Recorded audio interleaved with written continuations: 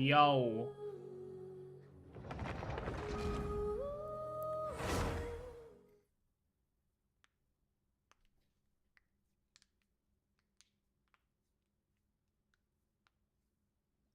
I'm ready to hear other people's thoughts on Alice and what Alice had to say. That's what I'm ready for.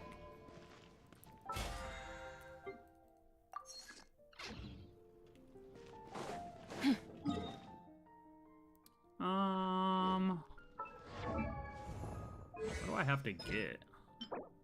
No. I think you were yesterday, right, buddy? Yeah. Who's Friday? Oh, I got enough for you already.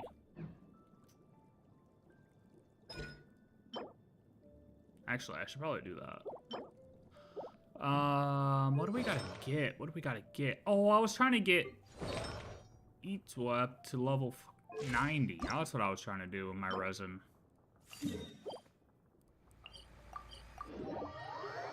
That's what I was trying to do with my resin.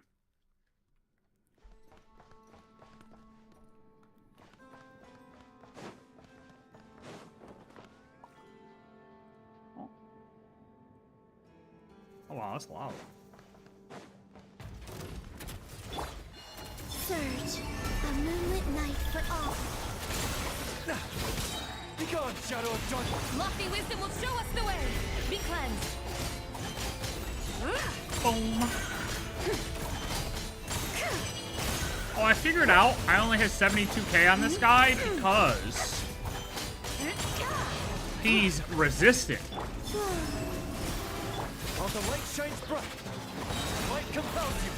Without further ado. The sky's clear. That's actually the reason why. Light the dust. Ow. A minor mishap.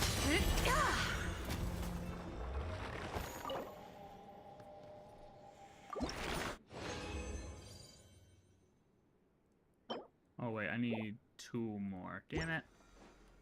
2 more.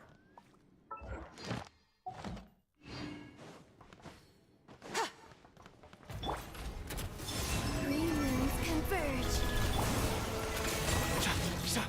Be gone, shadow of darkness. Light the dust. Lofty wisdom will show us the way. Wane. Go get it, maiden. Light compels you.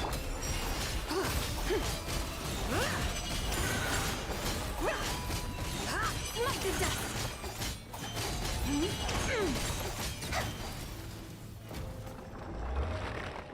Better Zabai than radishes. Guaranteed. Guaranteed.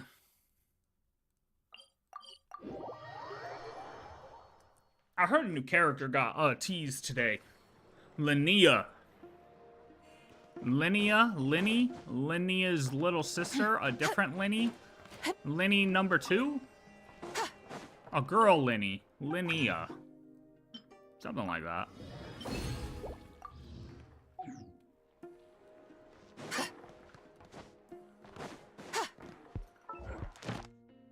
Listen. Nah, that dude's resistant. That dude's resistant. Linnea's very strong?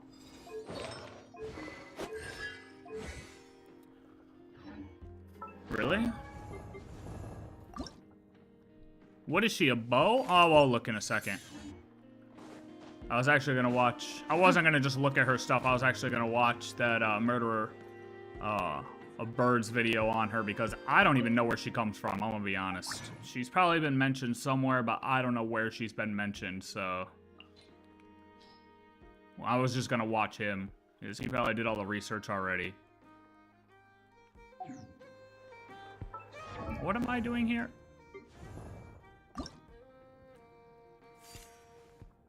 Oh, I don't have those. Fuck.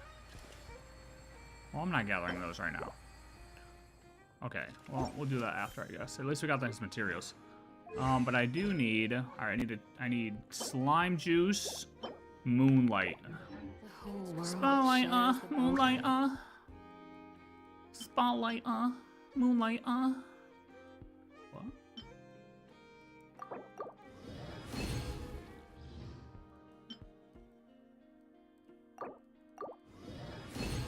Come on, really? One? The skies, the rain and clouds Oh, I need grace the earth beneath. slime juice, blue slime juice. Blue. I'm always out of slime juice. Really? 20 and I didn't get a single. I was singing a song. Dotori stuff. Dotori, this.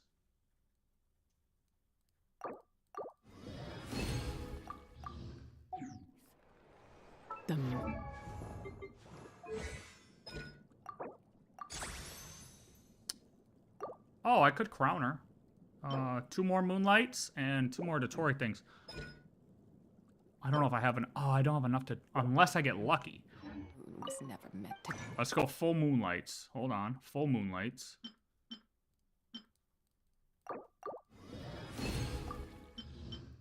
Nah, no shot.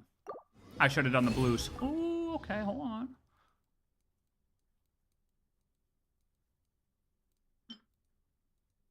Come on, sucrose. Fucking serious, this bitch. Okay. Dotoris. These things. Crank them.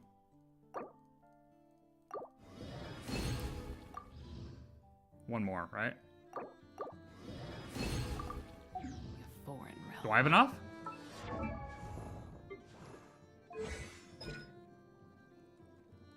Oh, I do. Nice. And I'm broke. Just like that. I'm not triple crowning.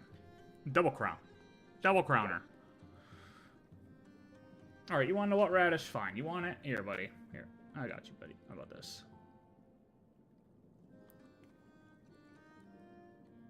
There you go, radish. I did the thing on Twitch. Go bonkers.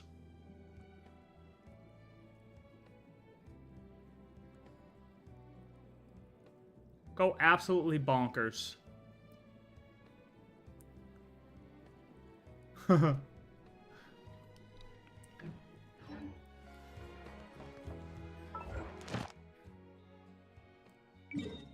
whoops. How close is the bot? Oh, they're both level 8. Colin B and I got 10. Add Astra. Thank you for Add Astra. Add Astra Abby Sosk.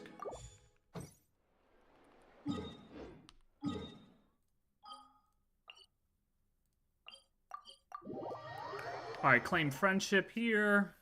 And then we'll check out the new character. This realm.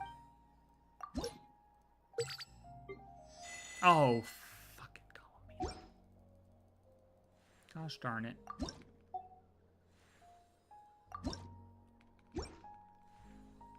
If you ever Get Colin Bean out of here. Get out of here, girl. Go back to your home. How the hell did I end up over here? This is where it's so weird. Such a weird spot. Alright,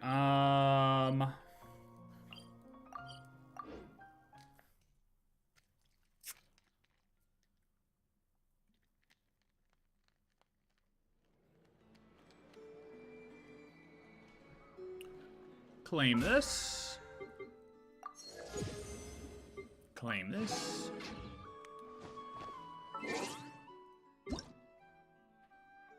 Yow yow.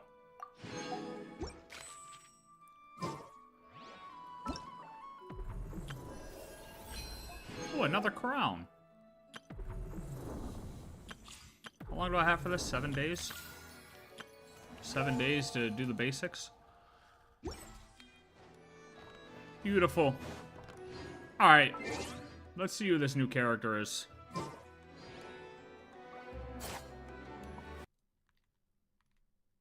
Da-da-da. Linnea. So Linnea is the new character.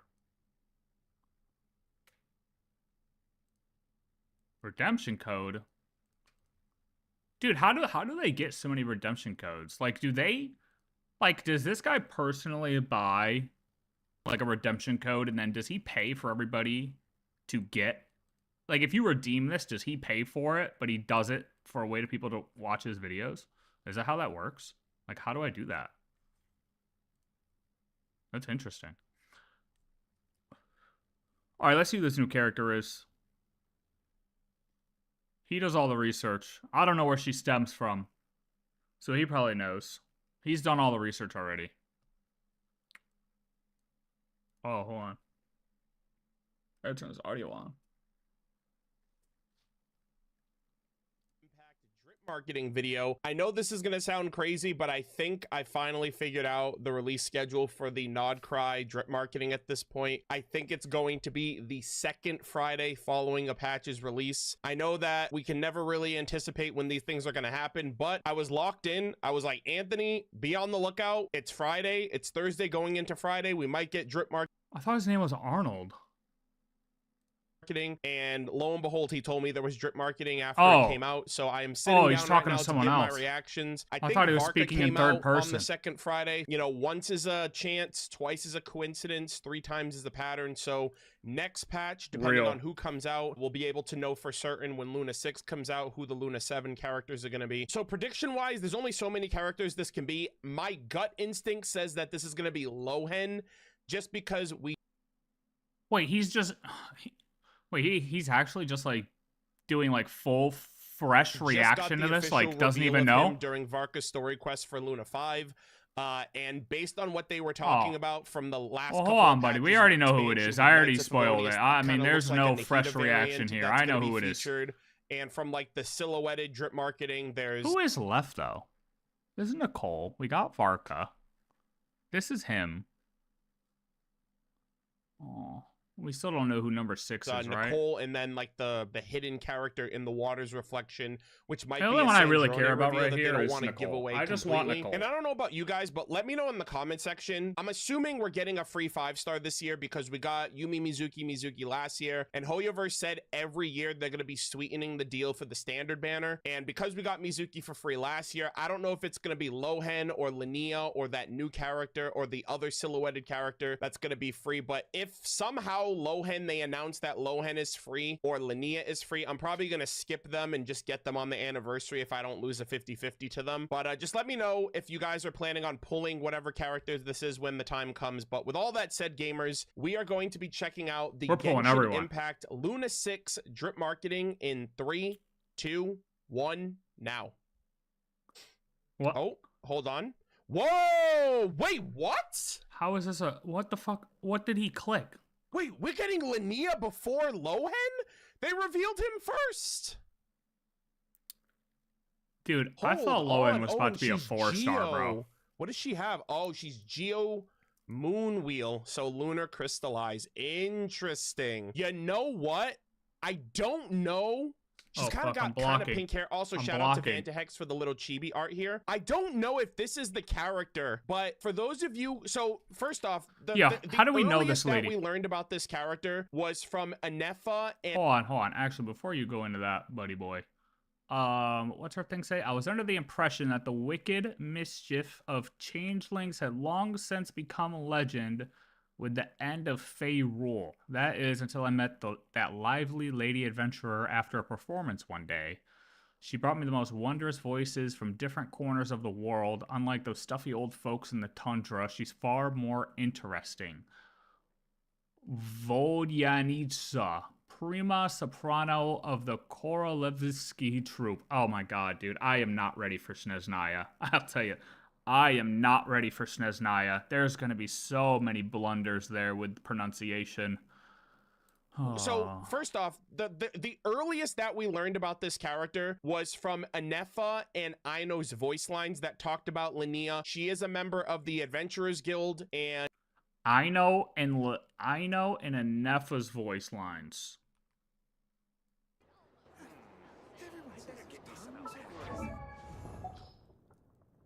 Anefa.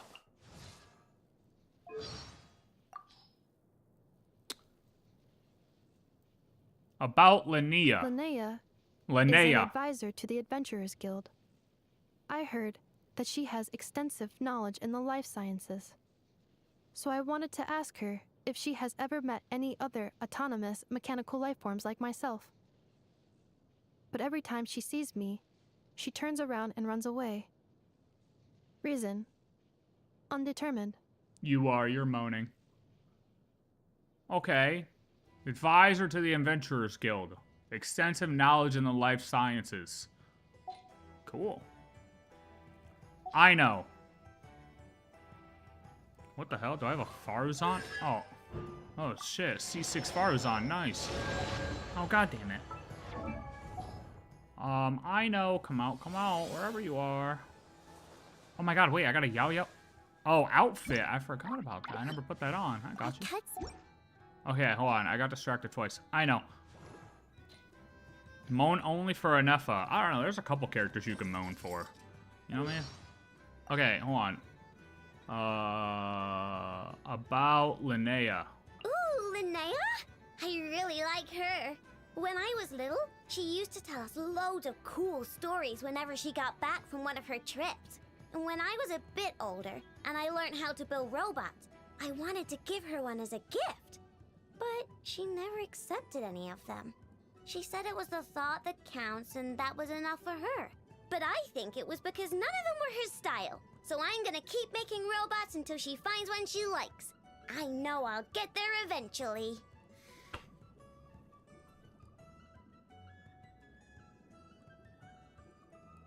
Well, that's just kind of rude of her to not accept gifts. You know, people die for less. She doesn't seem like a good person, I'll be honest. She's already on my bad side. And specifically, she's kind of interested in Aino's creations, like her tech and like her robots and gadgets and gizmos. And I don't know if this was the character, but it would have been her maybe at a younger age. But if you guys remember the Aino event that came out in Luna 1, during the Aino event, one of the illustrations showed a pink-haired girl like in the background of like the scene that played out with Aino. And at the keep time, zooming, please. Zoom closer. Zoom in closer. Zoom in closer. I can't tell who it is. I'm Zoom in wondering closer. if that girl was Aino's. I'm sorry. I'm wondering if that girl was Linnea from like the past. You know, of like one of the kids that like were around Nodcry. I think that's and, like, it might be with March. Aino very briefly, or just knew of her from a distance. She has a very interesting design. Are those wings? I don't know. She doesn't really have. I don't know that photo though. Like, I guess yeah. These little things right here. Maybe, perhaps. I need a side by side. No, because he's got these little ear things up here, but that could be like a hat or something. And where are her eyes? This girl doesn't have eyes. That's not it. It's close. Close.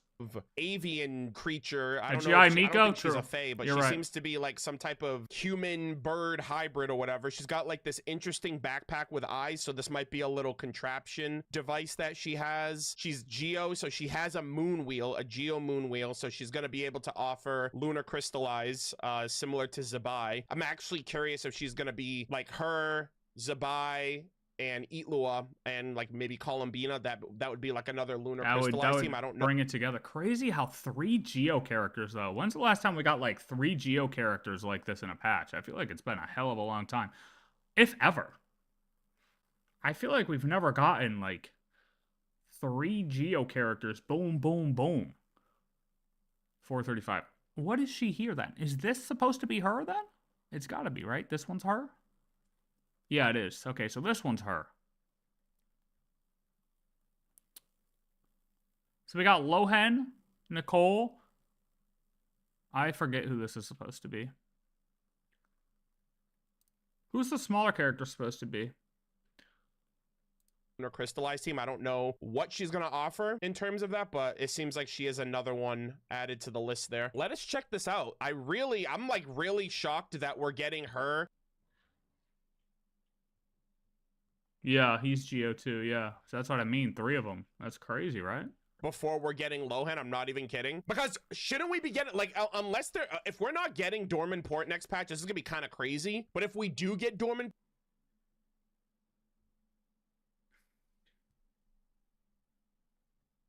Port, it's kind of weird because where does Linnea fit into that? I don't think she's going to be integrated into Dormant Port unless she is, and I don't know, maybe she's just, because she is in the Adventurers Guild, so she can be anywhere basically. But I figured she'd be more of like a nod cry character since she knows Anefa and Ino. But anyways, let us check this out. Let's see.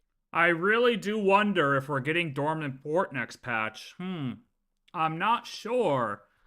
It's definitely possible to get that place next patch. Not sure though.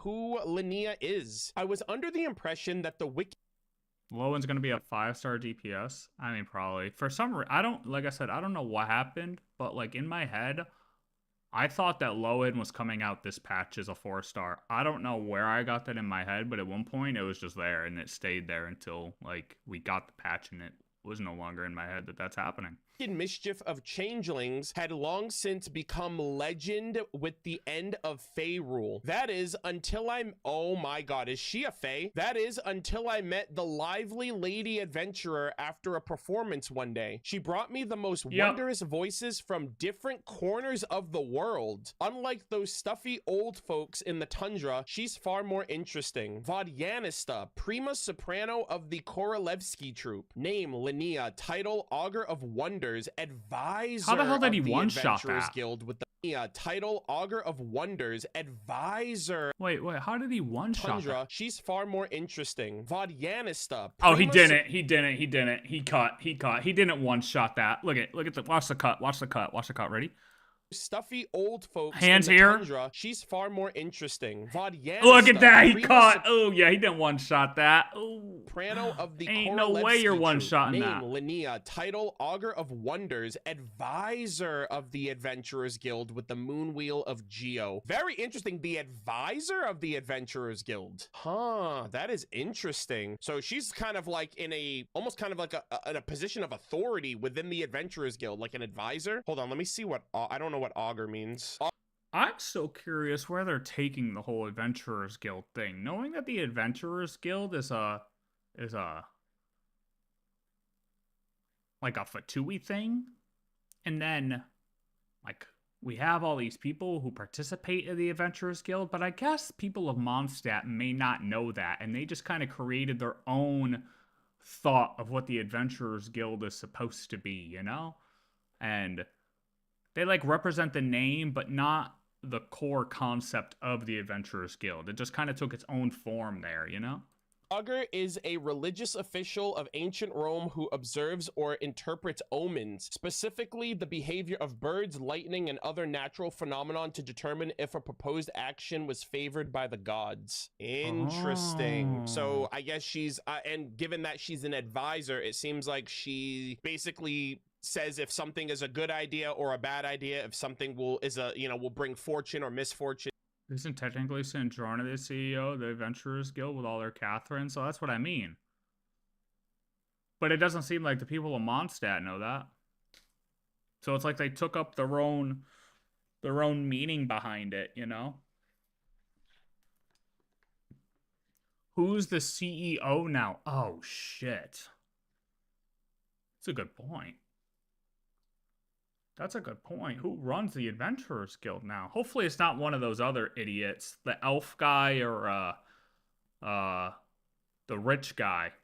Into the guild, maybe. Yeah, Or she's the got a little Harbingers. booklet on her hip there too. She's got a backpack. I don't know if this is like a little companion buddy of hers. Like her backpack is almost Yeah, it seems looks like it's like like a companion. It's got an eyes Nepha and a robot friend. little casing here. So this might be a companion of sorts with her along her journey. I don't know. It says here that like, you know, I was under the impression that the wicked mischief of It's funny because she looks pyro, you know? Like it's like a Yan Fei, but extra, you know?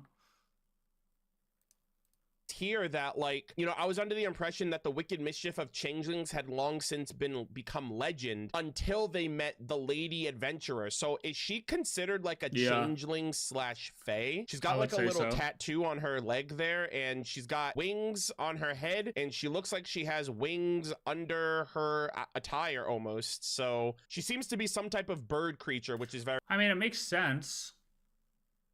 Because the fae are from more up north, right? Very interesting. So I can't wait to but meet they're her. long She's gone, got a moon wheel as like, well, so I'm very interested to see how she came about earning or getting that. I think giving us, my point is, I think giving us more fae characters is like the natural route to go at this point. At overall, and she seems like she's gonna be one of the she's definitely gonna be a 5-star. So she's gonna have the moon wheel of Geo, so similar to Zabai, she'll be able to utilize the lunar crystallize reaction. So I don't know if I'm gonna pull for her, because I've pulled for every Nodcry character thus far. So in my head I'm like, do I need her? Is she... Absolutely. What the hell are you doing? She's gonna complete the goddamn Geo trilogy here. How dare you? Is she viable? Like, how's her lore gonna be? Because I'm mainly pulling for lore, so I'm not entirely sure. So we'll have to wait until the live stream special program. But let's check out... Ooh, okay, this is the juicy stuff I'm looking forward to.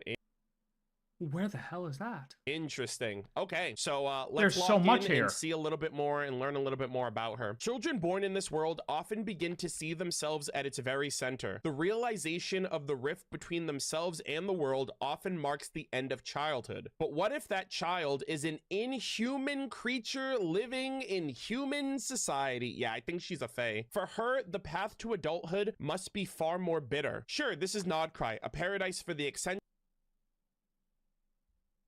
Who else is considered a fae besides Flynn's? Because it's...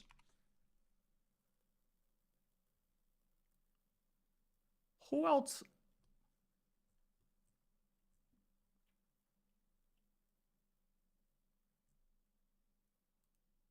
That guy, is he?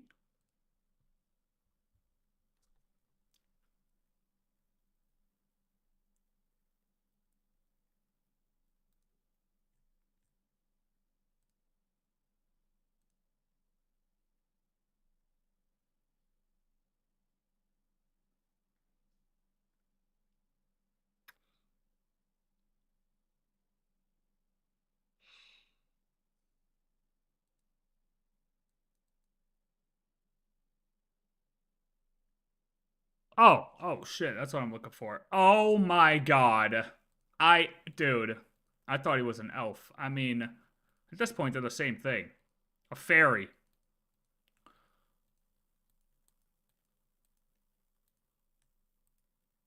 That's why I always found it funny that everyone in Nodcry called Paimon a fae, you know?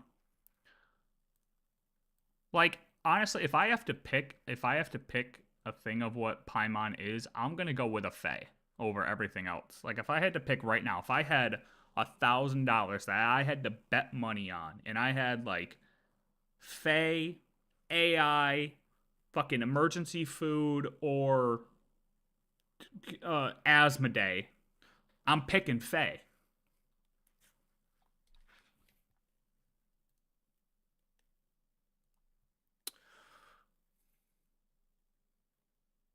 Okay, so all these guys are fae. But wait, hold on. Who's alive? Who's an alive fae?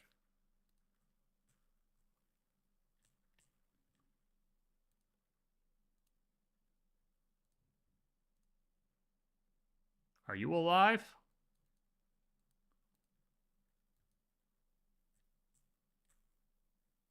Death. I am not prepared to say these names. Oh. Well, I mean... Dead.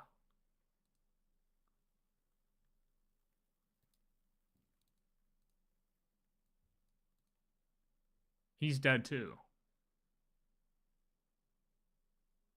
Dead. This guy's dead.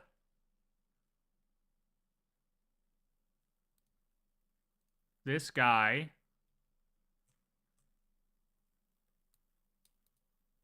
is dead. They're all dead.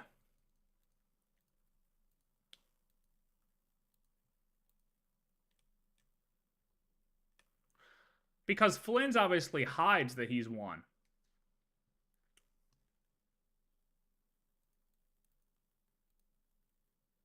Flynn's hides that he's won.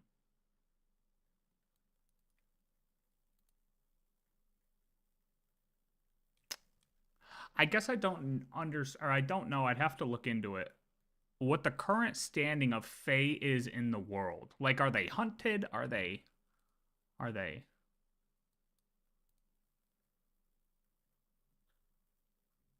Some fear the Fae's ability to shapeshift, especially the prospect of a Fae replacing a human child. All Fae possess the ability to manipulate elemental energy and magical powers without the use of a moon wheel or vision. The Fae have their own language and script, which are known as a Fae and Fae script, respectively.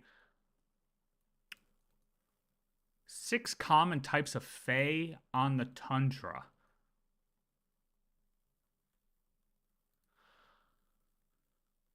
Oh, in the present day, many Fae live in... Oh, wait, this was, yeah, in that story. That's right. I remember that. What's her face? The girl in the story, the Netochka, told us about that. That's right. I remember now. Okay, I remember now a little bit.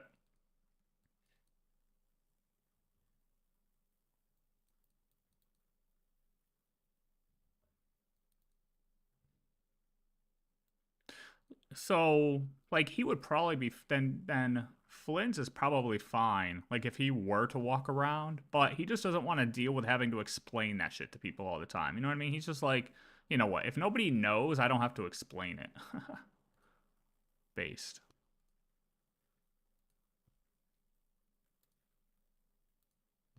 Layla also an elf? That's a good question. I don't know much about Layla, to be honest. Dude, I always kind of was annoyed by Layla because she talks so goddamn slow. And I always just want to be like, yo, talk. Can I just 2x you? Can I just 2x speed you?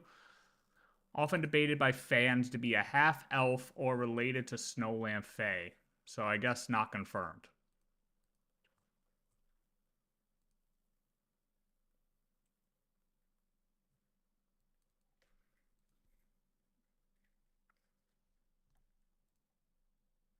Yeah, I thought the one dude, the Harbinger, was an elf. I'm assuming we'll get, like, huge lore about Fae and elves and shit when we get to, Snezhnaya.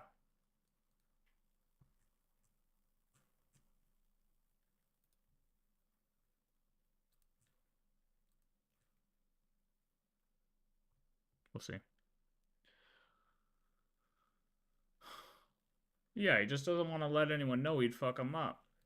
Eccentric and monstrous. The children of the Conch Gang only cast out adults who've come of age, and the clients of the Adventurers Guild couldn't care less who takes on their commissions. But true hardship is born of the self. Even the children of Nashatown will eventually grow up. One day, they will succumb to the world's definition of who they are, tracing paths that were carved long before they arrived, through an illusory forest of endless possibilities. Henceforth, the vast expanse of what could have been withers into what is. That's such an interesting line considering the essence of the abyss that we learned from the recent event. I'm not going to say more than that. If you know, you know. But for Linnea, such a choice is out of reach, and no one by her side can offer an...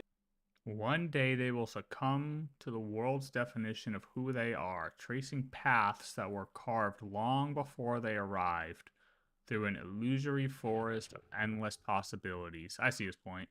Henceforth, the vast expanse of what could have been withers into what is. Answer to the one question that matters most. Fortunately, this world is vast. There are 7 nations on the continent of Teyvat, 6 common types of Fae in the tundra of Snezhnaya. Ooh, that is interesting. Okay. So 6 different types. I know the Changeling are one of many, so even the light itself may scatter into 7 hues. But what lies beyond? Atop the peaks where clouds take wing, and beneath the reaches of the crashing waves, countless lives dwell in ecosystems and domain unknown to humans. Strange, strange, beautiful, uncategorized. They belong to no Catalog. compendium and fit into no established category. And that which defies classification holds within it the breadth of infinite possibility. And so, Linnea set out on her adventure. As long as she keeps moving, perhaps she could traverse every possible path before fate has a chance to catch up. That is such a crazy line considering the event. This is That is Linnea's true. unique way of connecting with the world. Okay, so this So that means they're definitely expanding on everything that Alice. We're gonna figure out a lot there then, huh? And probably more how that fate line and abyss line ties into everything else, huh? It's gonna bring up some stuff that it's gonna bring up everything, man, because you really have to reanalyze everything after learning about the lines from Alice at the end there of that event. entire passage seems to imply that Linnea is part of the unknown. She is part of the She's a ghost. unmeasured. I guess it might have to do with her essence or her nature as like whatever being she is, right? It mentions Ghost. that, you know, there are many different kinds of fae bats. that roam the Dude, when are we gonna get Genshin predictions on Polymarket and shit, bro? Come on, man. I'm ready to fucking go. I'm ready to go all in. I'm ready to go all in on Alice being numero uno, top dog, head honcho. Would literally go all in. Wouldn't stop me at all. I'd be the only one, and I don't even care. hundreds of Snezhnaya, and amongst even amongst the many ecosystems. To be fair, I don't know if after this event I would be the only one. I think people are questioning it now. There are, you know, still domains unbeknownst to humans, strange, beautiful, uncategorized. So Linnea just might be something that is undefined within the eyes of Teyvat, within the eyes of the world. And it also seems like she may have come from hardships and have had to kind of grow up fast and learn the ways of the world and the tricks of the trade. And she decided to adventure as a way of connecting herself to other nations, other people, other ways of life, other perspectives, if you will. And yeah, it's very interesting. I knew she was a member of the Adventurers Guild. You know, we've met characters a part of the Adventurers Guild over time, and it seems like she might actually be from Nodcry. So if she's focused in Snezhnaya / Nodcry and we're getting Dormanport, it seems like she's gonna be like, I don't know, she's gonna be like back in, I don't know if she's gonna have a I'm gonna guess that since Aino said she was trying to craft something for her, that her backpack is actually something that Aino gave to her. I mean, with the eyes, it looks similar to like a Nefa's little robot. You know what I'm talking about? I mean, it just has that same appearance. And also everything in Aino's workshop. I mean, that's my guess. So she was trying to figure out something to give her, and then she finally figured out the thing to give her. Her little bot. I gotta spawn it and look at the eyes. Cleanup sequence initiated. Oh no, I guess his eyes are a little bit more angry. I'm thinking of the bots that she has. Her little bots. Where the hell are they? Over here. Save All right. me. Why are you still up there? Like those things, you know?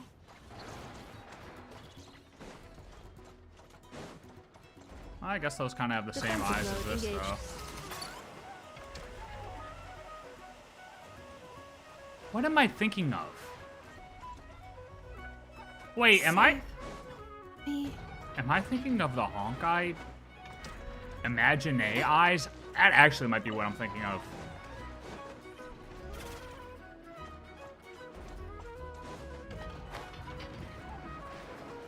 Accelerate. Regardless. I think it's probably,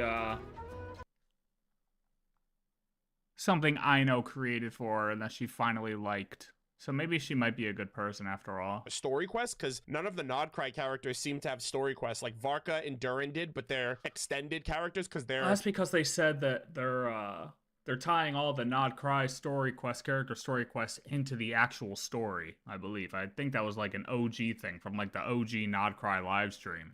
Mondstadt characters. They wanted in to approach Nodcry. it So differently. I'm kind of curious how they're planning on weaving this in, because I'm expecting Dorman Port. I'm very shocked that we're not getting Lohan. Like, I'm actually kind of baffled, because it seemed like a slam dunk that we got him revealed this patch and then he'd be playable the next, almost kind of like what they did with Aoife. But yeah, it seems like if we get Linnea now, then I'm assuming Lohan will be next patch, Luna 7, and then Luna 8 will be the new girl, the other new girl, Luna 9, Nicole, and then Luna 10 would be the new Sandrone model. What are we on? 5, and we're 6.4. Oh, you're assuming we're gonna get a 6.9? We've never gotten a 0.9. If I had to guess, and then I don't know how far Luna 10 goes, or even if we'll even get that far. Maybe they'll double up some of these characters at this point, because Snezhnaya is coming out later this year, so I can't imagine these patches would be that long. But yeah, let me know if you guys plan, based on like the context that they gave, the lore that they gave, her design. Are you guys interested in Linnea? Are you guys planning on pulling? I know a lot of people were hard saving for Columbina, Durin, and Varka, and so, you know, I feel like some people are probably going to be hopefully waiting for Nicole and potentially Sandrone, if she is going to be backed up and booted up and brought back in a different form. But I'm still on the fence. I don't know. Linnea might be my first Nodcry skip, unless she's like a must pull, like holy moly, this character's goated type of thing. But in terms of her lore, she's interesting. She doesn't scream like I want to get this character, but I said that about Lauma, I got her. I said that about Nefer, I got. We all know why you got Lauma. Everybody got Lauma for the same reason. It's because she's a bloomer. Her. Granted, with Nefer, they gave like additional Nodcry character lore with Nefer her, so also they clears. kind of I mean, strung me she's along great with that one. And then all the other characters I've gotten, I've actually wanted them for like lore and long time investment. So yeah, I don't know. We'll have to wait and see. But this was like a very unexpected thing. But overall, I'm interested to learn to see if she's a changeling, if she's an undocumented, uncategorized. Whoa, hold on there, Fae, buddy. 'cause Easy I don't now. think we've ever seen characters with like wings on their head like this, so she seems to be very otherworldly for sure. But let me know what you guys think in the comment section down below. Are you guys planning on pulling from Linnea? Is this a skip for you? What do you guys think about her lore? Everything else in between. Because the heavenly principles will strike them down, obviously. I mean, surely if they ever wake up. I mean, we're undocumented, right? Technically, we're an undocumented alien. Not in Teyvat. The Traveler is actually an undocumented alien. Okay. Listen.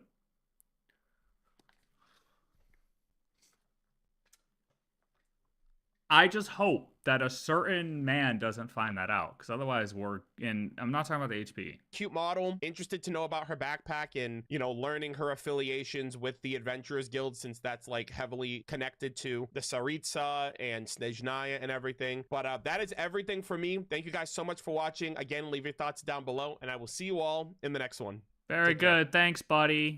Appreciate you so much. I thought I just liked it. What? Oh, shit. Different video. Oh, my God. Like, it didn't even give me a second for... It, like, autoplayed instantly.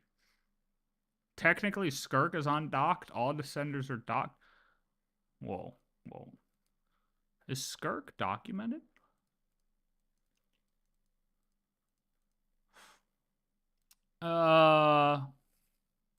Arnold, new outfit unlocked. What?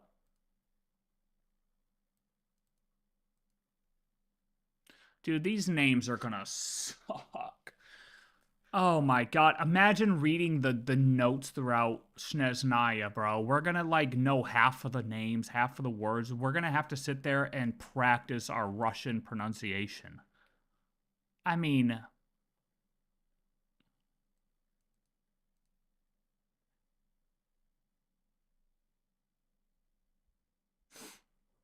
Linnea is a Swedish name and can be primarily connected to two things. The flower Linnea borealis, a white and pink flower, exactly like Linnea's coloring. It's derived from Carl Linnaeus, a famous Swedish botanist and the father of modern taxonomy, which I believe Linnea cataloging things is a nod to. Cool. That's cool. I mean, I get it. She might be super important, though. I mean, she could have very good lore to her. I mean, how many playable Fae do we have? The Fae are going to be popping up left and right here soon. That's what it seems like. Yeah, PewDiePie's going to join. Yeah. I heard there's a collab, PewDiePie Genshin collab coming. That's what I heard. It was a leak. It was definitely a leak. All right, we're going to get into KK. Just two. We're going to actually go Genshin lore here. So I saw this. Actually, hold on. I'll say this in a second. Let me go grab this food really quick. BRB. Oh, and let me switch my camera back to this side because that right corner is kind of crazy, you know? That right corner is kind of crazy, you know?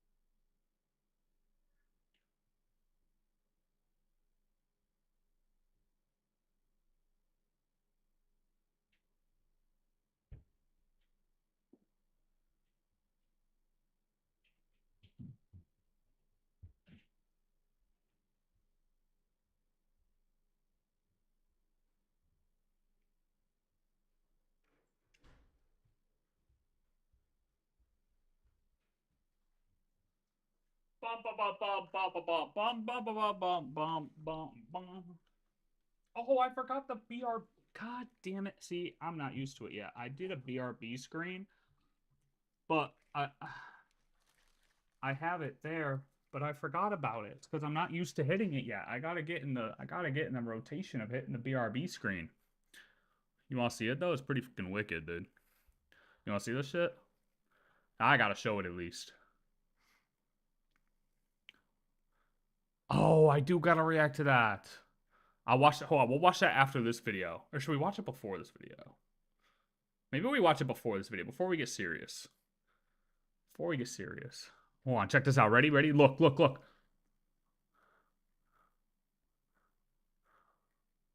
This is what happens in 6.5. That's a 6.5 leak.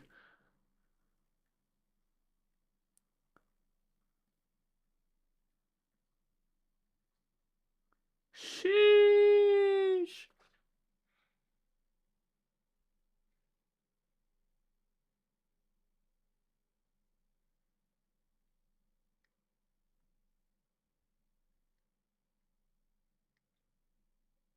Tell me that ain't fire, though.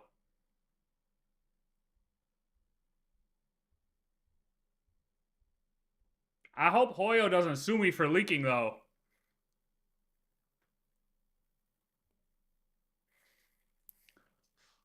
Dude, do you think Hoyo will sue me for leaking? I hope not. That'd be bad.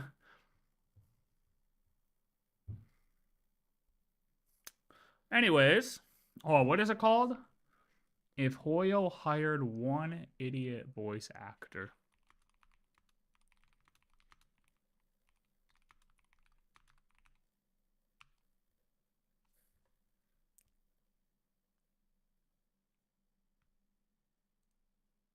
See, is this funny though? Hold on, no, okay, hold on. I lied.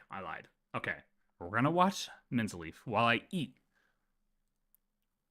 Okay, and then we'll watch this because this will probably be funny and I want to laugh and I won't really be able to laugh at it if I'm eating. Okay, so we'll save that the if he hired one voice actor for after. Okay, But I saw this.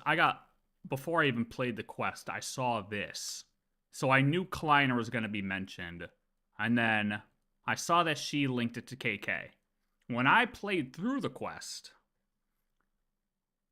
I didn't really understand where KK came from.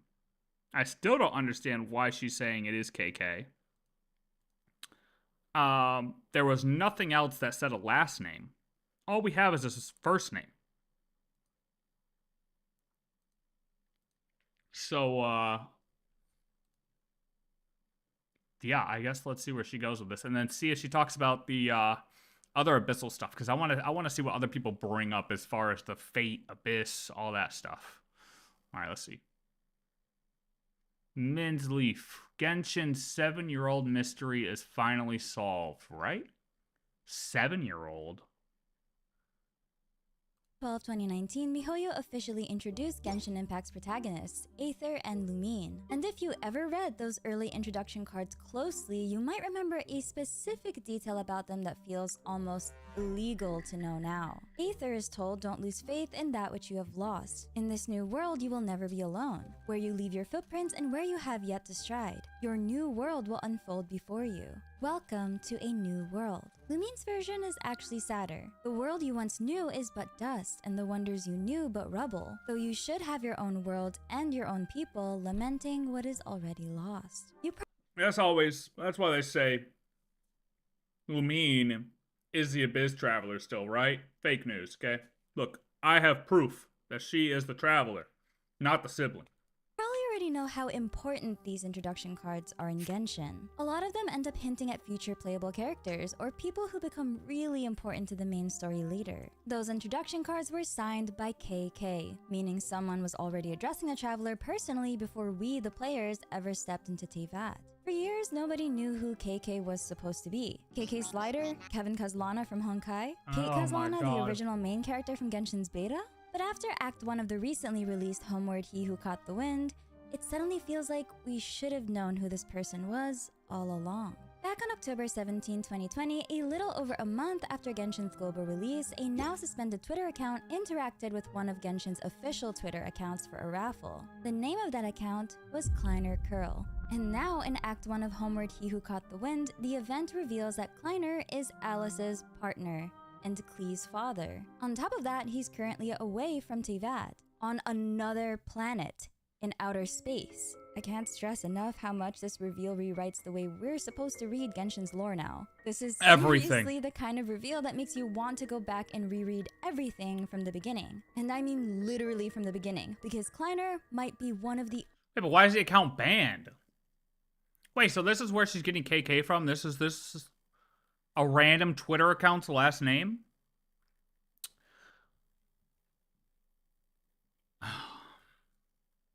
You're not piping it up right, brother.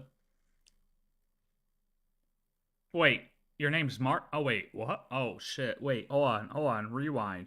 Oh, fuck. Oh, fuck. Oh, fuck.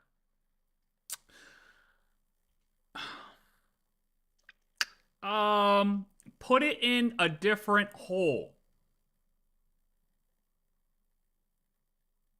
That could work. That could work.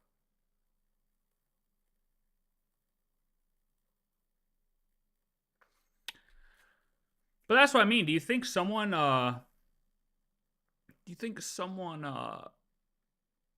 I'm so distracted by this question.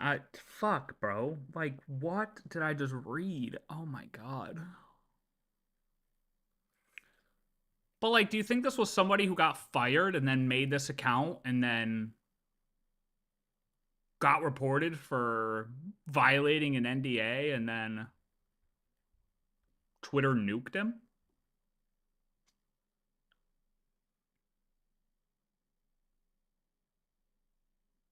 Thing from the beginning. And I mean literally from the beginning, because Kleiner might be one of the only people left who actually knows why the Traveler ended up in Teyvat in the first place. Kleiner, yes. This lore spiral to bring you news from today's sponsor. Today's video is video. When you finish Act 1, you can get optional dialogue between Alice and Venti. comment down below. Thank you once again, Aniba, for sponsoring today's video. When you finish Act 1, you can get options. Dude, if they were to actually do, oh, what are those called?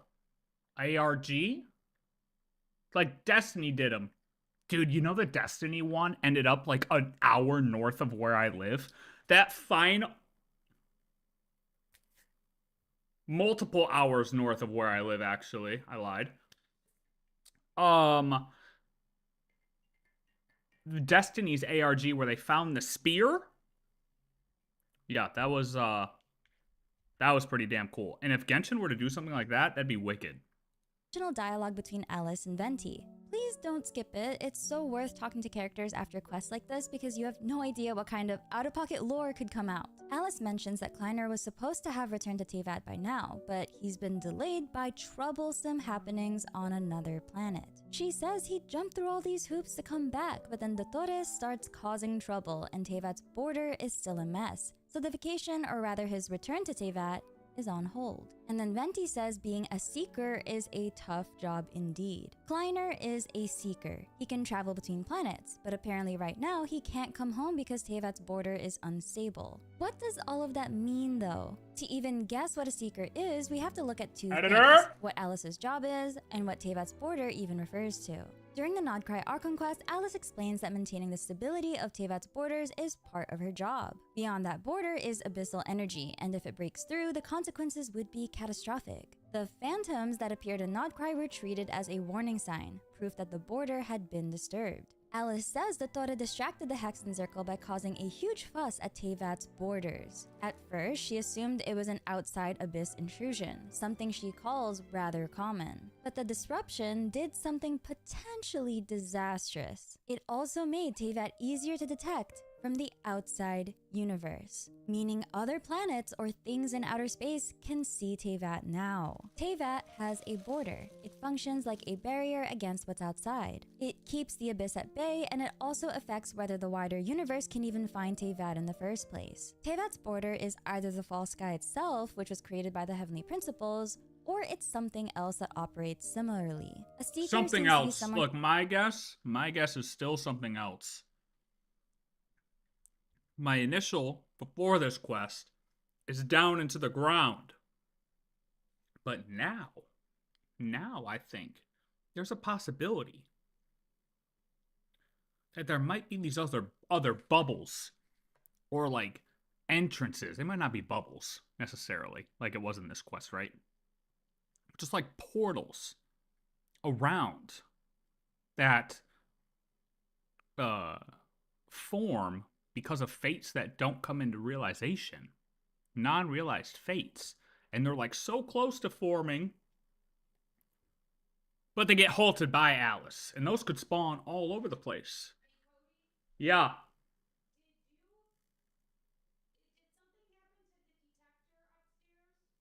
No. Not that I know of.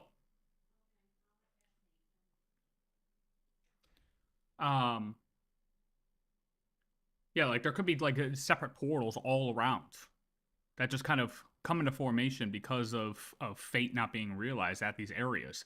And I also thought, like I said, I don't remember if I said it at the end of the quest, but I thought a little bit further, and possibly the Traveler going through, and since we're not written into, you know, we're defying fate at all times, so we're making multiple things not come to realization that should have been part of their fate. Like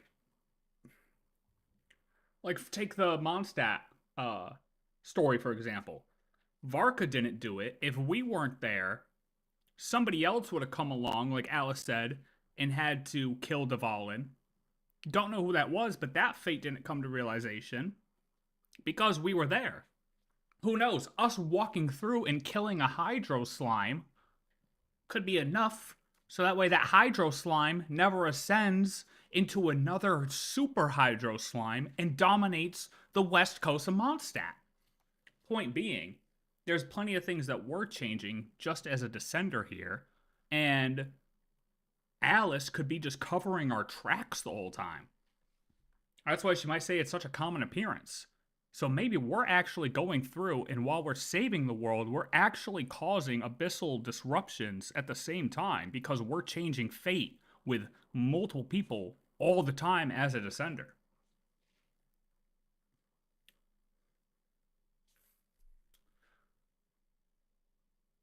Who works beyond the border, doing the outer space version of Alice's job keeping the border stable. Here are 3 guesses as to what a Seeker could be based on the information we have. One possibility is that a Seeker is basically a border ranger, someone who responds to outside interference. If abyssal energy is what lies beyond Teyvat's border, then troublesome happenings on another planet could mean an abyssal outbreak, a breach, or some kind of anomaly that could be spreading on other planets and potentially make its way to Teyvat. That also explains Alice's line about jumping through hoops. Getting back to Teyvat isn't a simple teleport, but rather it's a controlled transit. If the border's unstable, the route home isn't safe. In that sense, a Seeker might be someone who hunts down threats before they reach Teyvat. Another possibility is that a Seeker's job is to keep Teyvat hidden. If border disruption makes Teyvat easier to detect from the outside universe, then someone has to deal with that on the other side, cleaning up clues, covering tracks, or stopping whatever notice. Maybe we want the existence of Teyvat to be a secret. Some poor planet is probably freaking out because Teyvat suddenly appeared in their sky. And the third possibility is I think we definitely want Teyvat, or at least the initial thought of Teyvat was to be kept a secret. I mean, that makes a hell of a lot of sense.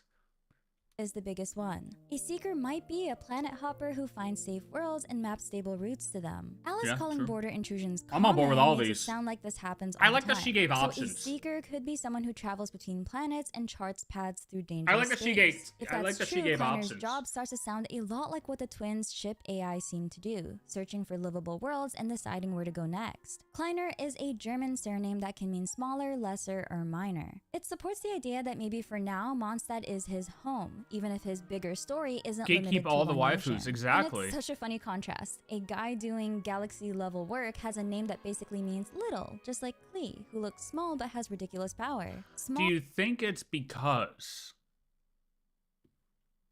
I mean, is it possible that... never mind. Might also hint at his role. He may have god-level power, but he's not a ruler or a god. He's a specialist, one part of a bigger system. That also fits Venti's tone. It's a hard job, not a glamorous one. Kleiner Curl translates directly to little guy. Now, is the Twitter account Kleiner Curl actually a Hoyoverse employee? Was it an Easter egg planted years in advance? We can't prove that. But at this point, I also wouldn't put it past them. Genshin has a long history of planting details early, then letting them sit there until we... It is, I mean, it is pretty damn interesting that would pop up and... What is Kleiner is Pulcinella because he's small. What if Kleiner is... That'd be fucking weird. It would match the elf thing, though. Oh, shit. Nah. He's off planet, man. Unless Alice is just straight up lying, you know what I mean? Or maybe that dude's off planet. We can't confirm where he's at right now. We can't confirm where Pulcinella is.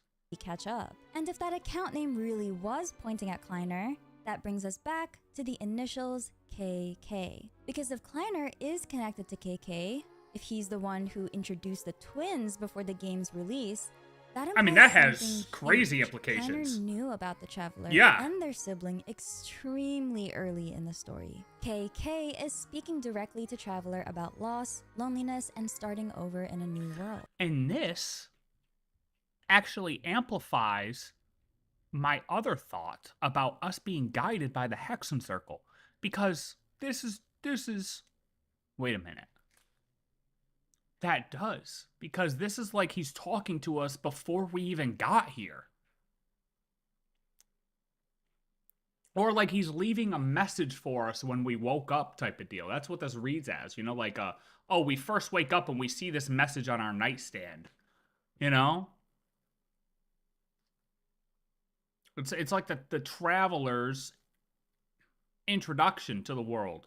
And the siblings' introduction to the world. Like their first thing they see when they wake up. But if this is supposed to be Alice's husband, then that just follows with the whole Hexen Circle guiding us on our journey without us even knowing it. And then it's like, do we even really have free will if we're being guided the whole way unknowingly?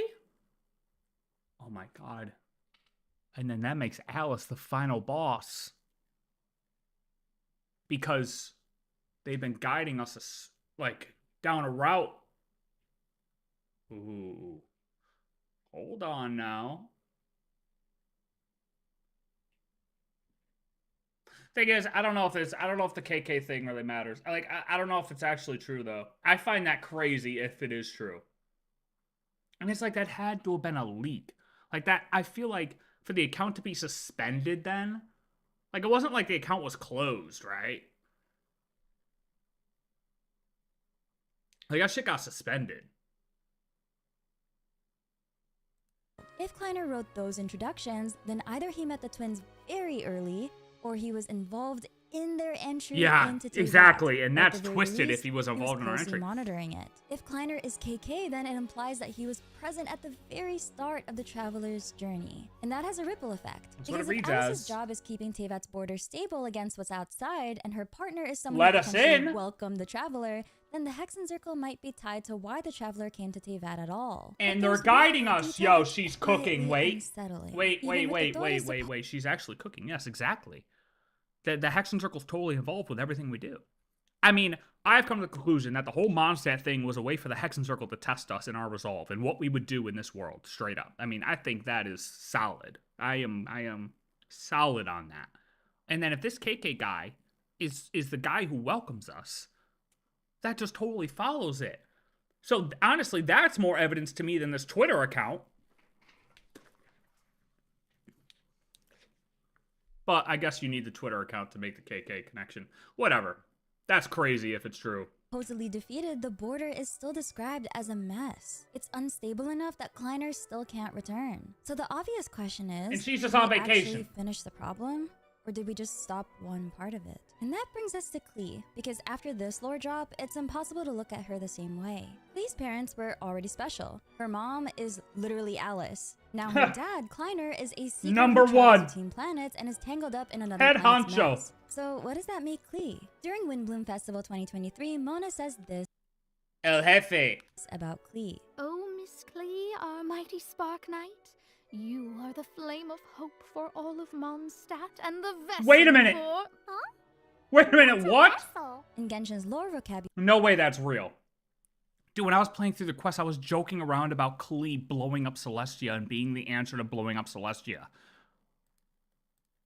because after this lore drop, it's impossible to look at her the same way. Klee's parents were already special. Her mom is literally Alice. Now her dad, Kleiner, is a seeker who travels between planets and is tangled up in another planet's mess. So what does that make Klee? During Windbloom Festival 2023, Mona says this about Klee. Oh, Miss Klee, our mighty Spark Knight, you are the flame of hope for all of Mondstadt. Dude, and I the said this as a vessel for- joke. What's a vessel? In Genshin's lore vocabulary, a vessel is something that can contain something else. Wow, very profound, I know. Most commonly, a something that houses a will, a soul, a consciousness, or divine power. Varka's story quest explains that a vessel can be a human body used to contain something like a god's soul, and that it's normally dangerous. Vessel can be treated like a category, not one specific object. In Varka's story quest, Boreas says being a vessel would ravage, devour, and assimilate a mortal soul, like a forced merge. The risk of being a vessel isn't just holding power, it's assimilation or losing yourself in the process. Klee being a vessel suggests she can host something and maybe do it safely in a way normal humans There's no way she actually said this. Oh my god, I said it as a joke. And it could actually be true. Klee could be the answer to all of our problems, and she might be the one to absolutely nuke the fuck out of Celestia. That would be actually the best thing I've ever seen in my life. If that actually happens, I will literally... That deserves a love letter. That deserves a Hoyle love letter. Radish complaining of someone moaning. I don't know. Radish, he's not all there in the head. He forgets to take his medicine sometimes, and he thinks people are moaning. And then he thinks he hears it from me, but it's actually just, like, in his brain. I don't know. It's weird. can't. She's an elf after all, and with a family background like hers, it's hard not to wonder if that's the point. A child with one parent who protects the world's border and another who crosses it into other planets might not be normal in what she's capable of holding. Which leaves us with two questions that suddenly feel way more urgent than they used to. Klee is a vessel for what? And where exactly is Kleiner now? If Kleiner really is tied to KK, if he really did speak to the Traveler before the game even launched, then the day we finally meet him would be crazy. We'll be potentially talking to someone who might already know why the Traveler is here, what Teyvat is hiding beyond its border, and what the outside... Klee is holding a Stellaron inside of her. And the Honkai, the Trailblazers, the Astral Express will have to come to Teyvat to neutralize the Stellaron. But that might not necessarily mean neutralize Klee. But it might. She might grow out of control.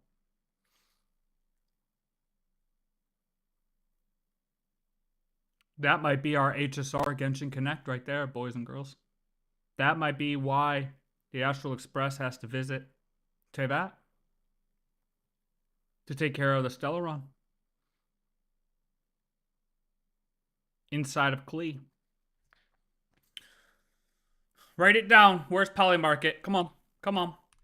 Come on. We need the prediction market. Tied to KK, if he really did speak to the Traveler before the game even launched, then the day we finally meet him would be crazy. We'll be potentially talking to someone who might already know why the Traveler is here, what Teyvat is hiding that is beyond kind its of crazy border, though. and what the outside universe is like. So him being delayed on another planet is just Genshin teasing us, because from now on, the next lore drops are about to get even crazier. If you enjoyed this video, please leave a like and subscribe, and I'll see you on the next video. I'm your Leaf. I honestly read the Genshin Impact lore so that you... Dude, I had no idea she was gonna go talk about Klee being a vessel. Like, I don't even remember that from the event. I don't even remember why I was joking around saying Klee was gonna blow up Celestia. I don't even remember what led to that, okay? But I remember saying it as a joke in the quest, okay? That's insane. That's actually hilarious. That is actually hilarious. That she's actually a vessel.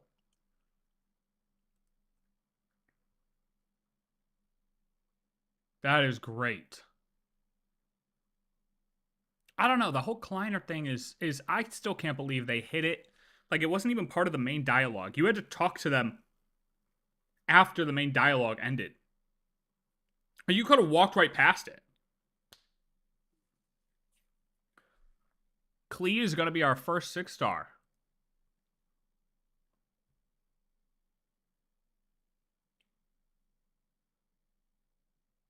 Oh, dude, I want to watch Klee bomb the shit out of Celestia. I do want to see it.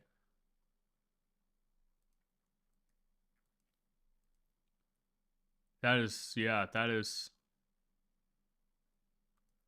There are plenty of other things it could be, though, too. Like, it could still follow the HSR, or the Honkai verse, and go with the Kozlana name, you know? Like, honestly, it could just be Kleiner Kozlana. Like, it might not, the curl thing might just be fake over, like, in general, you know? It could be Kleiner Kozlana. Imagine that would make Alice's last name Kozlana. And Klee's last name, Kozlana. And then you have to question, was it actually Kleiner who welcomed us or Klee? Maybe Klee was the one who wrote the letters to the travelers in the name cards from 2019, because she'd be KK too. AK Alice is a weapon. Oh shit, AK. Let you look something up? Okay. Wait, what? What? Huh? Alice might be a member of the Antimatter Legion. I could see it. She is kind of crazy. I could see it. Low-key, I could see Alice actually swapping and being a bad guy. As crazy as that might sound, I could actually see it happening. it would be weird, and it would require some crazy twists, but that would, nobody would see it coming except for me right now.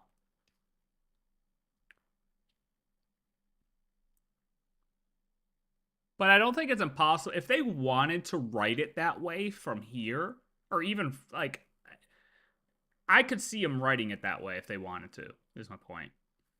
It's possible. It's possible for them to go that route. Will they? Probably not, but...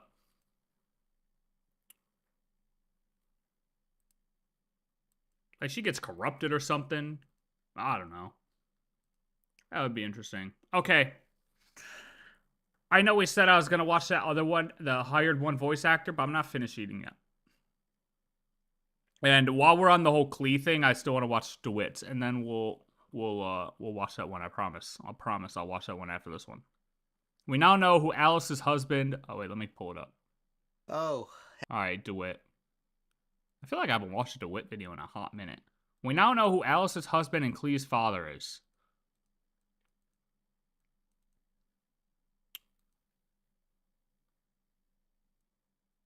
Just talking about the husband of Alice, the father of Klee Kleiner. Klee Kleiner, Kleiner. Nibirius, right daughter, and the captain. What? Okay. All right, Dawit. What do you think, buddy? Heavens me, another video. How you guys doing this afternoon? Better than me, I hope. Evening. Oh, did you ask why I'm not doing so well? Great, let me tell you. It's because I am under attack, you see. He's dead, GG. You might have guessed. No, well, yes. I'm being attacked by the enemy within. What the fuck is that? What they've done to me. Start a Discord. They said it'll be great. They said, what is this? Oh, what? Why can't you guys be normal? And the first, I guess, fan art I ever got was of me being pregnant. Oh. And then another of, I mean, this looks like imminent war, and then this, which this has gotta be racist somehow. I look like a Chinese Indian. Yeah, I can see it. You've done, Cherry. No, but jokes aside, the art is cool. It gives me a good laugh. But man, this isn't even. What even is this actually supposed to be? Asmodean Dawit holding a celestial nail? Like, is that what this is supposed to be?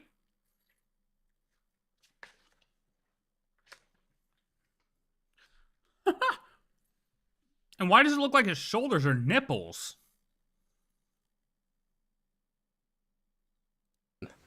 No matter what, no matter how trolly the art is, it cannot be worse than the AI videos that some of you guys are making of me.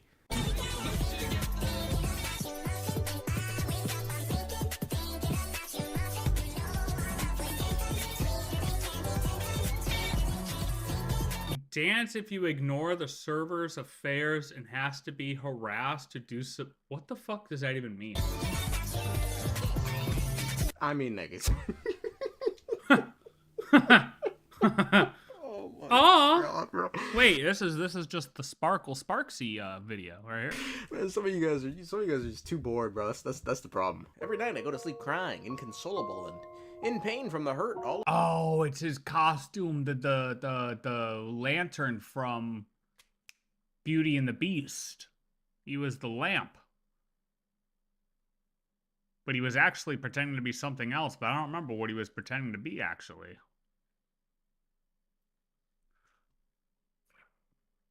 What the fuck was he trying to be?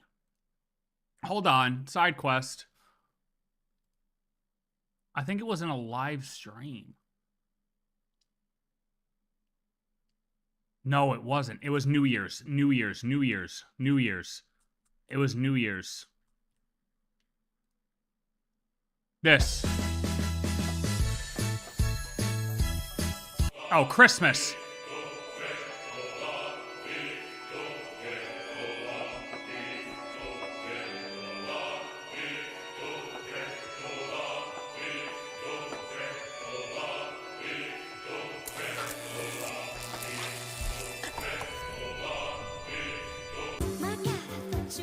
Say yes to drugs.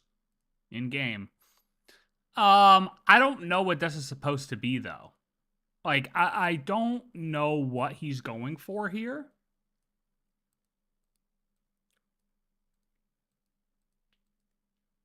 But it's something. The clock outfit was first seen on a video about the shades.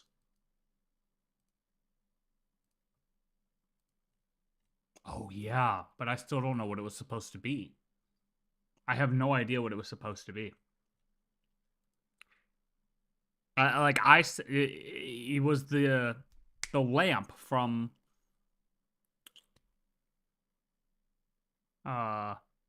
Beauty and the Beast.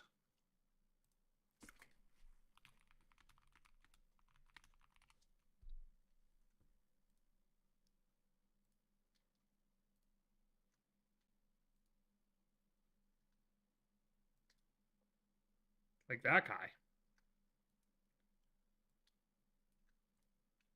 You know?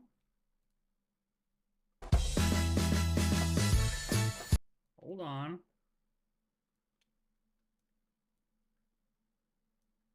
Like, pretty much. A little bit of a... I don't know. The skin tone's pretty close, too.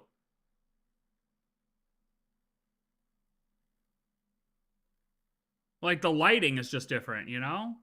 I mean, if you go this skin tone, I'd say no. This guy's obviously lighter, but... Yeah, I mean, pretty close, though. Pretty close. Pretty close. Okay, anyways. All of this is caused, so I feel it necessary to say here and now, I killed my first sheep at the age of 7 in the mountains of Ethiopia. I wonder what the people who watch these videos for the first time think. There's always someone new. I feel like you guys always scare them off, though. Well, let's be cordial today. I'll start. It's that Logitech Folks, webcam. We have just learned in a temporary event who Klee's father, Alice's, I don't think husband. Have they said anyone? See, this is what I ever... Yeah, thank you. Hold on. They're married? Oh, God. Is Klee a bastard? Is that a life of eternal damnation? Anyway, Alice's partner has been revealed, and it's a I mean, yeah, it's 99% sure. But, you know, I just wanted to say husband. Give us husband, so we're 100% sure. You know what I mean? Who knows? It could just be baby daddy. She could be totally married to somebody else. And this could be her baby, Klee's baby, or Klee's dad, Alice's baby daddy. And Alice could be married to someone else. Or they're engaged. You know, saying husband, I'm just saying, 99% chance doesn't mean 100. Somebody was like, what more evidence do you need? LOL, 4 crying emojis. Like, bitch. Listen, it's because of people like you that people think the HP is the AI of our ship because y'all just buy the first thing that somebody tells you like a fucking bot. Shut up. Shut up. Okay? You can use context clues, yes, but don't say it's 100%, buddy. Gravity still isn't 100%. I could start floating tomorrow. You and I both don't know what could happen tomorrow. named Kleiner. Oh, and didn't you say Kleiner would be making the trip with you this time, Alice? He's been delayed, I'm afraid. Troublesome happenings on another planet. And of course, just when he jumped through all those hoops to make it back to Dawit, Dottore starts causing trouble. The border is a terrible mess even now. So, unfortunately, his vacation has been postponed. Is gravity still considered a theory? Gravity's still considered a theory. Oh my god, the side quest today. Where's my head at? Hold on. Is gravity still a theory? Like, technically? Gravity is still a scientific theory, yeah. It's not really the same as the whole Alice thing, though. It's totally different. It's a different type of theory. Like, they're not equivalent. But you know what I mean. I was just, okay. No, we'll continue. Never mind. Just yesterday, side quest he did over. Give us a call on the Dodo communication device, though. As you can imagine, Klee was pleased as punch to hear her dad's voice. I see. Being a seeker is a tough job indeed. While the info is small, we can glean quite a bit from it, and God has gifted unto me the ability to speak for about 8 minutes at a time. Kleiner is someone who, like Alice, ventures to other worlds and most likely assists with the world's problems. He's currently on a different world dealing with its problems, and it apparently comes with the job of a seeker. Now, we don't know what a seeker is, nor what that entails, but Venti somehow knows, which is interesting. Venti more generally knows about the wider universe at large, like in the manga when he spoke about the origins of other... And everything he said in Varka's quest? Oh, that's what he meant. Oh, the traveler should be able to split the abyss from this. That's what he meant. Venti knows so much. Worlds beyond Teyvat, stating, quote, "In distant other worlds, Pongu gave his blood to form the rivers and seas. The gods sacrificed Purasha and cut his body to pieces." This thing is talking about the Gnosis? Wait, what the... I haven't read this in a while. What? And then fashioned all living beings with those parts? The brain of the giant Ymir became clouds. Their sacrifices seeded life in the unliving cosmos. These songs sing of the primeval ones. It looks like he's speaking about the, old gods of different mythologies. Looks like Norse. Kleiner is the way self-insert. Yeah, what do you mean? Yeah, it could be. That'd be crazy, right? But, I mean... yeah, that'd be deserved of him. Hey, do you, brother? I'll fight you for it, though. What? About the, old gods of different Just because there's a goalie like doesn't Norse, mean you can't score. Chinese, and Hindu, but, the fact that he knows about the wider universe would, itself then not make it surprising he knows about this role of a seeker. Now, with that said, we don't know what a seeker is, nor what that role entails, but, it could have something to do with a job that relates to the fact that the universe is dying. Quote, "The entire cosmos is going to die soon. Things peaked, but not long ago, and are about to go south very fast."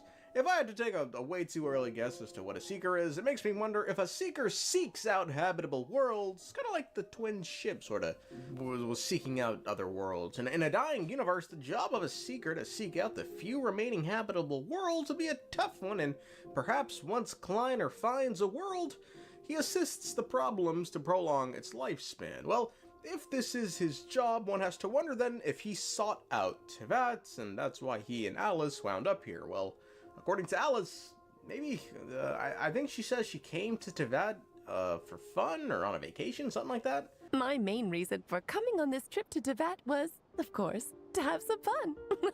But I do technically have a job to do as well, namely, maintaining the stability of Teyvat's borders. But she could mean not cry. I don't know, this is a bizarre sentence. Like, imagine you're on Earth and you're on a trip in Spain. You wouldn't say the reason I came to this trip on Earth was for some fucking Spanish food. I don't know. But at the same time, it doesn't make sense that this... it's a good reason. Entire trip to Teyvat was for fun, given they've been here a while, had a Mexican kid here, isn't Spanish, close enough. Job here. They speak the same language, no? We don't know how long Alice nor Kleiner has been on Teyvat. The only thing we really have to go on is the fact that they've been here long enough to make names for themselves. My mom and dad are the ¿Dónde famous está la travelers in biblioteca? But at the same time, they haven't been here so long that they're familiar with Teyvat's distant past, given Alice gets history lessons from Nicole. Why are you collecting the moon marrows? I see. Nicole told me about that legend once. Although I'm not gonna lie, I'm kind of curious. Alice seems, morally gray enough that I wonder if the one who came after and assisted the Heavenly Principles in chopping up Saralainen and making the Seven Gnosis was either her husband or Kleiner. This, I feel like we've long assumed this was a descender, but the fact that the third descender was chopped up and everyone seems to think now the second descender was Nibelung makes me wonder if one who came after wasn't a descender, but rather just one who came onto this world after and assisted with the Heavenly Principles. In which case, it's all unclear. As a seeker, he's helping world's problems. He came after the War of Funerary Flame. The world's in disarray and the functions of the usurper are ruined. It's like, all right, let's get you some Gnosis, pal. We gotta chop up a nigga? Okay. The problem with this is it puts Kleiner and or Alice as being on Teyvat for at least 6,000 years, which seems like way too long. All this aside, what I find most remarkable about Kleiner, however, is his ability to seemingly leave but not come as he pleases. Given, think about it, Klee is like, what, 6, maybe 9? He would have had to have been on Teyvat then at least 7 or 10 years ago. However, given Klee knows her father, it seems like he's interacted with her since then, so maybe 2, 3 years ago he could have been on Teyvat. That means he was somehow able to bypass the firmaments and leave this world to hop onto other worlds, which, while I suppose the ability to do that in and of itself isn't impossible, Octavia, the wandering witch of the Hexen Circle, the one who declared the cosmos is dying, does the same thing, right? She's constantly on different worlds. It still is a remarkably rare ability. And now what's odd is Kleiner can't return yet because of Dottoro's messing with the border. So for some reason, he has the ability to... I mean, the whole Dottore, I mean, think about how many fates would have been fucked up because of Dottore, too. Oh my god. He literally talked to the people of the past to alter fate. But I still, like, question if technically that was his fate all along. But he just thought he was defying fate. But I don't know. It's hard to say if that could be possible in that way.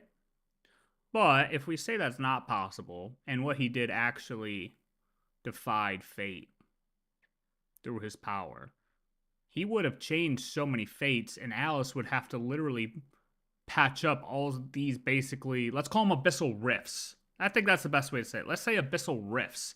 And Alice had to go around patching up a bunch of abyssal rifts because of Dottore. And why would she be here so ahead of time then? She's now saying Dottore caused all the problems. She's just here on vacation. She was here way ahead of time before Dottore even did that, before we even knew Dottore was going to be doing that. It's almost like she knew what was going to happen. Dude, I'm telling you, I feel so strongly about this that I will never be able to let it go until I'm completely told, no, that's not what happened. Like, until it's proven otherwise, I just can't let it go that Alice knew that Dottore was going to do what he did. And I just feel like the more evidence I get, or the more information that comes out, is more evidence that I get to justify that theory. And it could just be because I'm biased in that belief, but it still makes sense, and there's nothing that's really going against it. I can't find things that go against it. I've looked for them. I've looked for these things. And while you can argue that, yeah, we don't have information that makes it 100%, I can't find anything that's totally like, there's no way that could be possible. Fuck you. Well, right, yeah, they're never straightforward with their answer. And they're never going to be straightforward with their answer. Until we get to a conclusion of some sort. And the question is, when is that conclusion going to be? You know? Because I definitely felt like the next time we saw Alice, she was going to, like... Well, she did give us something, obviously, with the Abyss. And how fate, how the Abyss forms through unrealized fates. That's something, but it's not conclusion to what, other things. And maybe there's no conclusion to give with that because it's just simply not true. But I don't know. I stand strongly on it.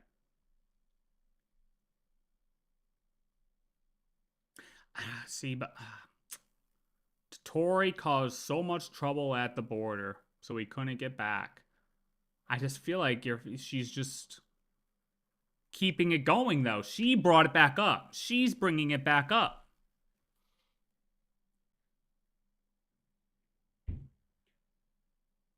Again, just go when he pleases, but not return. I'm not really sure why. Beyond this, I'm kind of curious if the twins have met Kleiner. The problem with any of the twins meeting Kleiner theories, or hell, Kleiner being K.K, is... Remember, folks, the Traveler was apparently asleep for thousands of years in the ship. If the sibling left during the first flyover, so then that would have made any contact with Kleiner in the past thousands of years into the past. Again, maybe it's possible. I mean, we know someone helped the Traveler in the past and gave him a wind glider, but, you know, just, like, really long time span we're dealing with here that, you know, puts the whole thing into doubt. Yeah. It's hard to really, like, come to definitive conclusions on things. All we can do is speculate. That's literally all we can do, is we just keep speculating until we finally get an answer. Problem is, once we finally get that answer, we get 17 more questions along with the answer. That's the fun part. Okay, let's see what this is. Are you ready? Alrighty, this is a fun one. If Genshin Impact hired one voice actor, nod, cry, finale. Is this funny? Is this funny? Krac. This dude's Krac. All right, buddy. All right. Oh. Bruh, do you think you come from London? You know, it's really funny, because I like to stab people for a living. Are you f***ing kidding me? I wanted to tell you one of my funniest jokes ever. I was going to become a partner for you. I told you a million times I'm not interested. Well, seems I don't need you anyways. You know what? You even made it worse. You even put adverts in between your explanations. I could build my AI empire all by myself. I don't need your assistance. Are you sure about that? Bitch! Let's do it as well.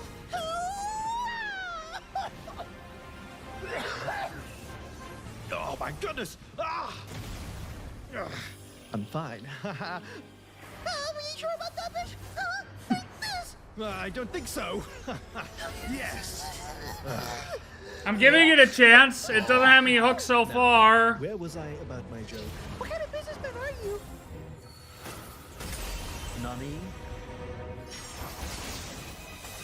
Who the f is this? Wait a minute. How can I see him behind this mask? If you want to live, I suggest you stop with those jokes. It doesn't work well on a businessman. And yet we have another one who wants to become folly for my grand scheme of plans. Well, too bad. I could find other investors to begin with. But I highly suggest you bring back my traveler. Oh, never mind. They got away from it. Never. You know, I realized I have very special powers that I never use. I should probably make good use of them now since I want to watch my YouTube videos. Go on, animals, take it. Look at the fresh stuff that I have to provide. See? This is YouTube content. It's not AI generated. It's made by authentic people. Amazing, isn't it? This is the power of the moon. YouTube content straight from the moon coming to Dawit. Yay! What is going on? Oh, fuck.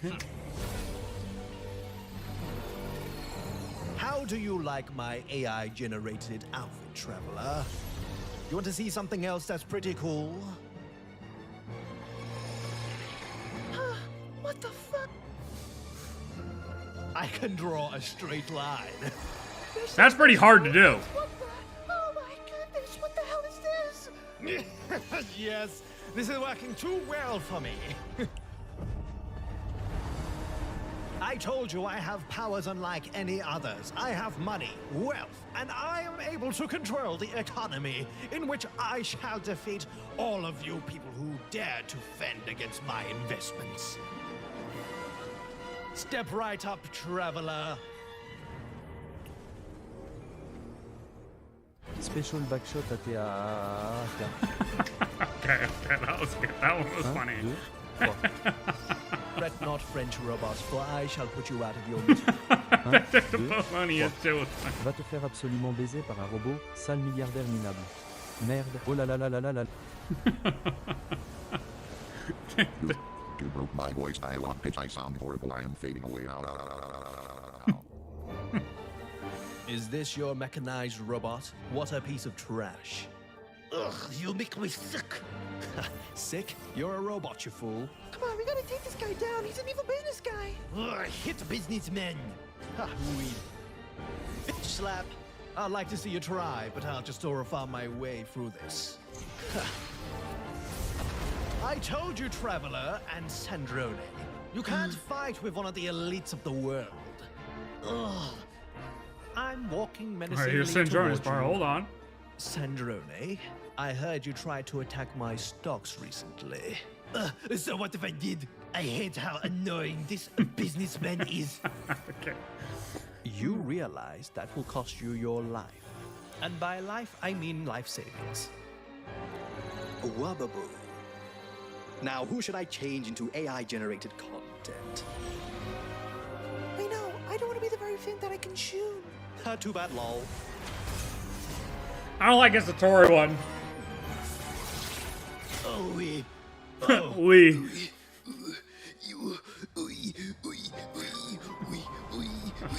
Fucking play. You fucking What the heck? How amusing. What's the neck? Sandrone. You know it wasn't part of my AI prompt to get you killed. So why did you interfere? Remember, when you're on your last legs, come up with a dumb joke. What are you talking about? I have one less joke for you, and it's really funny. Lick my balls to toilet. If Sandrone has balls, I've been led astray. No, she was the only French person who was funny. It's French. Sandrone Russian. What a dumb Oui, joke. croissant. I could have come up Croissant. with something much more better. Well, traveler, Baguette. Is it your turn to get wrecked by me now? You're wrong. I have a hidden trick up my sleeve. I thought she was alive for a second. Is that a ram stick? I thought I'd rid the world of that by making my AI data centers. True. Oh, what? Actually, true. This? That's the Am I moon. only chest or farm again? Yes! Look at me keeping the moon alive. Oh, who the hell's that? Nicole? I'm keeping the sky open with my overpowered angel powers. I really hope the gang appreciates this, especially Varka. Oh god, no. Did I just say that out loud? Oh god, I can't control the thoughts in my head. Woman, oh, stop god. speaking over my dialogue. Where was I? My meme can get us 90% of the way. It should connect us to the YouTuber person who likes to watch YouTube all day. Once you connect to that person, I would like you to do some random shit that will keep me alive for a short period of time. Once you keep me alive for a short period of time, I want you to send all of my French memes. I want you to send all my French memes. I want all the entirety of France to be prosperity of the There's no time for you to talk about your memes. We're going for an episode right now. It's like some of them were funny, but some of the lines he says is just like, why are we talking Didn't about even get fucking... time to finish off her dialogue in the background. What a shame. I can just close it up using my random ability of plot armor once again. And as you can see, I'm very Our plot prosperous, armor everyone. is stronger, I'm buddy winning. boy. I'm not losing yet. Little does he know. Poor Dottore thought he had it in the See bag. what I mean? I told you it was a pathetic attempt. Are you fucking kidding me? Hello, everyone. I've returned. Yay. Oh, wow. It seems very busy over here. I wonder what's going on. Dude, the Columbina shit's hilarious. Will never be yours.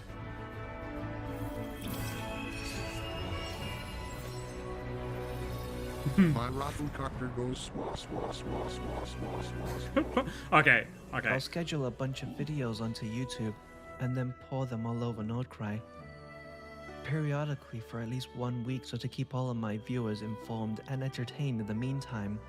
Lastly, I will try to cross-upload on different platforms such as Instagram and Snapchat to then break the algorithm so that I am then prosperous so that no one has to watch brain rot. And then I will go for random... I don't even know what's going on anymore. Yeah, me either. I've returned, everyone. Hello. Like, I think his voice for Columbina is kind of funny, but the shit she says is stupid as I'm fuck. not actually blind. I lied. I actually have eyes. What the fuck? Motherfucker, we talk about YouTube and Snapchat and Instagram. Hello. It's nice to see you, friend. Look, I have eyes all along. Holy. Okay, what is going on now? Shut up, nerd. I shall run while skating in midair. I will also put flowers on you. Here, take this. Original content. Yay! Oh, AI generated stuff? Don't worry, I'll break that algorithm of yours. See, I did it 3 times over. It doesn't matter how much you spread your AI generated stuff, the RAM prices will eventually drop, and the bubble will drop. Yeah, I don't know if that's true. I don't know if we're seeing a drop in RAM anytime soon. I'm gonna be honest. Are you sure about that? Oh, I don't even know what the frick is going on right now. This should not be happening. You see, I am a billionaire, and I will be able to send all of my AI-generated memes across everyone, and you should all take it. Why are you defying my needs all so much? I don't even know what's going on anymore. I still have my composure, though. Also, why is she not blind? Why did she lie? Oh my goodness, I have to dodge all of this. For goodness sake. Oh, he bleeped that one out, though. No, my RAM stick! Wait, you're the reason why this $900 RAM cost that much. I'm gonna unban the moderators. Oh, what the fuck? Oh, I can orb farm again. You know, this battle was never about monetization. It's about making original content on YouTube and the entirety of social media. So dull. Only the weak rely on original content for entertainment. You shall see once I transfer all of my content onto social media. There will be nothing left for all of you to publish. Yeah, except for this YouTube video. Dude, I remember playing this actual scene. I was like, dude, why are we getting high FPS here? Like, it's a cutscene. It What the? What high FPS. Didn't realize it was gonna be an interactive cutscene. Bitch, trying to kick me out. Oh, okay, that's it. Enough. Enough? No, this is only just the beginning. Or a dash. Or a strike with the space bar. Let me show you with how the space bar. Wait a second, are we in a video game? What is this, a simulation? Oh my god, you really are dumb. What the fuck? We angel wings. I told you. I had plot armor this whole time along with my buddies. The power of friendship. Yes, this is a video game. Oh, it's original content. I can't take this much more longer. No, someone shut this down. Kaboom. No, my stocks and my NFTs. I wasn't able to pull out of them early enough. No. GG. You know, he was onto something there. It would have been funnier without the AI original content story. I didn't find that funny, to be honest with you. I mean, I'm gonna be that guy. Sorry. But, like, if he went a different route with the script, it could have been funnier. I think. Yeah, he's got potential. It's there. It's there. It's there. Let's subscribe to him. I mean, he got me. I think that's the thing. I thought Calabina's voice was hilarious. Like, it was just so normal and calm. But,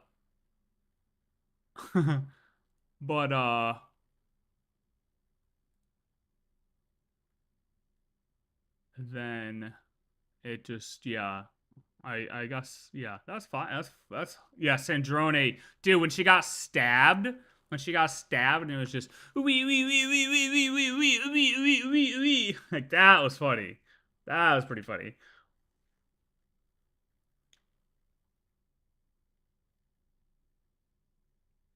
That was pretty funny. I liked that.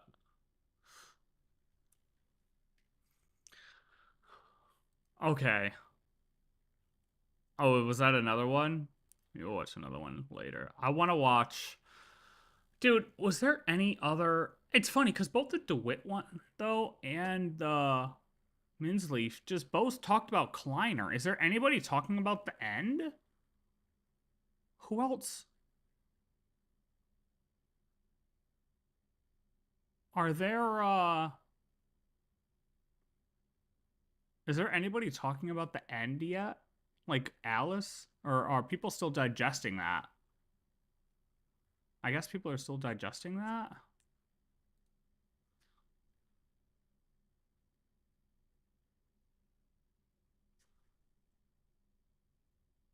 Who else?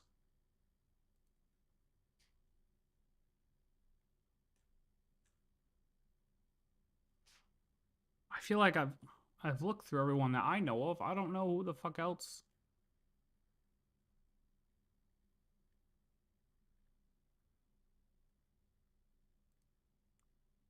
No, because Ashikai was working on her 4.0 video, so she didn't have anything to say.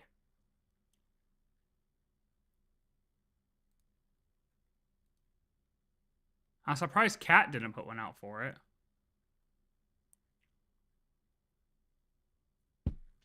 Whose name? Ashikai? That's how I say it. I guess I don't know if it's right.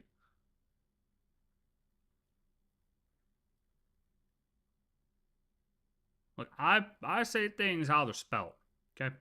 If I don't know how to pronounce it necessarily, and I'll just say how it's spelled, and that's the best you're gonna get. Oh, Linnea. Linnea.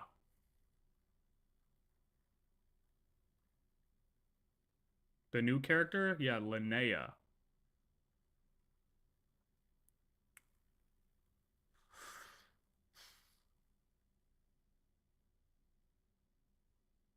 Yeah, I don't know.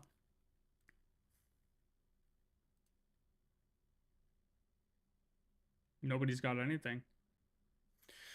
Well, I guess if all we got's KK for Genshin, damn, I really thought somebody would have had something. Maybe people will put stuff together this weekend. I guess we'll find out. All right, I'll go to my watch later. Because we could jump into some HSR stuff. I think people are still probably digesting. There's a lot you can take from that. I guarantee people are going back and analyzing a bunch of Abyss stuff that we've learned and things that could be possibly like formations of Abyss, and they're going to take that line, completely rethink them, and then be like, oh, this is how the Abyss could have actually spawned. I guarantee a big one is going to be like the Abyss in Conria, you know? I feel like people are going to go back and look at that and be like, oh my god, do this. Boom, bang, boom. That's how the sinners were formed. Whoa, that's how we got the sinners. OMG.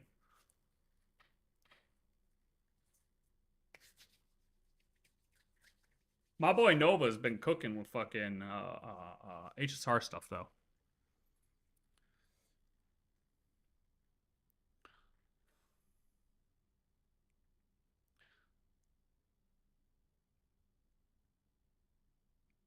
Let's do...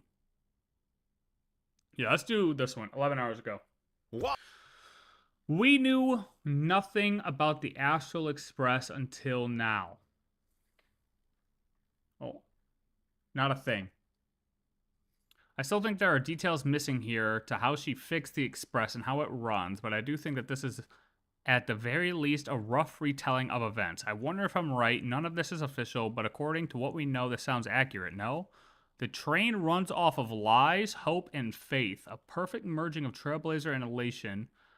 Aha really does love Akavili. As for Himiko, she is a straight-up genius and somehow did the impossible here, repairing the masterwork of an eon, so it took a lot of things going right. The Phantasm Moon game is the mask of the supplicant wish power all came together to make this dream happen. It's insane and really beautiful to think about. Well, what do you think? I don't know, buddy.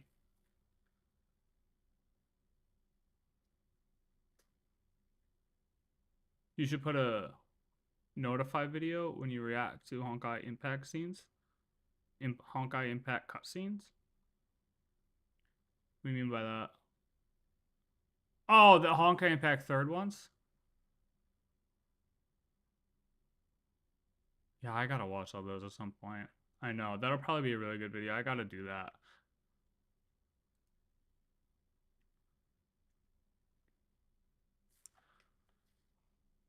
Okay.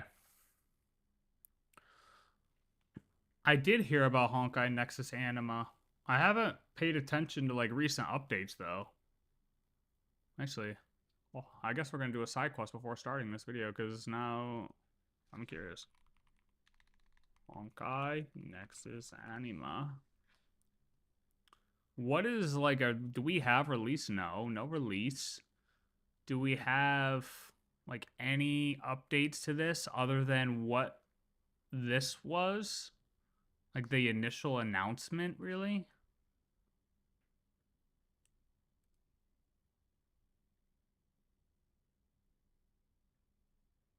Like a closed beta?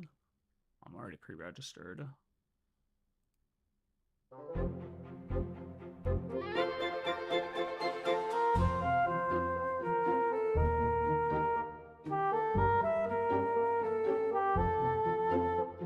So, this is loud as fuck. Hoyo is gonna come as close as they can to getting sued by Nintendo without getting sued by Nintendo. That's just the, that's, I mean, with everything they did with HSR, that was pretty damn close.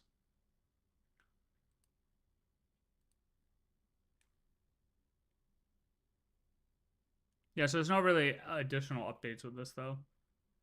I was wondering if it, like, got a release date or something.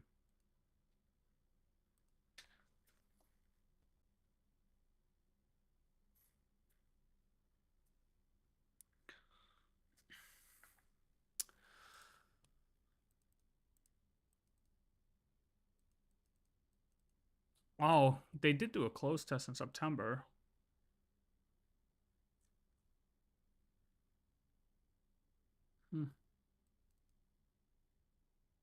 Oh, I don't even know. I've never even seen this site.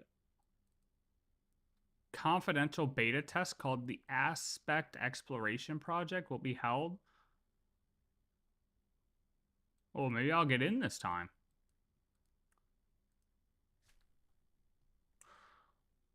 There's this one character named Kumio Kyo. Oh, yeah, I saw people saying that he looks a lot like Mal Traveler. People speculating he's KK. I mean, yeah, that's pure speculation. He's got a better chance of being Kevin Castellana than this guy, probably. Whoops, hit the wrong thing. You know? Could be, though. Anything's possible at this point. Okay. We knew nothing about the Astral Express until now. Why did she leave the train? Let's see what he's talking about. Why did she leave the train? Our lovely navigator of the Astral Express has put herself at risk. The one thing none of us wanted her to do. But it seems that Himiko hasn't learned her lesson. So let's just hope that this won't be her final lesson. It won't, and yes, I am confident in this. And in this video, I will be explaining exactly why. Because over the course of our time in Planarcadia, I have gone back to do some reading into Himiko's dialogue, and I have found some things. No, he was talking about this on his live stream, so I'm curious to see like where he goes with the whole Astral Express crash and like what his conclusion is on things. This time, rest assured, but something far more intriguing. Because this absolute bombshell rocks everything we know about our Astral Express, but also gives us a sense of safety for our beloved Himiko. And in reference to this title... Dude, low-key, I was watching him live before he pulled Sparksy, and then I had to go do some stuff, but I watched him for like 30 minutes. I was kind of surprised that his voice held the same, like, tone, cadence, and everything. Because it seems like in his videos, it's way more performative. But that's actually, like, the way he talks. He's got a really unique voice. It's kind of interesting. Like, I don't know. I guess I expected his, like, live voice to be different. Like, he did get quieter at times, you know? But, like, his... I don't know. I just expected it to be different. Yes, it turns out that we know absolutely nothing about the train we've been riding on for what is going to be 3 years now. And now, a lot more makes sense. So without further ado, this is the secret of the Astral Express. Revealed. I just did my first live stream 2 or 3 days ago where I did viewer polls for Sparksy, and if you want to see the most insane luck you have ever seen in your life, the VOD is up. I'm not joking or exaggerating. This is a promise. This is something you are going to be shocked in seeing. You gotta see it to believe it. I will be probably making a stream highlights out of it. Onto the video. Yeah, he does good. So first things first, let's I talk like his videos. about Himiko. Because we have known that there are some suspicious things surrounding her. First was her fixing the Astral Express, and then it was her IPC contact. According to the intel provided by my friend. And then it was the fact that we didn't know her past past too well, and now that we know her home world, that has somehow made everything worse. But just addressing how Himiko discovered the Express is its own problem, so let's talk about that first. Because the story of how Himiko found the Express is told twice, and both of these are wildly different stories, and both of them are told by Himiko. Because the first way we hear Himiko talking about the Express is that it crashed years before she was born. And later on, after ages of trying to fix talked it, about this in his Himiko live was able stream. to do so, and then This is she the part I became saw. the navigator we know her as today. Which sounds legitimate until you hear the second story. Because the story changes after we defeat Svarog for some reason, and she says that she witnessed the Express crash from the sky on her birthday while she was on a hiking trip, and it nearly hit her. So, out of human curiosity, she investigated the wreck, and she was shocked at something she saw about the engine. And before she knew it, she fixed the Express. Yeah, no how, why, or even a time It was just frame. fixed. But you are going to notice that Himiko's got some memory issues. Because this is just one example. Another one is the fact that she can't even remember how many years she's been on the Express for. It has to be under 15, so yeah, if you can't remember when you left your home less than 15 years ago to live on a flying space train you yourself fixed. Before he gets to it, I think there is a chance that Himiko is some type of powerful Imagine. And I know people said, oh, the Imagine can't exist off of Planarcadia. Well, I think if you win the games, or somebody you know wins the games, they could use that power of Elation for something like making you last off of Planarcadia. Off of the planet. And with our memory loss things, it's almost like wish power isn't really like it still needs that amount of wish power, but like if the wish power isn't at full maximum, it fucks with our memory maybe. But then I also think she's able to be kept alive even more via wish power because of the IPC's efforts to make this comic book story real in Planarcadia. It's such a big thing. Everyone knows us through this comic book, and that's the wish power that basically keeps her going. The only problem with that is we have the raccoon obviously in the comic book series, and we just joined the fray, whatever, like, is it like 3 years ago? So it's like, did we come into the fray that long ago? And like, was there comic books before that? You know, it was the whole story was there a story before we joined the comic book series? I don't know. All right, man. Peace out. Thanks for chilling out. Yeah, I'll tell him you said congrats. There is something very wrong. So, which story is true? Well, according to the database, it seems to corroborate the first story, saying the Express remained for many years before Himiko found it. And yes, this does derail my Oswaldo wins the Fantasmoon games theory, but that was just one side. This time I'm taking the other one for the sake of the argument. Because as a theorist, you always have to look at things from both sides. So, let's say the Express crashed years before Himiko was born and she discovered the wreckage as is supported by the database. Now, we know that something about the train fascinated Himiko, but according to the knowledge we have access to now, we don't really know. But we do know how exactly Himiko fixed the Express. Hear me out, this is big. Because remember when we were at the tavern and this unnamed masked fool started drunkenly rambling at us? He said something interesting. He said that the Express doesn't have any space travel technology on it. I said, right. Dismiss this as a fool's drunken babbling if it wasn't for the fact that this info is backed up. Because according to Dolly, Himiko's old teacher from Graphia Academy, she says that Himiko would often ask her about imagenesis in astrophysics. Yes. So we know that by this point, Himiko had found the Express and was looking for a way to fix it. And this is where our trail goes dark. But I think we can piece together what really happened here. Because imagenesis is the art of creating imagine. And combined with a working knowledge of astrophysics, you can do the unthinkable. But that I can agree with this too. Like, where it's possible that Himiko is real, but the Astral Express is powered by Imagine power. I think that's where he's going. This is just the beginning. We already know that as Graphia's descendant, Himiko has a naturally high understanding of all things imaginary. Exactly. She was even able to weaponize Graphia's painting to attack Sparksy and remove both mimetic viruses at play. And to create an imaginary that is strong, it has to be given a highly detailed story and purpose. That is how we know Sparkle made Sparksy. She is based off of Sparkle herself, and we know how good Sparkle is at making backstories for herself. Thus, Sparksy is an abnormally strong imaginary. Also, Sparksy isn't the first Sparksy either. Her story suggests that Sparkle made an unknown number of Sparksy copies, and this one is the strongest so far. But that's a subject for another day. It gets kind of the one that broke out. Point is, we know how a person who is a master of imagenesis can bend the rules and create abnormally strong imaginary to perform tasks. So, what happens when a person with extensive knowledge in astrophysics and a high-level mastery over imagenesis tries to fix a space-faring vessel?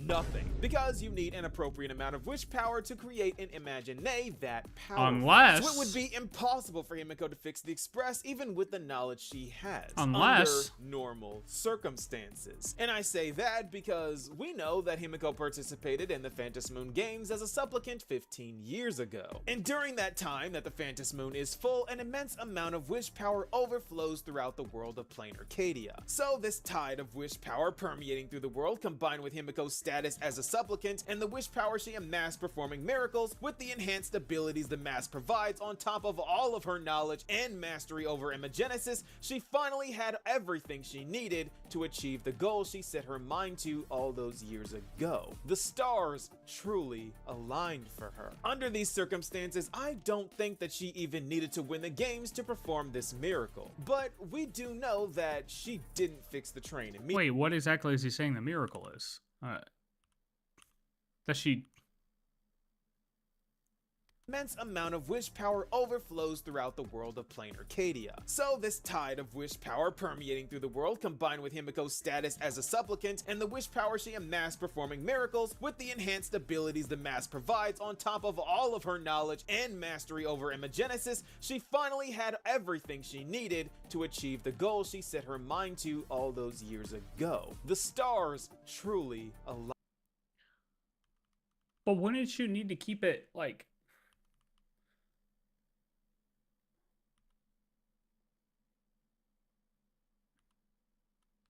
to fix a space-faring vessel? Nothing. Because, so what happens when a person with extensive knowledge in astrophysics and a high-level mastery over imagenesis tries to fix a space-faring vessel? Nothing. Because you need an appropriate amount of wish power to create an imaginary that powerful. So it would be impossible for Himiko to fix the Express even with the knowledge she has, under normal circumstances. And I say that because we know that Himiko participated in the Phantom Moon games as a supplicant 15 years ago. And during that time that the Phantom Moon is full, an immense amount of wish power overflows throughout the world of Planarcadia. So this tide of wish power permeating through the world, combined with Himiko's status as a supplicant and the wish power she amassed performing miracles with the enhanced abilities the mask provides on top of all of her knowledge and mastery over imagenesis, she finally had everything she needed to achieve the goal she set her mind to all those years ago. The stars truly aligned for her. But, okay, wouldn't you still need it to last, to bring it, like, okay, you could bring it to life at that point in time, but once it loses its wish power, and when the Phantom Moon games are done, it goes away.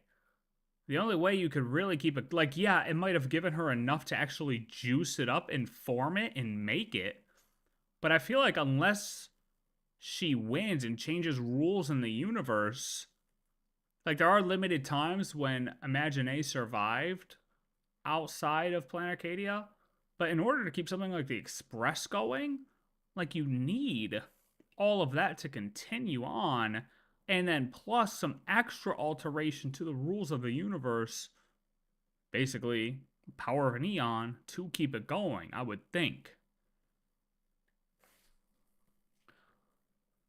Under these circumstances, I don't think that she even needed to win the games to perform this miracle. But we do know that she didn't fix the train immediately, because she witnessed the Herald of Death. So I believe that at some point she was trying to win the games, but after witnessing the tragedy, she probably knew that she wasn't in the proper mental state to continue the games and went back to her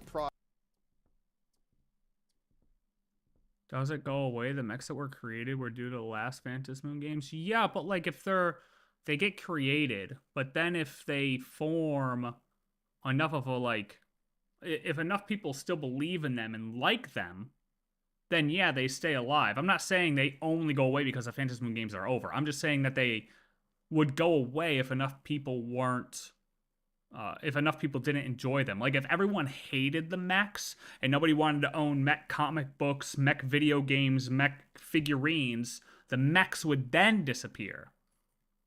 But obviously they did. That's why they're still around.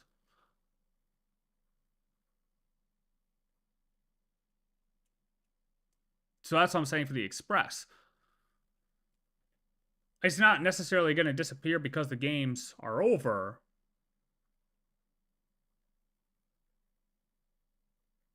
And it wouldn't necessarily disappear on the planet of Planarcadia because they have the comic series and everyone loves us, right? I mean, look at us when we get off of the thing, right? However, once we leave Planarcadia, we need some extra boost. And I feel like we wouldn't last. We could probably last off of Planarcadia for a little while without winning the games. But is the Astral Express really going to last for 15 years off of only a comic series? Well, not only a comic series, but you know, the comic series and that, whatever else they did with it. Like the IPC is obviously doing a lot to build up the wish power of the Astral Express, which is why initially I thought, hey, a crazy theory. Initially when I landed at Planarcadia, I was like, oh my god, the Astral Express could be, you know? And now it's just like, I feel like you need an extra power to really keep you going off of Planarcadia, though. I don't know, though. The IPC could really have enough wish power and figured out a different way to keep the Astral Express going, if it is an Imagine, off of Planarcadia without the power of an Eon. I don't know.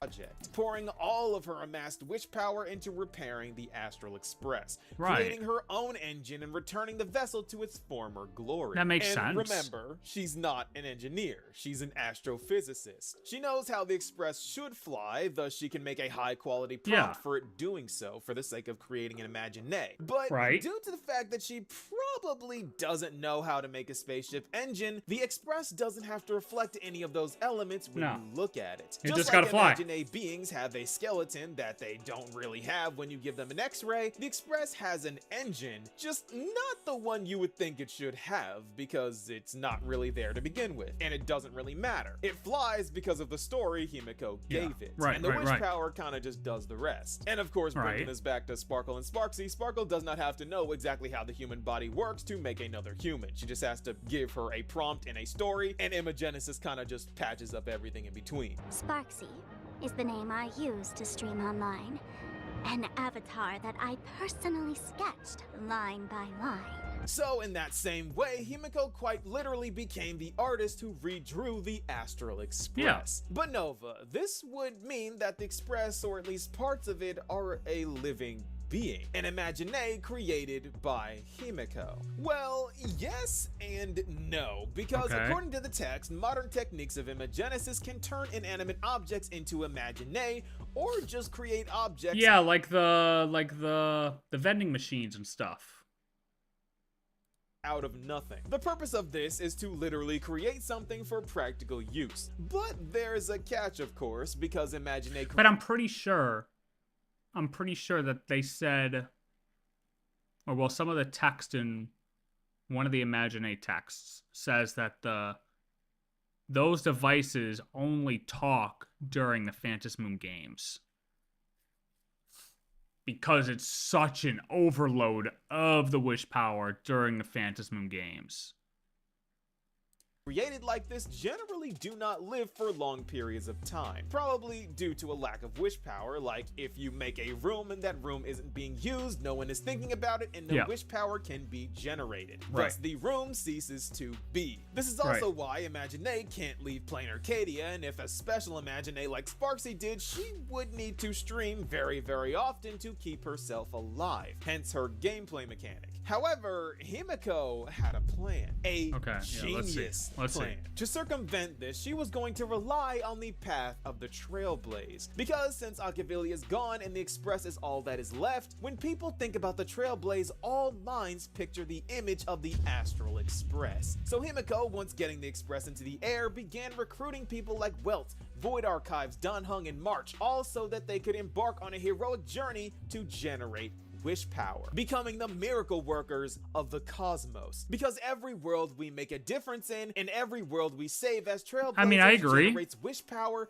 to keep the Express functioning. The fuel that the Express runs on may be the process of laying the new star rails, but the reason why the train is in one piece in the first place is because of the wish power generated by people who believe in us. The train is depended on and thought of by countless people in the cosmos. Sparkle tells us the belief in things yet to exist is called wish power, but that is also hope, the very thing that worlds around the cosmos see in the Astral Express. Worlds like Eurilo 6, Penacomni, Amphorius all set their hopes in the trail. Okay, so he changed his mind after his live stream, because I remember I was watching when he did the Sparksy thing for like 30 minutes, and he was definitely in the camp during his live stream that they couldn't exist off of Planarcadia. And I was kind of like on the fence with it, where I was like, I think it could happen if you won the games. But now he's saying completely that there's enough wish power in the world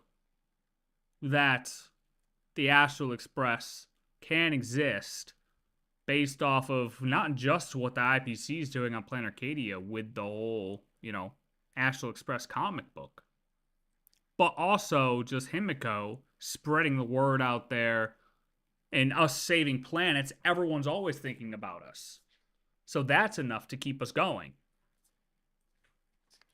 I'm with it. It makes complete sense. I just don't know if it's 100% possible without, like Bluetooth, right? Like, how far can it actually go before the connection severs? And, like, does that matter? Like, if we went to a totally far place away where nobody knew about us, like, really deep in the cosmos, light years away, are we going to get so far away to where we don't exist anymore? Or are we going to break the Bluetooth connection? Like, is that a possibility still? I guess it comes down to that question then. Love has no distance. All right. True. Fuck it. Yeah. All right. Bet. Blaze. And it is this hope that keeps the Express in the air. And Himiko knows this. So she took the gamble and became the navigator of the Express. Point is, I think that's the answer we need, though, low-key. I think that's the lore we need is how far, like, what's the range? What's the range here? What's the range for the wish power? Is there a range for the wish power? Or if, since Aha knows about it, does it exist? Can it exist?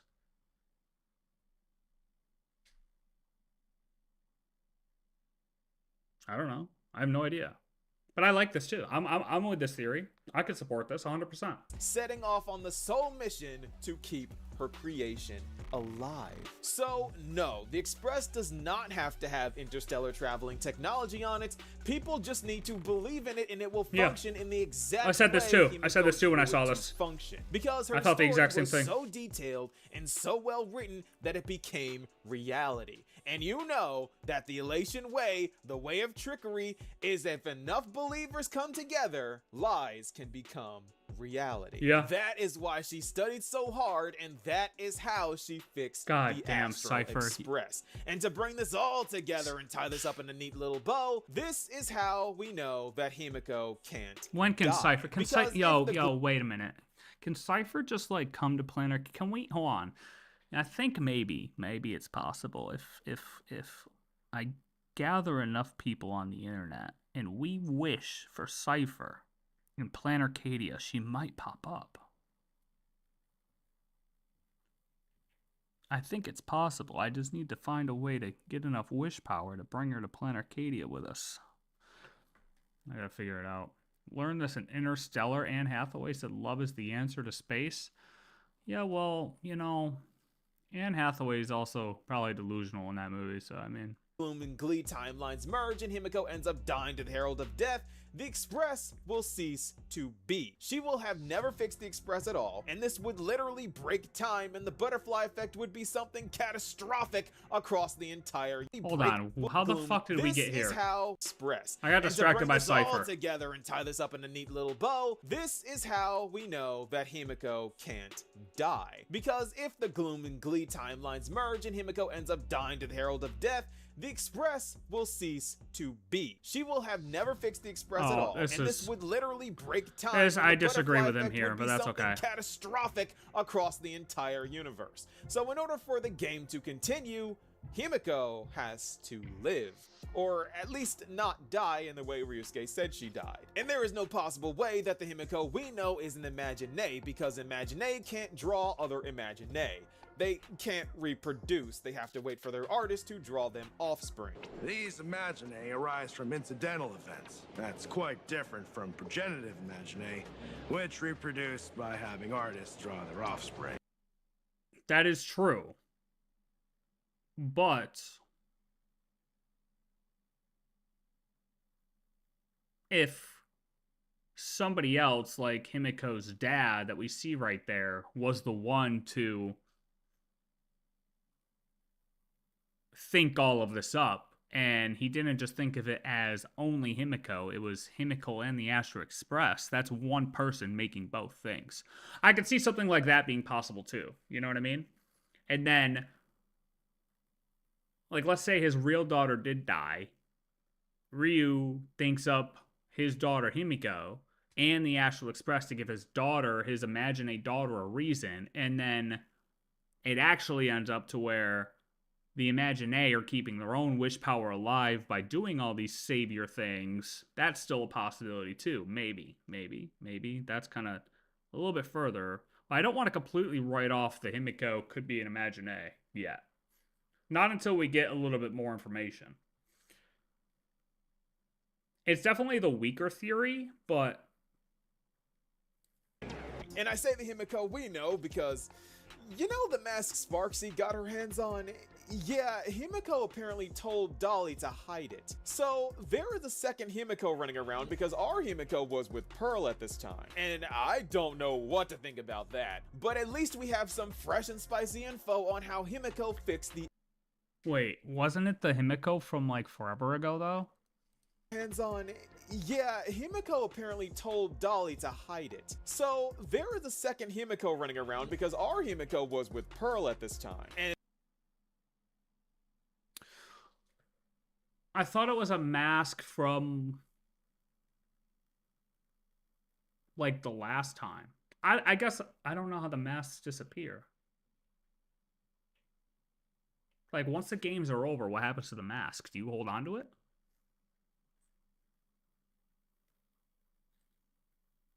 Honestly, that's the way I took this whole part. Is like when when the games were over, she gave it to Dolly to hold on to for like the past 15 years or whatever. And I don't know what to think about that. I'd have to relook at this part. At least we have some fresh and spicy info on how Himiko fixed the Astral Express and the impact her life has on the universe itself. Because this is the secret of the Astral Express revealed. So yes, Elation powers saved the Express just like Cypher saved the Dawn device. And just like Cypher, when she died, so did the Dawn device. So Himiko has to live or the game ends. So rest assured, our red-haired big sis Himiko is protected by the plot. Himiko would have to die in some sort of conflict, and I don't think Mr. Well Yang is ready to let that happen under his nose again. So I hope that gives you some hope for the future. Rest those shoulders and get a good stretch, because I think we can relax for the time being. Himiko is an absolute genius of imagenesis, and hold on though. They're not necessarily... universe itself. Because this is the secret of the Astral Express revealed. So yes, Elation powers saved the Express just like Cypher saved the Dawn device. And just like Cypher, when she died, so did the Dawn device. So Himiko has to live or the game ends. But they're not playing by the same rules necessarily, right? Because just because Himiko dies, if people still know the Trailblaze and the path of the Trailblaze and the story of the Trailblaze, that doesn't necessarily mean that the Trailblaze dies. Like, the Astral Express would die, does it? That might be written somewhere. If, like, the Imagine creator... No, that's not true. Because Graphia's dead. And we used her wave. Unless she's not. But... yeah, no. If people still have the thought of the Trailblaze in their head and know about it, it would still... like, the Astral Express would still work. It would still be alive. I don't think it follows the same logic that Cypher did with her lie. Because it's not just only Cypher keeping it alive. Cypher is soloing the wish power, basically. Holy shit, it's so powerful, right? But Cypher's the only one that knows that. Did she tell Aglaya? No! Did she? I don't remember. But either way, not a lot of people knew about it. So, if Cypher's the only one keeping it alive, then of course that lie is going to die because nobody else is believing in that lie to keep it alive. But the Astral Express is a different story. Tons of people know about that. If Himiko were to die, and she's a creator, it doesn't necessarily mean the Astral Express dies because other people know about it and keep it alive. So I don't think that's the same logic. So rest assured, our red-haired big sis Himiko is protected by... So technically, I don't think she is protected by the plot. I think she could die. Plot. Himiko would have to die in some sort of conflict, and I don't think Mr. Well Yang is ready to let that happen under his nose again. So I hope that gives you some hope for the future. Rest those shoulders and get a good stretch, because I think we can relax for the time being. Himiko is an absolute genius of imagenesis, and she has been holding out on us this entire time. Also, I still think we've got a lot to learn from her, We do. She can't die before teaching us stuff and telling us all that she knows. That so I even believe. narratively speaking, as long as she has secrets and room to grow as a character, she's not dying. But what do you... Yeah, I mean, it sounds like I think she's going to die. And I don't think that another timeline her can come along and kill her, because I don't think it's two timelines or two layers. We're two layers, not two timelines.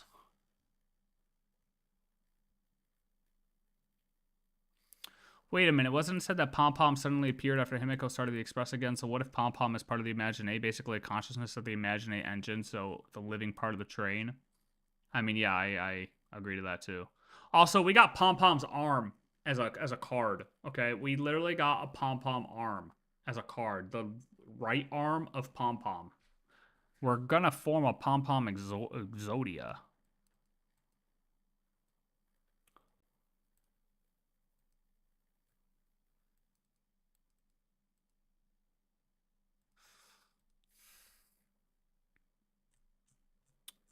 Okay. I agree with his overall concept. I agree with the overall theory, for sure. W. Alright, what's the other one he had? I don't want all Imaginaire explained. I don't think I want this one either. I don't really care about this one. You're so wrong about equilibrium's universal balance. Pom Pom Megazord. Dude, they have Pom Pom Exodia somehow. Through the card game. Through Cosmicon Collective. It's coming.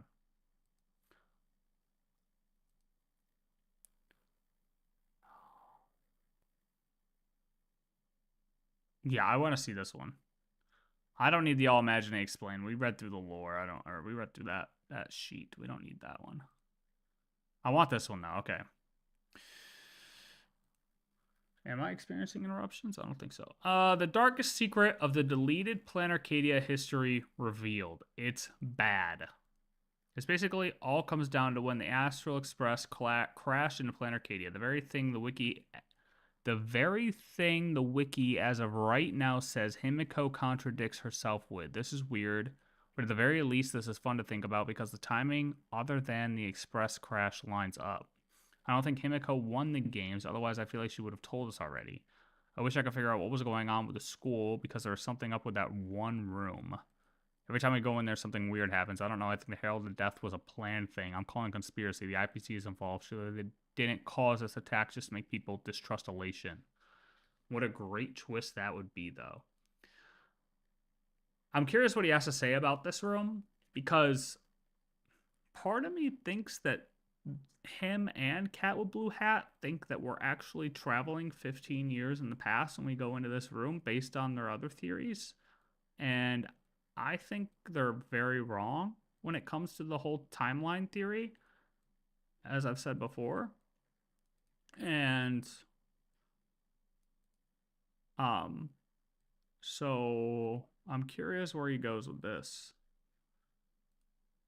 The Bloodstained games were a dark time in the history of Planarcadia. The damage caused by this event stripped the smiles from the faces of countless civilians, turning the entire concept of the Phantom Moon games into a disaster waiting to happen. Gone are the days where people look forward to the supplicants putting on shows, pulling out all the stops, and spreading elation with their enhanced abilities. All because one individual decided to cause havoc, revealing just how irresponsible it is to give a random person a mask that powerful, showing that the true damage done to the games wasn't done to Aha, Planarcadia, or even the supplicants. It was the irreparable damage done to the spectator, or as Elation followers know them, the true winners of the Phantom Moon games. Because sure, showing off and dazzling the masses and gaining wish power is a pleasure for the supplicants, but it is the spectator that is truly allowed to partake in the show created from these competing supplicants. They are the prize and thereby the real winner. But what happened during the Bloodstained games of 15 years ago? And most importantly, who won? Well, I think I've got an idea for what kind of individual won the most twisted and infamous events in Planarcadia's history. Because this is the winner of the Bloodstained games. Revealed. But first, we've got a few announcements to get through, because as you may have heard, we held our own Phantom Moon games in the Nova Impact Discord, and a lucky individual became me for 3 days, along with claiming a special prize of forcing me to make a requested video.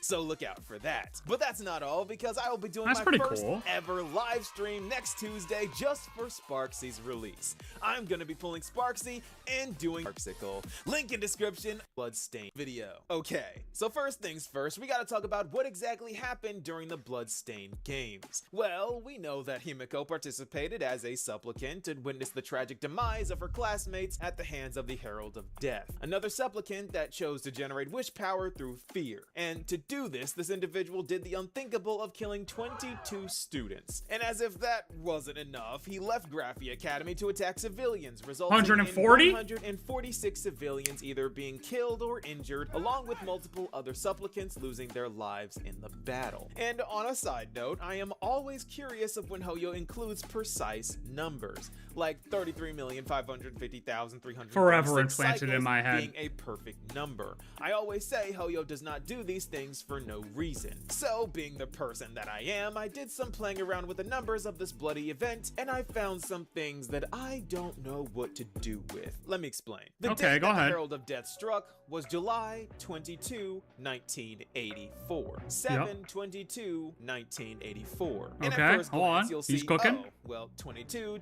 students killed, and yes, you are correct. But did you know that 1 + 9 + 8 + 4 is also 22? And if you flip these numbers upside down, the only legible numbers are 22 and 168, because the 9 flips and turns into a 6. Subtract 22 from 168, and you get 100. Oh my god. The number of civilian casualties. But just in case that doesn't send a shiver down your spine, I left out a number, 7. Well, true. It turns what about out the that 7? If you minus 7 from 22, you get 15. Years the ago. Number of years that have passed since this event Hold on, but did you add 2 from the second 2 in July 22nd and then add it to the 4 and then subtract the 9, add the 1, multiply the 8 by the 4, and then subtract the 7, add the 2 again, multiply by this upside down, which would be 61, add it to the 4 minus the 8 plus the 2 plus the 2, the 7, the 1, the 9, the 8, the 4, and you would actually get Himiko's real birthday.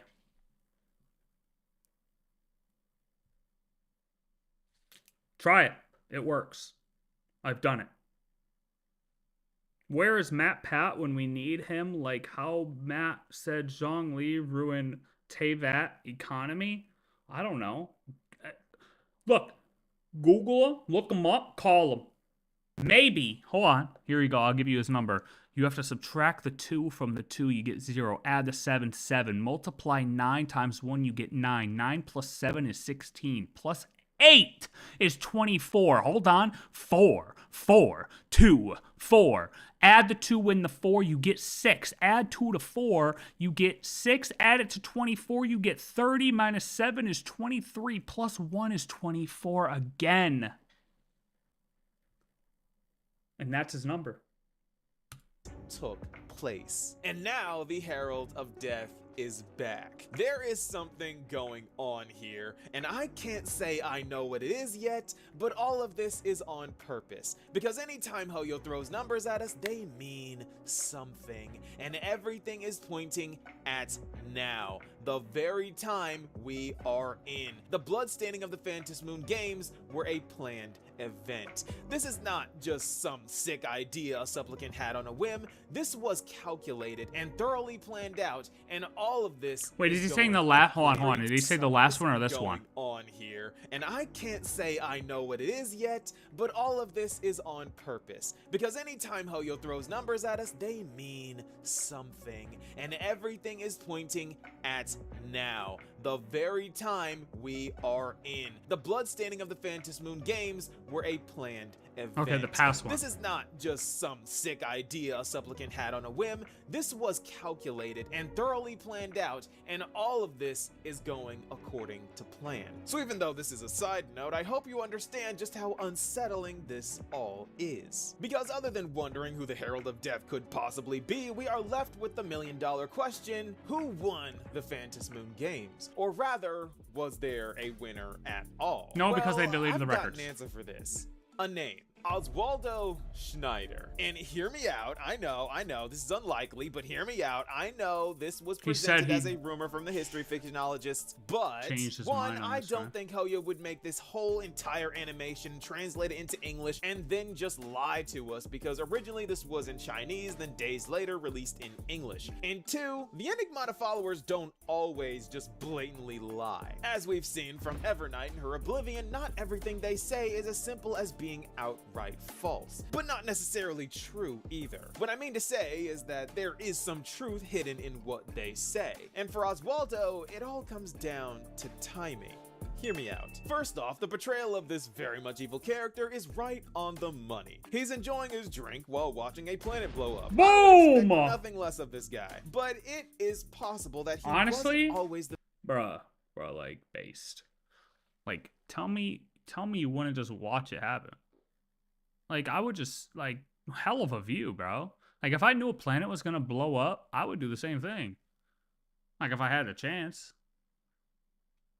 I would expect nothing less of this guy, but it is possible that he wasn't always the villain. Does that make me the bad guy? Because before joining the IPC, Oswaldo is stated to be a nameless. And though there are just bad people that are nameless, I mean, heck, Void Archives was on there at some point. But anyway, it just so happens that the Express crash landed in Planarcadia and was there around 15 years ago, because Himiko was there. So any nameless aboard the Express was most likely in Planarcadia during the events of the Bloodstained Games. And let's say Oswaldo was a nameless at this time. This would be his youth after all, and that would mean his chances as good as anyone else's at claiming a mask and becoming a supplicant. And before you say, oh, well, Oswaldo, in order to be the villain of Aventurine and Boot Hill stories, he has got to already be active in the IPC by now, and definitely old by now. Well, not necessarily. It's stated that Sigonia 4 was one of his first missions, and Aragon of Farshal doesn't need to be that long ago either. I mean, Boot Hill Hill was already an adult when the IPC ship showed up, so Oswaldo's deeds could have been done a few years ago. Wait. And Aragon Did you Marshall see that? doesn't need to be Hold that on, long wait, ago where is either. it? Where I mean, is it? Blue Hill was already an adult when the IPC ship Unlike Genshin, things in HSR do not always happen 500 years in the past. Hey. Look, we got a new number now, okay? It's not only 500 now. We got 6,000 now, okay?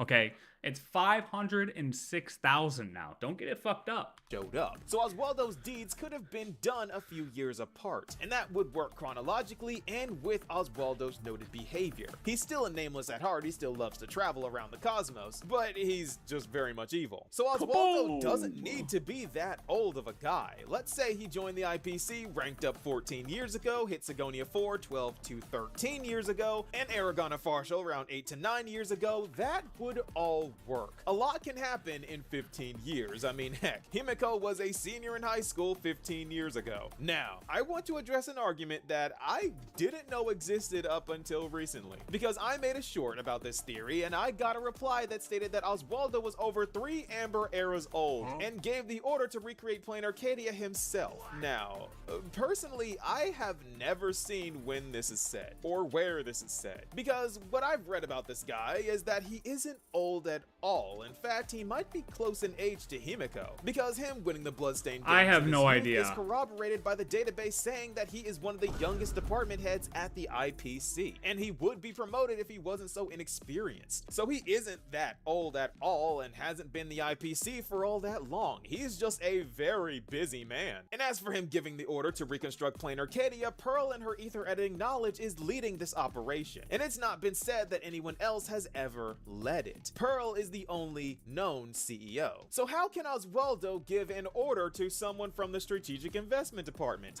He's from the Marketing Development Department. He can't. That's not his jurisdiction. The Stonehearts are Diamond's subordinates. Diamond hates his guts already, so you honestly think that Oswaldo would be able to order around the people Diamond gave portions of his emanator powers to?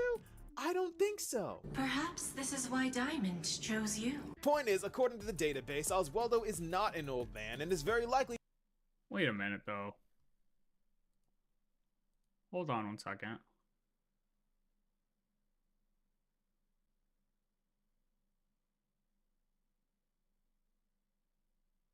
General knowledge to the reader. Fuck. Speculation theory? Urban legend? Was it the Vanishing Giant?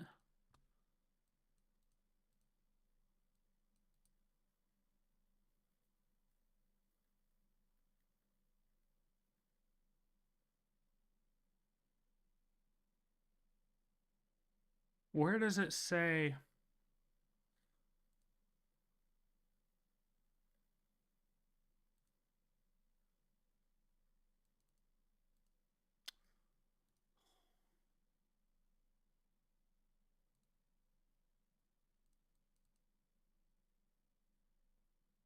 The IPC, when the guy left. Do you know about the Honkai Impact 3rd Alien space manga, A Welt in the Void Archives? It's how Welt got into this universe? I don't. I mean, I've heard like the bits about it, but I've never actually like seen it. No, this isn't it either, man.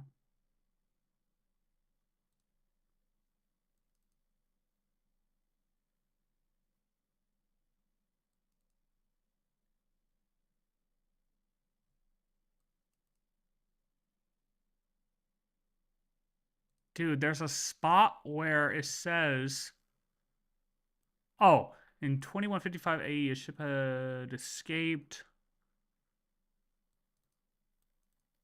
At 2156, at the behest of Director Oswaldo, the marketing development department's research fleet arrived at Ahatopia, marking the debut of Planarcadia as we know it on the stage of history.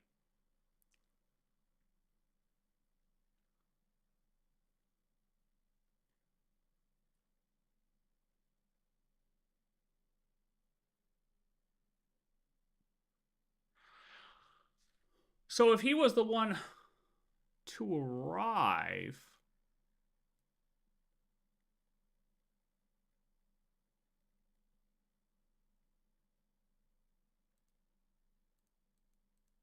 Give an order to someone from the and hasn't been the IPC for all that long. He's just a very busy man. And as for him giving the order to reconstruct Planarcadia, Pearl and her ether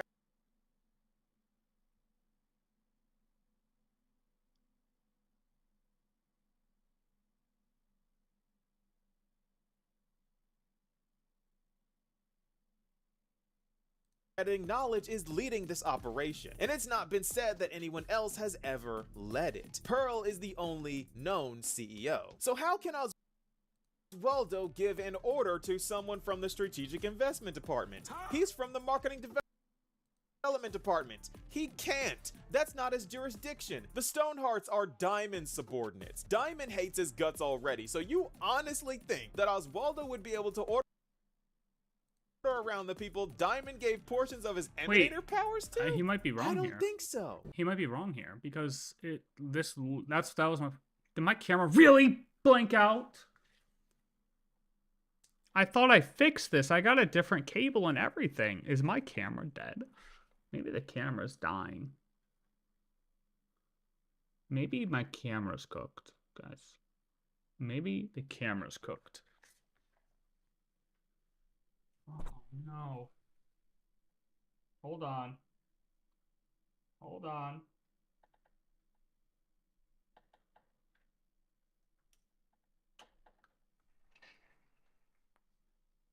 Oh.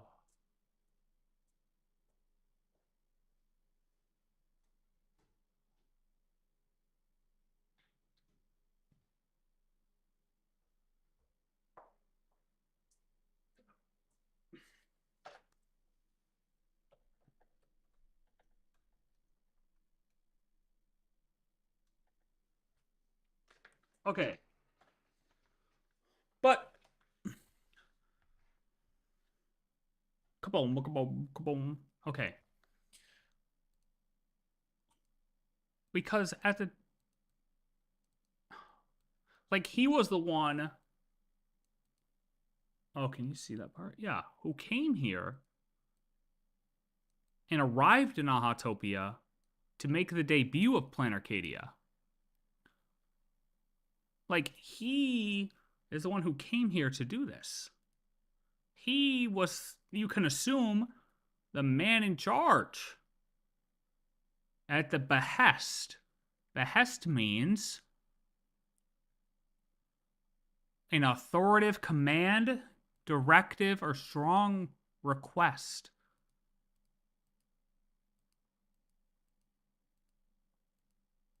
So he would have the power to appoint people. He was the one leading the project.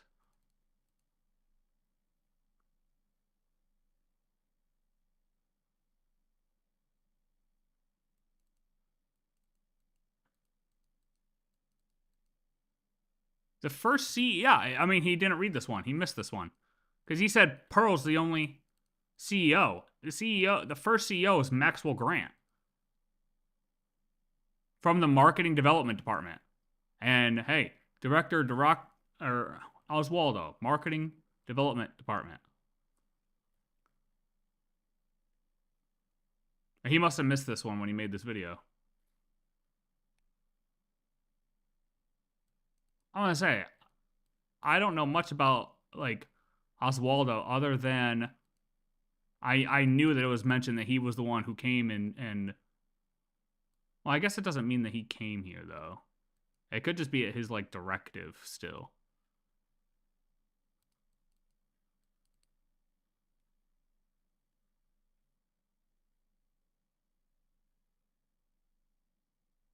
Anyways, I think what he's saying here isn't right. Because she obviously wasn't the only CEO. It's Diamond hates his Pearl and old at. I don't know his age. I don't know anything about that, so I'm not going to say. This theory, and I got a reply that stated I'm not gonna say anything about that because I have no idea. Is that he isn't old at all. In fact, he might be close in age to Himiko, because him winning the Bloodstained games in his youth is corroborated by the database saying that he is one of the youngest department heads. But if they, hold on, but at the same time, if they did come here at the behest of him, that would have been 15 years ago. Like, they came here because of him and made it Planarcadia. Like, so... Right? Doesn't that mean it's 15 years ago? Because that was the last... I guess that doesn't have to be true. Maybe?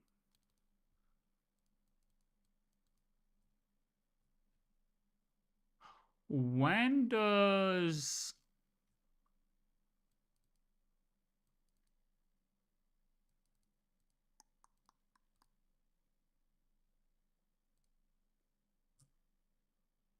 When does... the... Oh, I need the other year. The other Amber era. Because that would answer us right there. Where the fuck is it?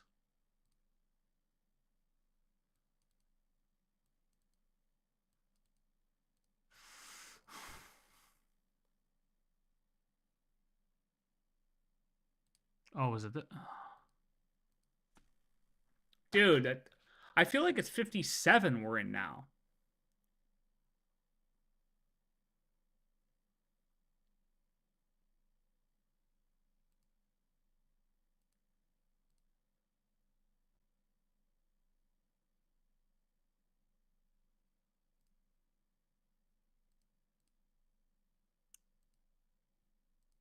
No, because that's a local time, bro.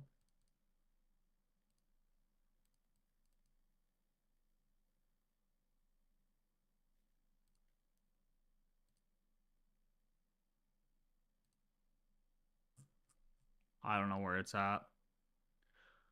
But point is, if they came here at his directive, that probably doesn't mean that that's how, like, he won the games. I mean, he already went against himself, but he didn't go against himself for this reason. But they came here at his directive. So, him winning the games doesn't make sense.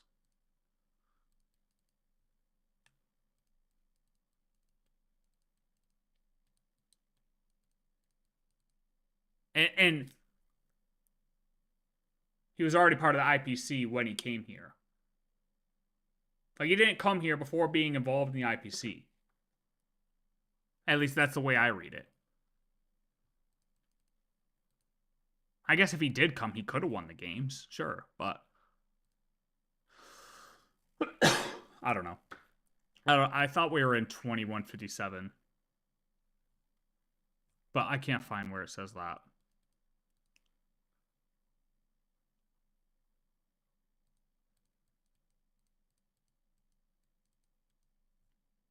I could ask my log.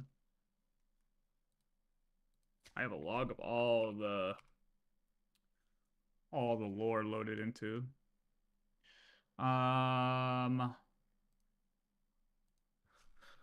What is the current Amber era we are in on media using the lore I provided?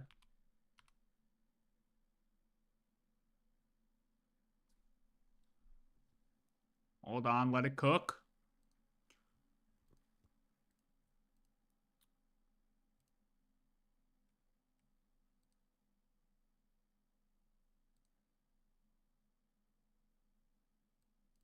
No.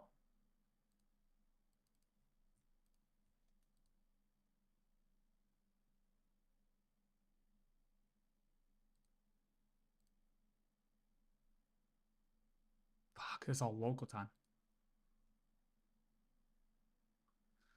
Based on the in-game calendar info that's been surfaced via the IPC broadcast data bank, the current Amber era is 2158 AD.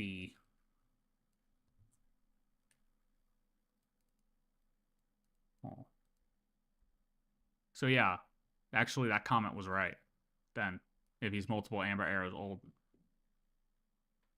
Yeah, no, he's wrong here.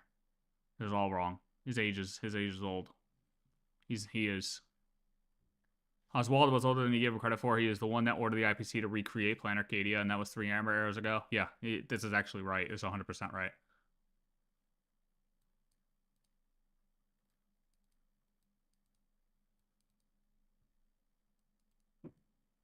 Yeah, this person's right.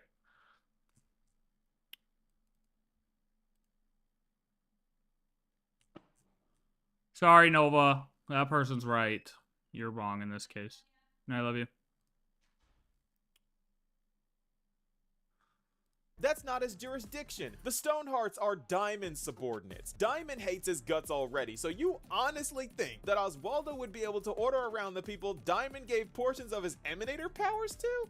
I don't think so. Maybe not now. Maybe not now. But he was initially...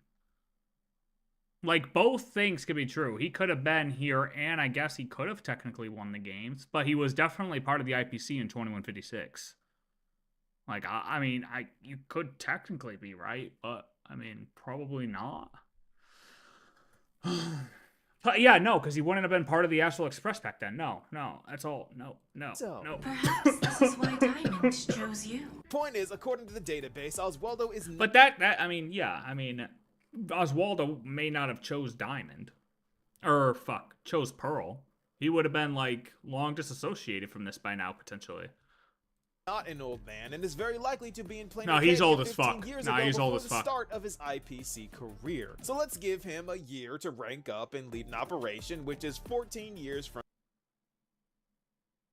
Yeah, it's not like a real time. Or it's not like it's not a time we can track in years. Yeah, not a fixed time. Right. But I think Amber Eras are predicted to be Amber Era HSR length. I think it's like at least... Oh, I thought it was 50.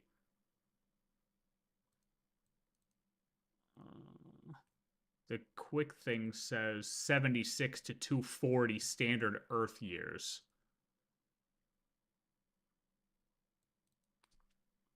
So old as fuck. It could have, I mean, he might only be 150 or something, but I mean, either way, either way, he hasn't only been part of the IPC for 15 years. Today, and Aventurine would be 14 years younger. And let's say that Aventurine is in his 20s now. At this point where Oswaldo is doing his thing, Aventurine looks to be around 10 years old. He's old enough to scam adults, so let's give him at least 10, making him 24-ish now. Where is the chronological error? Again, Sigonia 4 was one of Oswaldo's first ever missions. But now that that's all sorted out, let's get back on topic. Anyway, after the multiple supplicants died and the Graphi Academy incident, I can't see really anyone being in the right headspace to continue the games. And I know that some say that Himiko won, but just listening to her recall the story of her classmates... A supplicant, harboring immense malice, stepped into Graphia Academy.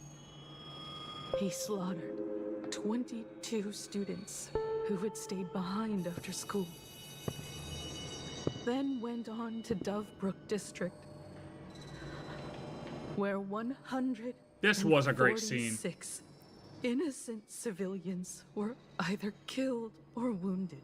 You know what? Honestly, I didn't think about this before, but I can forgive. It is the same voice actress, right? Before I say this dumb shit.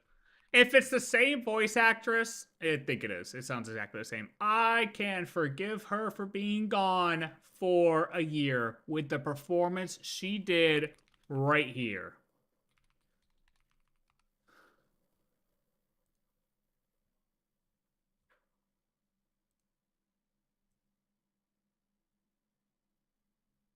I think it's the same.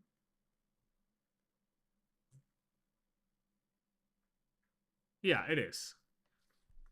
It is. I don't think that she was in the right headspace to perform entertaining miracles and getting wish power. Though I do think that her fixing the Express was one of her miracles of imagenesis during that time. I think Dolly ends up saying something about this. I'm gonna go try to find it. But do you know who That's the other continue video we playing the watched. games? Do you know what kind of indifferent sociopath it would take to take advantage of this situation? Oswaldo Schneider, the guy we know to be entirely unfazed by the mass loss of life. And yes, he is a sociopath. This guy is on record straight up changing his personality to suit those around him. This combined with his indifference to so many things, to my knowledge, there really isn't anything else he could be. But here's where it gets crazy, because I think him winning the games got him signed with the IPC. Because it says that it was his personality that got him recruited. And he is again one of the younger department heads, meaning it did not take him long at all to rank up, and he started young. I mean, in fact, definitely not the even one 15 higher years up ago. if it wasn't for his inexperience and lack of available positions. So with his unhinged personality getting him scouted by the IPC and allowing him to be the only supplicant vying for the chance to become AHA at this point, what stands in his way? Nothing. All other supplicants are dead, in prison, or traumatized. Oswaldo wins. And though I have no clue what he could have wished for as AHA, a certain Imagine came to life after the last Phantasmoon games. The Mechatrons. A unique new kind of Imagine that was created by the IPC. So we don't know for sure, but all evidence points towards the worst. I think Oswaldo abandoned the Trailblaze and dedicated his time as AHA to the IPC, an act that would catapult him through the ranks and make him an undeniable asset to the IPC, then erased history of him ever winning at all, as many winners do, starting a new life and leaving a gap in the history of Planarcadia. But there will always be those who wish to connect the dots. And though this may just all be me entertaining a lie, this lie sure is entertaining. And as we've seen with Cypher, do not underestimate something He's you a believe Cypher to lover be too, a bro. lie. Because before you know it, it may just become reality. That is the Elation way. Because this is the winner of the Bloodstained Games. Revealed. Yeah. I can't believe how well this all lines up. It Down doesn't. to Oswaldo being a younger department head. That's and okay. 15 Sometimes you years get it ago wrong. Was in his youth, all the way down to Sigonia 4. All right, I'm done. Yeah, because sometimes unfortunately you get things wrong. I get things wrong all the time. Okay, here it is. Oswaldo was a director and sent the IPC to Ahatopia in 2156, so if he did participate in the games, it wouldn't be in his youth, though he could have done it afterwards. Yeah, in that radio. Yep, this one, exactly. Yep. All good. All good.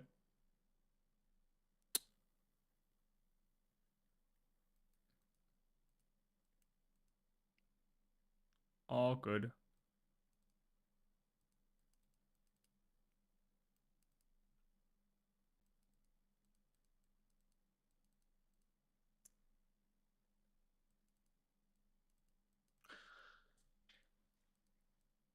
I don't know. I mean, I like this. I like the last video though, where he's talking about the Imagine A with the ship. I like that. That's something I can go for. Unfortunately, I'm against him with the whole way the world is put together with the timelines and shit like that. But we won't know until we get more information. Until we get more information, we can't really come to a definitive conclusion as to how the world is laid out. But there are plenty of clues. Okay, so now we've been saving a big boy for last. Ashikai dropped her 4.0 video.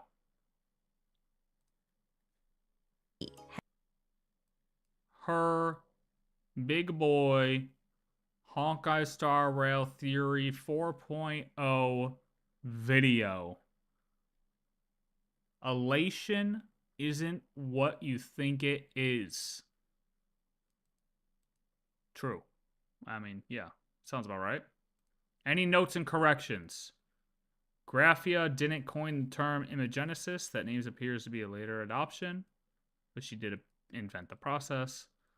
Aha is one of the eons closest to humans, not the closest. I misread the line, so that's my bad. Doesn't change the rest of the rationale, though. Okay, so we'll keep those in mind.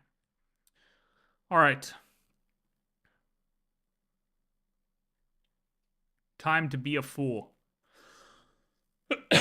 I wonder if I'm really curious. The thing I want out of this video, I have honestly spent more time investigating 4.0 than I have a lot of things. I think I spend more time investigating the world or just reading through the things of Planarcadia than I did when Nod Cry came out.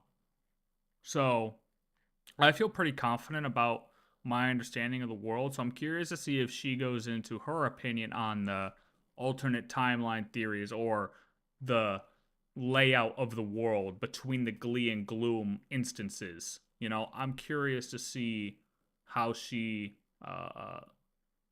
labels it out, if she does label it out. So let's see. And go. Up to this point, everything about Aha screamed chaos, mayhem, and insanity. So going into Planarcadia, I expected something along those lines, a chaotic, absurdist, random world of statistical improbabilities with an unexpected surprise waiting around every corner. But that is definitely not what we got. Planarcadia is weird, sure, but it certainly doesn't align with how I've perceived Aha and their path of elation up to this point. So I've found myself wondering if I've completely misunderstood what elation even is. Because I couldn't for the life of me understand why or how bringing one's artwork to life was supposed to be elating. And this power of elation that brings artwork to life, this wish power, is explicitly described as the power of belief and or attention. But how is that elation? Now, to be fair, this isn't the first time we've seen attention and belief linked to the elation. On Amphorius, for example, Cypher was the representative of elation within the simulation, and she had the power to turn lies into reality so long as people believed in them. And that's pretty similar to how Aha's planets have the ability to bring artworks to life so long as people believe in them hard enough. So I understand that the game is trying to push this idea that believing is elation, but what I didn't understand was why. And what started as a very simple investigation into a very simple question led to a very compelling twist that not only answered my question, but also revealed the truth behind what happened to Himiko and the Astral Express 15 years ago. So I suppose you could say I had my aha moment. And you too can have an aha moment once you find out how easy it is to top up your account with Eneba, the sponsor.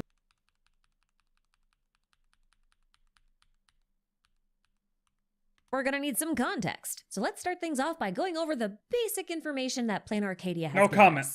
So out of all of the eons, Aha is said to be the one closest to humans. But what makes an eon more human than any other eon? I think the answer to that question is emotions, and I'll tell you why. Planarcadia follows a path of elation, and within its boundaries exists a special life form called the Imaginae. Now, Imaginae are literally works of art brought to life through a power of the elation called wish power, and this process is called imagenesis. We'll talk more in depth about these two things later, but generally speaking, the purpose of art is to convey an idea or emotion of the artist that made it. And it's the fact that art can embody such intangible concepts that gives it a sense of soul, or to use a common expression, makes it feel alive. So the way I see it, art is intrinsically tied to emotions, and if elation is tied to art, then elation and emotion must also be connected.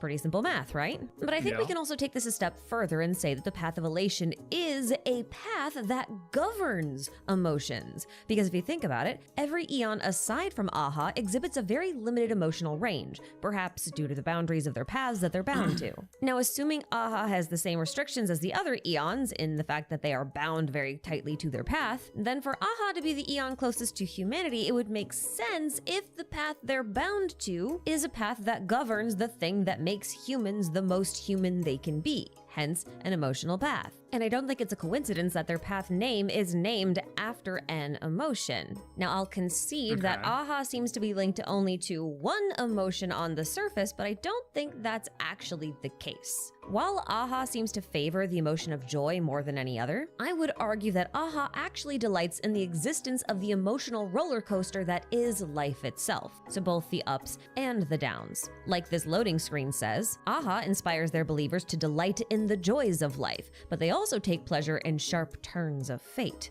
And sharp turns of fate aren't always things to be happy about. And to look at this from another perspective, you could say that the path of elation is supposed to represent elevated emotional states. Heck, we could even assume that their chaotic nature is just a manifestation of their extreme emotional We're just gonna play the whole cut. Now, Alright, that yeah, hell yeah, said, spank in it away. Planarcadia, the power of elation manifests as wish power, which relies on belief. And I wouldn't necessarily classify belief as a feeling. However, beliefs and feelings do share a causal link. In psychology, we call this link psychic equivalence. Oh, So here we psychic go. equivalence It's gonna describes a get state dank. wherein a Lock person in. believes that everything within their mind is real. So let's say, for example, that you feel Oh yeah, something. I can relate.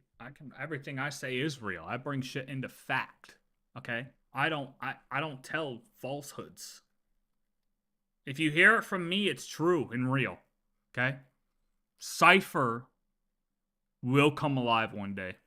And you justify the way you feel by believing that there is something real out there causing you to feel that way. So if you feel fear, you might believe that there is something out there to be afraid of. It doesn't matter if there actually is, you feel that way, so you believe it to be true. Feeling is believing. So I think that when AHA is involved, psychic equivalency becomes a real phenomenon. Your feelings create beliefs which generate wish power. And that wish power takes the things in your imagination, in your mind, and manifests them in the real world. And it just so happens that in Planarcadia, you can control this process through art. You take a feeling which is connected to your imagination, and then you believe it to be true, which generates wish power, which can bring your artwork to life. This is why the manifested creations are called imaginae, and the creation process is called imagenesis, creation from the imagination. Imagination genesis. And I'm gonna argue that the entirety of Planarcadia is centered around this idea of psychic equivalency. And I think we saw it for the first time with Pearl and her struggle with understanding the concept of artistry. And art, as I said earlier, is a product of emotion. But Pearl is an intellitron, an inorganic mechanical life form, and inorganic life forms excel at logic and reason operations, not feelings. So while she is incredibly skilled at analyzing art and recreating it stroke for stroke, she struggles with the emotional aspect of the creative process. And in Planarcadia, if feeling is believing, and believing is needed for manifestation via wish power, then until Pearl can embrace irrationality and allow herself to experience psychic equivalency by abandoning her sense of logic and reason and believing in things that don't exist, she will continue to struggle with the concept of artistry. This could actually end up making a lot of sense. So, in my head, Graphia encoded Planarcadia. Well, ancient Benzai Tengoku, right? She was the encoder that put the world inside the canvas, the world in canvas. That's the encoding, right? Through her art, through her artistry, imagenesis, right? IPC comes along, rips it out of the world in canvas. They decode it through ether editing, right? But when they decode it, is Pearl the one who decoded it? Who do we know who exactly? Was it Pearl? Because that would make a lot of sense. Point is, they decoded it. IPC decodes it, takes it out. And my thought is, since they're decoding it through a different method than what it was encoded, the decoding isn't 100% the same, so they're leaving fragments behind. So it's not proven yet, but I believe in the future we may see maps like Dual Mention City on the Gloom side that are fractured, fragmented. Basically, you'll see the city, but it'll be somewhat there, but also really just fucked up and destroyed, right? Because that would be the world in canvas, and basically they ripped 98% of it out, and the 2% still lives in the canvas, just like corrupted, like a corrupted file, right? If Pearl was the one to figure it out through the ether editing, which I don't know if that's true or not, I'd have to look that up. But whoever did it, if it wasn't Intellitron, that would add, or her not being, or not using like the emotions and just using core logic could explain that 2% gap in the decoding to leave some fragments behind in the gloom space. You know what I mean? So basically, Graphia was able to encode it all the way, or originally, because she was using that emotion. It's proof right here. She's only getting 96% replication. Oh my god, I didn't even think about this before. She's only getting a 96% because that extra 4% is the emotion that goes into it, and she can't relate to that. So that's the missing decoding part. That 4% is what's not being decoded through the IPC's ether editing. In that yeah.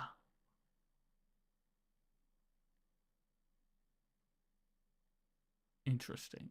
At least that's my thought, right? So they're not able to decode it all the way, and if it's... Oh, can I look at that? Who... Like, IPC took... I don't even know what to look for that. Or what to search for that. Whatever. I can look it up later. Either way, the decoding isn't 100%. That's my theory with it.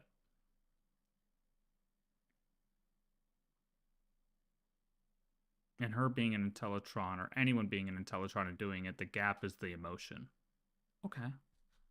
And, by proxy, Imagenesis. Now, we're only one section in with and allow herself to in Planarcadia if feeling is believing, and believing is needed for manifestation via wish power, then until Pearl can embrace irrationality and allow herself to experience psychic equivalency by abandoning her sense of logic and reason, and believing in things that don't exist, she will continue to struggle with the concept of artistry, and, by proxy, Imagenesis. Now, we're only one section into this video, and we've already answered the question we set out to answer, and yet there's still quite a lot of video to go. So you know what that means? That's right! It's time for a plot twist! Because psychic equivalency isn't just limited to all of this Imagenesis stuff and manifesting things from your imagination. It's also linked to the concept of identity, which brings me to Planarcadia's secondary theme of masking. A theatrical mask symbolizes both the expressions, which indicate emotions, and the identity of the character or person they belong to. When an actor dons a mask, they become that character. They feel what that character... I think this right here is how she's going to explain the multiple dollies. Multiple dollies. The Sparksy situation, obviously. Just the kind of duality, us seeing each other. Or us seeing ourselves through that curtain. I think this is where she's going to go with this, but let's see. Feels, and they try to convince the audience that they are that character. They are manifesting something from their imagination and making the unreal real through identity theft. And Aha embodies this concept as well because it's also a form of psychic equivalency. And once you start looking for it, you're gonna notice that the theme of identity is everywhere in Planarcadia. Yes, you can obviously see it in the use of masks like the one in the Phantasmoon games, but it's also a big part of the Imaginae. Because when the Imaginae manifest, they have to first establish their own identities. And sometimes that identity is called into question. Like a lot of the readables in Planarcadia are actually like legal documents that detail the process of how Imaginae claim their legal identities. Some books go into great depth on things like what are Imaginae made of, calling into question whether or not the physical makeup of an Imaginae can be used to identify them, and no, apparently it can't, because at their core, they're all just wish power, which you can't use to differentiate one life form from another the way you can with something like DNA. So an Imaginae's identity is not necessarily tied to their physical makeup, but more on who they believe themselves to be.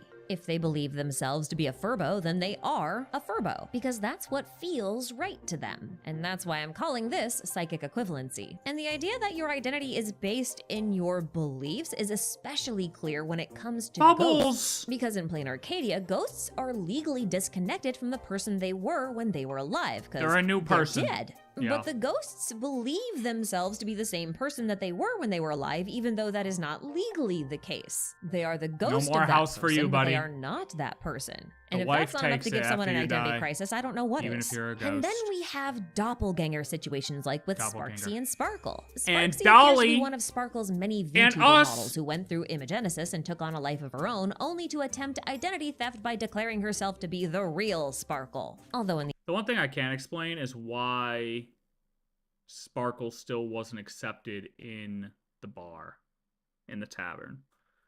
That part, in my mind, shouldn't have actually happened. I don't know why that happened. the end, it does appear that the two of them had a mutual understanding that they were both two masks that the true Sparkle wears, which means they're not competing for an identity, they're sharing one.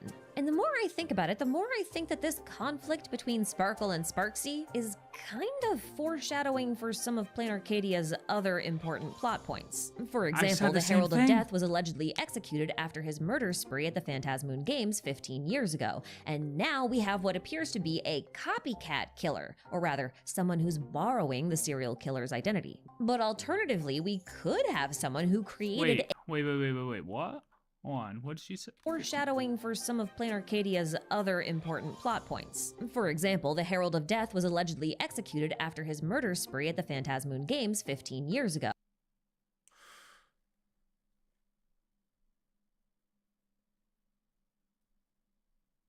But, okay, so hold on. There's two things with this. Because, first of all, she said 15 and it says 5, right? Which, okay. But, there's also this. The Vanishing Giant.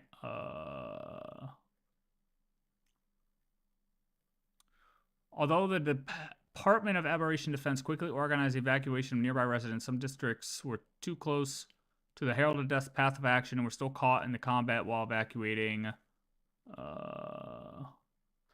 According to survivors' accounts, just before the IPC suppression forces arrived, they witnessed an intense beam of light appear in the sky, followed by a tremendous roar, almost a howl or mechanical grumbling coming from its direction, accompanied by spatial distortions. Then a gigantic arm descended from above, crashing down heavily toward where the Herald of Death was located.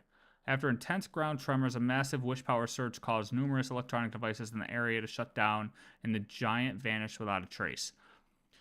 While... Oh, yes, continuing. Oh, fuck, it cuts off. Hold on. Make sure this is visible. What was that arm exactly? Was it what defeated the Herald of Death? This phenomenon has never been officially explained, leaving netizens puzzled for 15 years. So it's not said that it, like, kills him here, right? But why write... Was it what defeated the Herald of Death? You're implying that the Herald of Death was defeated, but I guess it doesn't mean like he's killed there, so you could just be defeated as in knocked out and then arrested and then killed 5 years ago. But I feel like you could also look at this as defeated as in killed 5 years ago by this arm that smashed heavily toward where the Herald of Death was located. But what doesn't line up with that is the fact of Kuchiba saying, your suspicion isn't without merit, but that guy was executed 5 years ago. So it seems like, yes, he was smashed down, arrested, then executed 10 years later, being 5 years ago. But I wouldn't put it past the story to give conflicting information on how the Herald of Death was defeated / killed either. I feel like they might be doing some tricks with our head. But I don't know yet. I just wanted to bring that up. And now we have what appears to be a copycat killer, or rather, someone who's borrowing the serial killer's identity. But alternatively, we could have someone who created a new Herald of Death through Imagenesis. And before I get to the other really big plot point that I think is being foreshadowed here, I need you to understand that this psychic equivalency thing is not limited to just individual life forms. I think it actually applies to the entire planet. Now, I need to go on a bit of a weird detour to explain this one, and you need to understand why the entire planet is technically a manifestation of psychic equivalency. So bear with me for a second. So Planarcadia has a surprising amount of references to Pure Land Buddhism, of all things. I have never once associated Buddhism with AHA, but here we are. So the Pure Land branch of Buddhism is all about being reborn within the Pure Lands of a Buddha. And if you manage to do that, then you can train to become a Buddha yourself, and in doing so, you will gain the ability to shape reality. And this implies the existence of two very important realms, the realm of truth and the realm of falsehoods, aka the Pure Land and reality. In this context, AHA would be a Buddha, while Planarcadia is their Pure Land, and the Phantasmoon games are like the trial that one has to undergo in order to become the Buddha.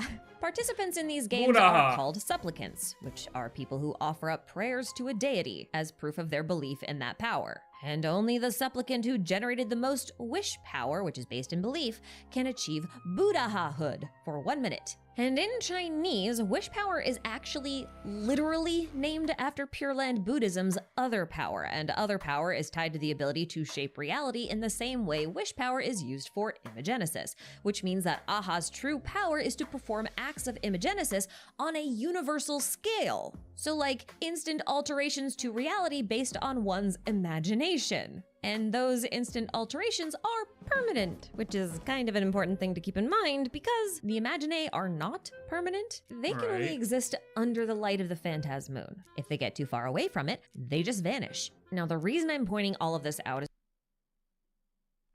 Well, hold on. Hold on. Some evidence of that not being true. But also, if it is... There's possible workarounds. I don't think we can set that in stone yet. I don't think we can set that in stone yet. Okay. I'm not completely sold on that. One, I think if you win the games, you might be able to change the way the universe works, and you might be able to extend the reach of the Bluetooth from the planet, right? Or the Phantasmoon, whatever you want to call it. Secondly, if enough people believe in the universe and AHA recognizes it, can that still form an Imaginae in the universe? Kaboom. I don't know. I don't know. I don't think anyone can say for sure. Yet.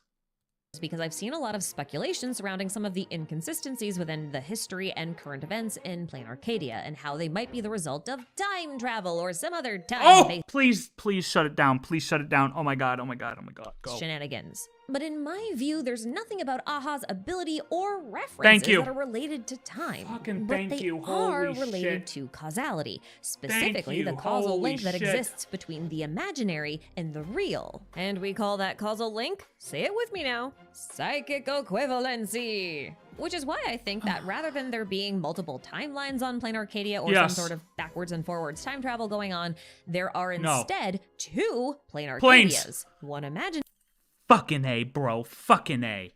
Version and one real version. Now, don't worry, I haven't forgotten about that second plot point explanation I promised you. It's just that it also requires a little bit of a history lesson. Because it's only through history that we can understand how it's possible for Planarcadia to have two separate forms.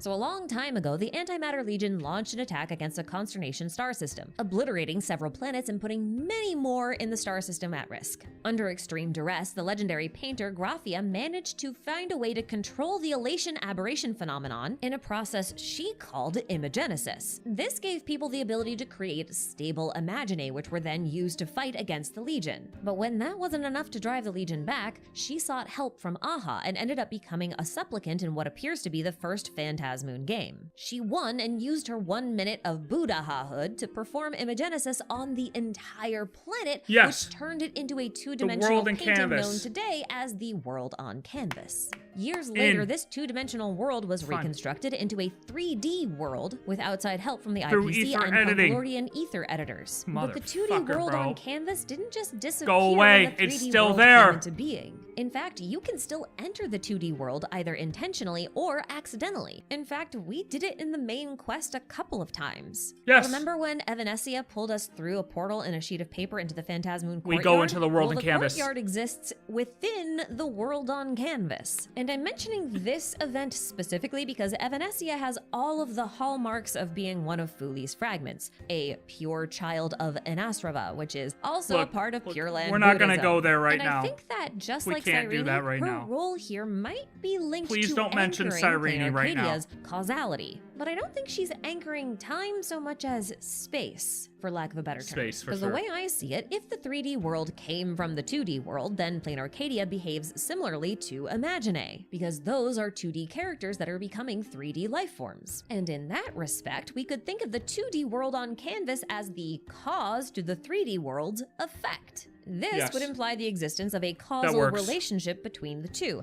and in fact, it could even go both ways. If the 2D world can impact the 3D world, then the reverse may also be true. This mirrors It's 100%. It's 100% a reflection of each other, but yes. You know what? I'm just gonna let her keep going. I'm just gonna let her keep going, let her finish before I say anything. But hold on, I just want to back up real quick, just to this part. so much as space, for lack of a better term.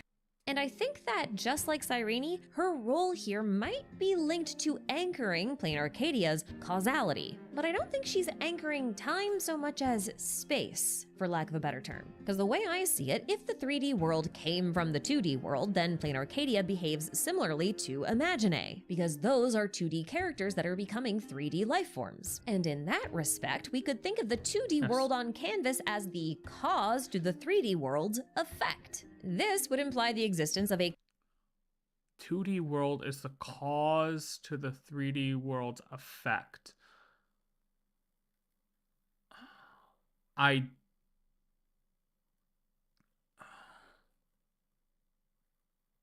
causal relationship between the two, and in fact, it could even go both ways. If the 2D world can impact the 3D world, then the reverse may also be true. This mirrors Fuli's themes of retrocausality, but with space instead of time. So if you were to paint something onto the world on canvas, it would find a way to manifest in the 3D world through imagenesis or something similar to it. And things that happen in the 3D world may have some sort of 2D counterpart on the canvas. So if you paint a 2D apple on the 2D world, it will appear in the 3D space. But if you grow an apple in the 3D space, it might appear on the 2D canvas. And this too is psychic equivalency. Now, this hypothesis of a causal link between two different Planarcadias can easily explain nearly every phenomenon or inconsistency within Planarcadia, including the things that look like space-time anomalies, like that recreation of the Herald of Death's classroom crime scene. That is not a space-time anomaly. No. Someone painted that moment and manifested it using imagenesis. I agree.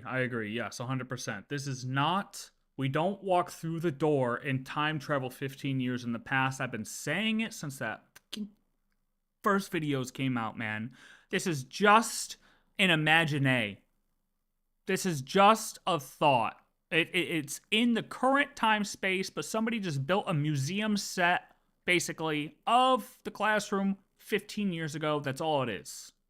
And this causal relationship can also explain why Yao Guang's temporal displacement got worse when she arrived on Planarcadia. If someone were to mess with the world on canvas secretly, it could disrupt that causal link between 2D and 3D. That would generate more variables for fate to calculate, and in fact there could be an infinite number of variables, which is why Elio's script is blank.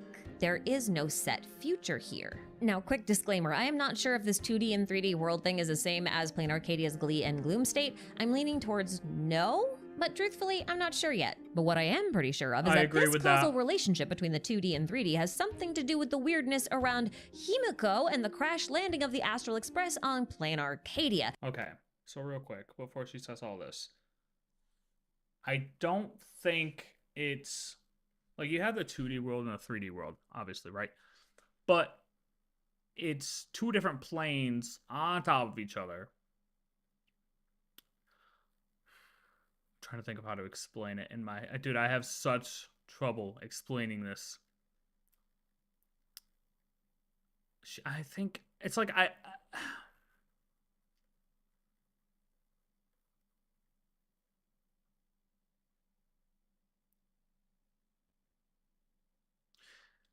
because I don't know if it's full cause and effect is my point.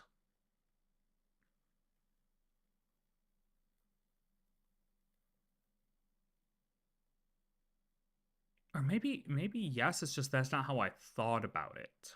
I thought about it in a different way. Like, I thought about it in the form of, like, two different rule sets operating on top of each other. But I guess that does mean, yeah, you could just call it 2D, 3D. That works, too. Because you could look at the 2D as additive, and then the 3D as multiplicative. Yeah, I guess she's just explaining it differently. I think I'm actually, like, completely in agreement here. Because that also explains Dolly.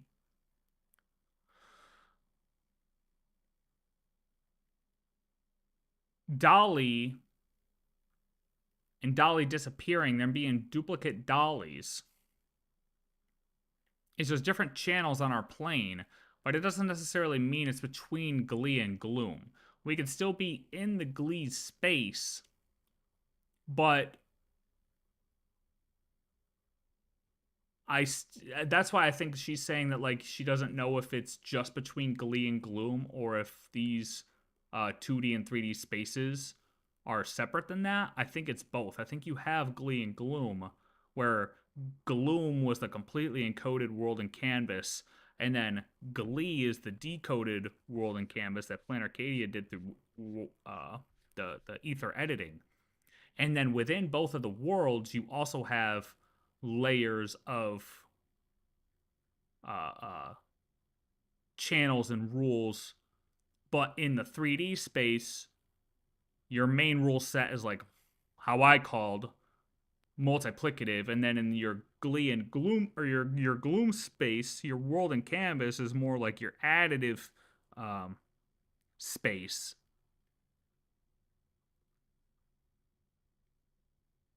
I'm thinking through this.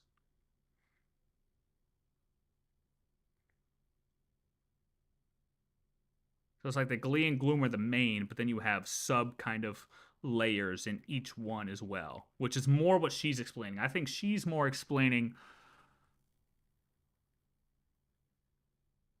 your sub layers in between in Glee and Gloom, but there's still a major difference between Glee and Gloom.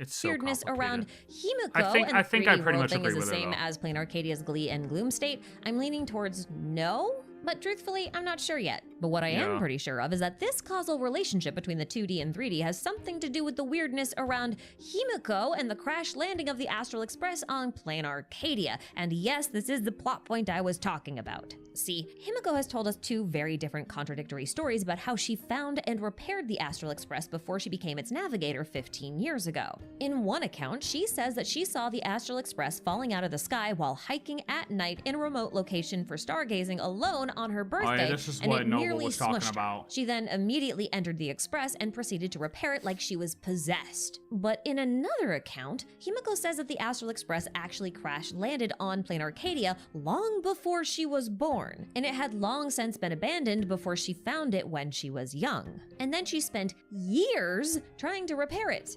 Given that the Express was repaired and departed Planarcadia 15 years ago, Himiko would have had to be extremely young when she found it, like 11 or 12 years old. Because I think she's only around like 30-ish right now. And I was having a hard time trying to reconcile these two different accounts of what happened, even when factoring in for stuff like time travel. And then I found this one tiny detail that was hidden in a databank entry for Planarcadia, and suddenly all of the pieces clicked into place. Because this databank entry says that the Astral Express entered the painting along with the world when it crash landed. In other words, the Astral Express crash crash landed in 2 places at the same time, once in the 3D world and once in the 2D world. And if the Express can crash... Oh, that's how she read it? I did find it interesting that it did say it crashed into the painting. But...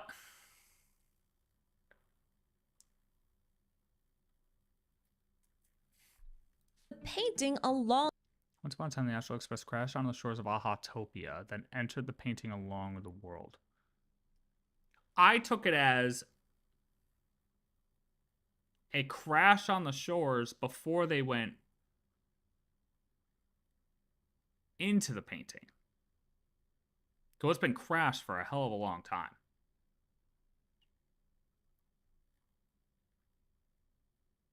Like, basically before Graphia put the world in canvas.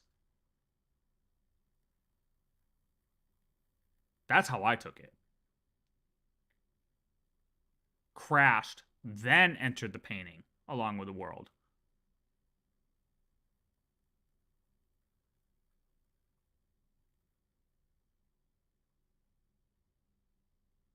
Okay. With the world when it crash landed. In other words, the Astral Express crash landed in 2 places at the same time, once in the 3D world and once in the 2D world. And if the Express can crash land twice in one period of time, then it could be repaired in 2 separate instances. In one instance, it could have taken a long time to repair. And if there's a causal link between these 2 worlds, and there's also a causal link between the 2 crashes and the 2 instances of repair. Which means that there's also probably a link between the 2 people who repaired it, and if both of those people are Himiko, then one Himiko could have spent a long time repairing the Express, while the other would have instantly known how to repair it, and would have gone on to repair it instantly as if she were possessed. And the idea that there are 2 Himikos with a causal link between each other could also explain this awkward encounter between Himiko and her father near the end of the quest. Her father, Ryusuke, claims that Himiko died in the Herald of Death's massacre, while Himiko separately claims that she had been fighting for her life while her father was absent. And he was absent, like, all the time. Now, do keep in mind that it's been 15 years since they've seen each other, so it would make sense that Ryusuke didn't recognize his daughter, regardless of any sort of time or causality shenanigans going on. Because, like, I don't know about you, but I don't really look exactly the way I did when I was 15.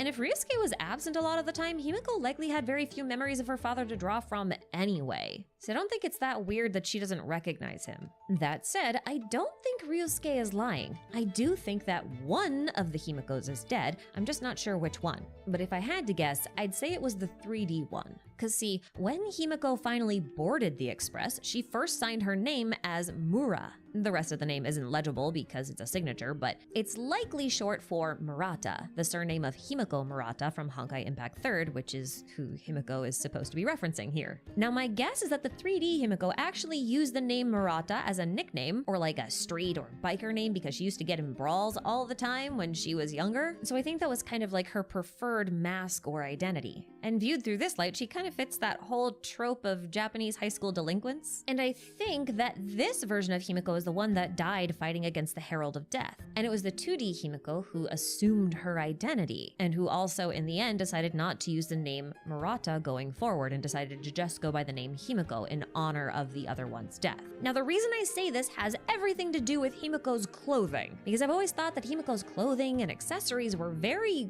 Grecian. I even thought she might be connected to Amphorius because of it in the past, but now I have a bit of a different thought. We're currently in Planarcadia, her homeland. This is the land where art comes to life. And one of the most iconic Grecian myths about art coming to life is the myth of Galatea, a statue Pygmalion carved into his image of the perfect woman who was then brought to life. It's very Imagenesis coded. But while her dress and accessories are very Grecian at their core, the jacket or overcoat she wears doesn't really vibe with the Grecian theme. But I'll be damned if it doesn't look just like a long gakuran. Gakurans are commonly worn in Japan as like high school uniform blazers, but they're also really iconic when it comes to delinquents or punks or street fighters and that kind of thing, especially with the way she wears it kind of off one shoulder. And seeing how Himiko describes herself, the 3D version as I'm dubbing it, as a sort of high school delinquent that fights on the street, I think it would be really cool if this 2D Galatea-esque Himiko is continuing to wear that jacket in memory of the version of her who died. Or maybe I'm just looking for patterns where there are none and she just likes it. Now, in the spirit of fairness, I'm going to play devil's advocate against myself. Because on the one hand, we could argue that this discrepancy between these two accounts that Himiko gives on finding the Express could just boil down to Hoyo retconning itself in order to have Himiko better fit with Planarcadia as her homeworld. So a narrative choice. But I don't like this because it doesn't suit my narrative, so I'm going to ignore it for now. And the second thing I need to bring up is the idea that the 2D Himiko would probably have to be some sort of imagine, right? And Himiko being an imagine is kind of problematic because Imagine cannot leave Planarcadia because there's not enough wish power out in the greater world without the Phantasmoon and Aha's Elation presence for them to maintain their forms. And so because the 2D Himiko would have been flying all over the universe and she's not disappearing, she can't really be the standard sort of Imagine. However, I do want to acknowledge the fact that Sparkle exists. And we never really got confirmation that Sparkle is like the original. She just gets called an old model by Sparksy over and over again. So we have to consider the possibility that Sparkle might actually have been at one point an Imagine, but she assumed the identity of the original Sparkle and became more human in that way? Making some bold leaps here because it's also possible that Sparkle is just the original, but I feel like I have to mention that the Imagine also get called Fae or Strangelings, both of which are mythical creatures who are known for creating doppelgangers that replace humans, as well as stealing the identities of humans themselves by taking their names. So an Imagine successfully taking the place of a real person isn't too far-fetched of an idea. And if an Imagine does successfully take the place of a real person, they would no longer rely on the power of belief, which is wish power. So in theory, that should allow them to safely leave Planarcadia without vanishing, right? And maybe that's what happened with Sparkle. Heck, maybe it keeps happening with Sparkle. Maybe the original has been replaced so many times that we don't know who the original Sparkle even was. And if that's the case, then there is no problem with Himiko actually being an Imagine at one point in time because she would have assumed the identity of the real Himiko, the 3D one, so she would therefore be the real Himiko. And she could easily sustain her form without wish power because she's real. There's a lot of unknowns and what-ifs here, I know that. But we're still really early on and I'm working with what I got. And look, I mean, that's interesting. That's, I doubt what I've laid out today is exactly how things are or how they'll go down. But I've at least done what I set out to do. I answered the question I had at the beginning and discovered some really fun things along the way. And while I'm here, I have to take a moment to thank my lore buddy Kat for suggesting that Himiko might be an Imagine, because that's what sent me down this whole rabbit hole in the first place. Not necessarily the question. The question kind of came from the fact of like, well, wait, what is an Imagine? What is wish power and that kind of stuff? So like, in the end, I kind of ended up writing this whole thing backwards. We're no longer on Amphorius, but somehow I still can't escape retrocausality. Anywho, let me know your thoughts on the powers of Elation, the oddities of Planarcadia, and what you think is up with Himiko. Wrong answers only, please. And let me send out a big thanks to all of my channel members for— easy. She's a real person from Atlanta, Georgia, and she hopped into the game. Easy. For making these speculative investigations possible, and another thanks to all of you for watching them. Please take care of yourselves out there and okay. So I don't think I do actually agree with the cause and effect thing that she's saying here. Because I don't think, and I have to go back and listen. This is why I say this for last, because I knew I was going to go back and listen to certain stuff. The are there two? I don't necessarily agree with that.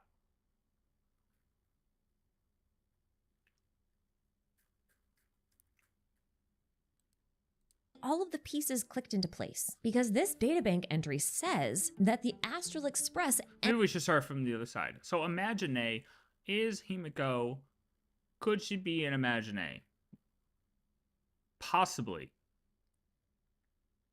Possibly, for sure. But is it a... Don't know who the original Sparkle... Because, yeah, I mean, technically, we never really learned. I think they said that they merge at the end, right? They merge at the end. But, like, it does seem like Sparksy was then actually taking over, because that does explain the Sparkle not being able to get into the disco globe, the globe thing, the disco ball. Holy shit, the disco ball. Because she wasn't recognized anymore, which she said that, right? But I wasn't really on board with that, but honestly, the more that I think about it, it's like, that's the only thing that really does make sense there, is that Sparksy was actually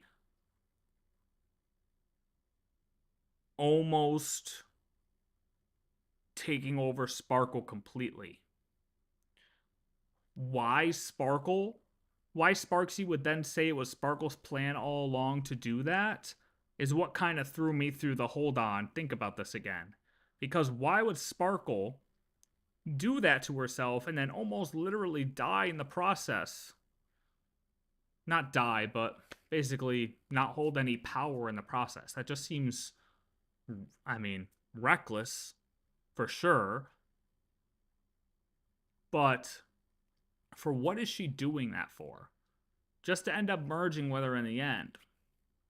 I can't really, like, bring that full circle yet. Like, in my head, I don't have that going full circle yet. So let's just assume that, yes, that's what was going on, and that's what has maybe happened with Sparkle multiple times, right? So she has killed herself off multiple times and spawned a new one, and that's how she's always forming again. Then yeah, I mean, that would mean that possibly the Sparkle that was on Penacony with us wasn't the one that came out of her mother's womb. You know what I mean? But that would mean that you're able to get enough wish power to then become real. That's something that I don't know if... I mean, it's possible.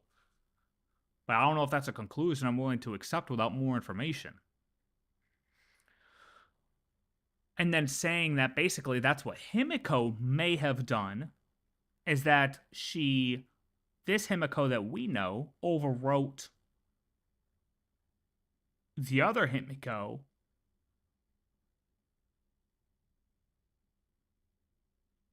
How does that work if I mean, how did she get all that wish power then? Even was. And if that's the case, then there is no problem with Himiko actually being an Imagine at one point in time, because she would have assumed the identity of the real Himiko, the 3D one, so she would therefore be the real Himiko, and she could easily sustain her form without wish power, because she's real. There's a But how? Power of belief, which is wish power. So in theory, in Imagine successfully taking the place of Sparkle more human in that way? Making some bold leaps here, because it's also possible that Sparkle is just the original, but I feel like I have to mention that the Imagine also get called Fae or Strangelings, both of which are mythical creatures who are known for creating doppelgangers that replace humans, as well as stealing the identities of humans themselves by taking their names. So an Imagine successfully taking the place of a real person isn't too far-fetched of an idea. And if an Imagine does successfully take the place of a real person, they would no longer rely on the power of belief, which is wish power. But that goes against everything that is written about the Imagine. And yeah, they may be called the Fae. I feel like this is like her, or it's like, I mean, it is. It's her less likely theory, but it's still a thing that could be possible. It just goes against everything that was written about the Imagine. And it doesn't, like we would definitely need more information for this to be true. In theory, that should allow them to safely leave Planarcadia without vanishing, right? And maybe... But, okay, so yeah, so that's what it means. Like, oh, if Himiko was the doppelganger Imagine and correctly assumed she wouldn't need the wish power to go on, it would be the real Himiko. Sure. I mean, that whole theory makes sense in itself, but like I said, it goes against what we know is the Imagine and what they're able to do. But I'm also in the camp of, I believe that Himiko could have enough wish power to potentially be an Imagine still and be able to leave Planarcadia. And like I said, I don't know if that's completely possible. There's nothing really that says it 100% can't be. Especially if you or somebody was to win the games and change the rules to a point. Like extend the range of the Bluetooth of the wish power from Ahatopia. Like, I feel like that's still in the realm of possibilities that Imagine could leave Ahatopia.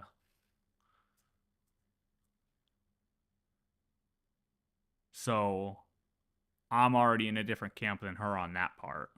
But we'll get more information on that, I'm sure, and figure that out. I mean, that's definitely going to come along, so we'll figure that out. That's fine. But hold on. Are there two? We need to go back and realize the cause and effect thing. We need to visit the cause and effect thing. Because I agree with her, it's not different timelines. I agree with her, it's basically two different planes of existence. But what I don't think I agree with her on is that there's two existing forms over these planes of existence at the same time. I need to revisit exactly what she says. And current events in Planarcadia and how they might be the result of time travel or some other time-based shenanigans. But in my view, there's nothing about Aha's ability or references that are related to time, but they are related to causality, specifically the causal link that exists between the imaginary and the real. And we call that causal link, say it with me now, psychic equivalency. Which is why I think that rather than there being multiple timelines on Planarcadia or some sort of backwards and forwards time travel going on, there are instead two Planarcadias, one imaginary version and one real version. Now,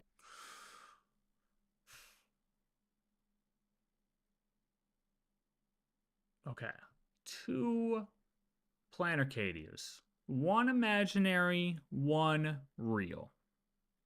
That part, yes.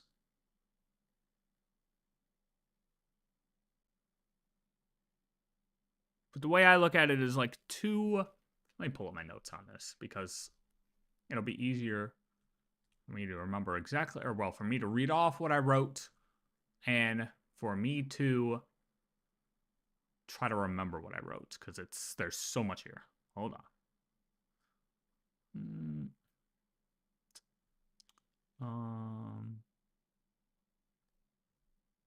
Hold on. Hold on. Hold on a minute. Hold on just a darn minute, brother.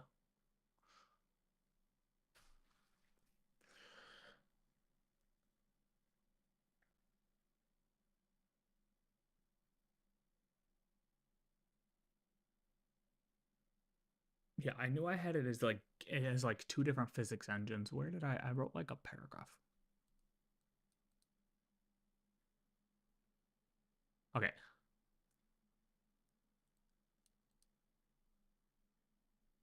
No, I fixed that one. Hold on. Dude, I have so many pages here.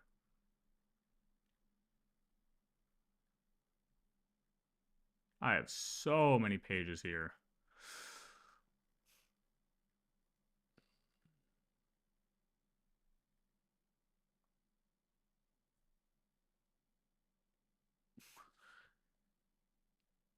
How did she say it?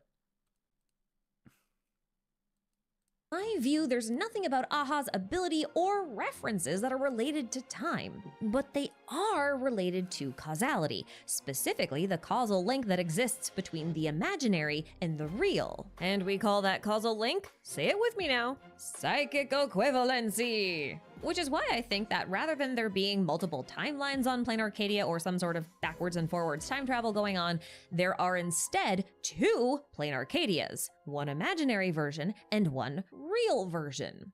Okay, so how I have it is Planarcadia has two instances. I did say Glee and Gloom, and each instance runs two basically physics engines like a game at once. one for the additive physics, record physics, and one for multiplicative wish power physics, which is like, I mean, it is kind of what she's saying. One that's real records, and one wish power. The additive and multiplicative thing comes from this room in Graphia Academy where some dude's basically writing out additive and multiplicative. What do they call it? They said it was something geometry. It's a special word for, like, they basically took something else and rewrote it for Planarcadia, whatever, right? And so that's where the whole additive and multiplicative thing comes from that I have written here. But, like, what changes between Glee and Gloom is the mix of the additive and multiplicative. So, like, your Glee, which is your real, your outside of the world and canvas, is your additive space, but it still has some multiplicative elements into it because we see the imagine, right? And your Gloom is your more imaginative, your world and canvas, so it's multiplicative majority of the time, but it has additive elements in it, your records, you're real to it. So I am kind of agreeing. You know, I do agree with her this part where there's the two that are basically stacked on top of each other. So we'll continue. Now, don't worry, I haven't forgotten about that second plot point explanation I promised you. It's just that it also requires a little bit of a history lesson. Because it's only through history that we can understand how it's possible for Planarcadia to have two separate forms. So a long time ago, the Antimatter Legion launched an attack against a Consternation star system, obliterating several planets and putting many more in the star system at risk. Under extreme duress, the legendary painter Graphia managed to find a way to control the Elation aberration phenomenon in a process she called imagenesis. This gave people the ability to create stable imaginae, which were then used to fight against the Legion. But when that wasn't enough to drive the Legion back, she sought help from Aha and ended up becoming a supplicant in what appears to be the first Phantasmoon game. She won and used her 1 minute of Buddhahood to perform imagenesis on the entire planet, which turned it into a two-dimensional painting known today as the world on canvas. Right. Years later, this two-dimensional world was reconstructed into a 3D world with outside help from the IPC and Punklordian Ether editors. But the 2D world— So in my eyes, that's Graphia encoded the world into your 2D space, into your, what we look at now as Gloom. This is the way I look at it. And then when the IPC came along and basically decoded the world, they're decoding out of the Gloom into the Glee. World on canvas didn't just disappear when the 3D world came into being. In fact, you can still enter the 2D world either intentionally or accidentally. In fact, we did it in the main quest a couple of times. Remember when Evanescia pulled us through a portal in a sheet of paper into the Phantasmoon courtyard? Well, the courtyard exists within the world on canvas. And I'm mentioning this event specifically because Evanescia has all of the hallmarks of being one of Fuli's fragments, a pure child of Anastrava, which is also a part of Pure Land Buddhism. And I think that, just like Cyrene, her role here might be linked to anchoring Planarcadia's causality. But I don't think she's anchoring time so much as space, for lack of a better term. Because the way I see it, if the 3D world came from the 2D world, then Planarcadia behaves similarly to Imaginae, because those are 2D characters that are becoming 3D life forms. And in that respect, we could think of the 2D world on canvas as the cause to the 3D world's effect. This would imply the existence of a causal relationship between the two. And in fact, it could even go both ways. If the 2D world can impact the 3D world, then the reverse may also be true. This mirrors Fuli's themes of retrocausality.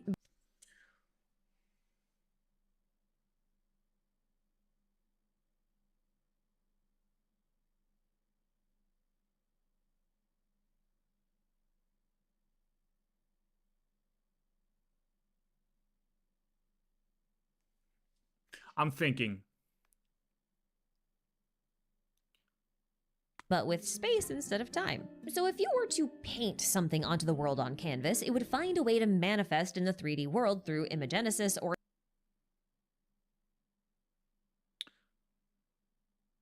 So yes, it's blending.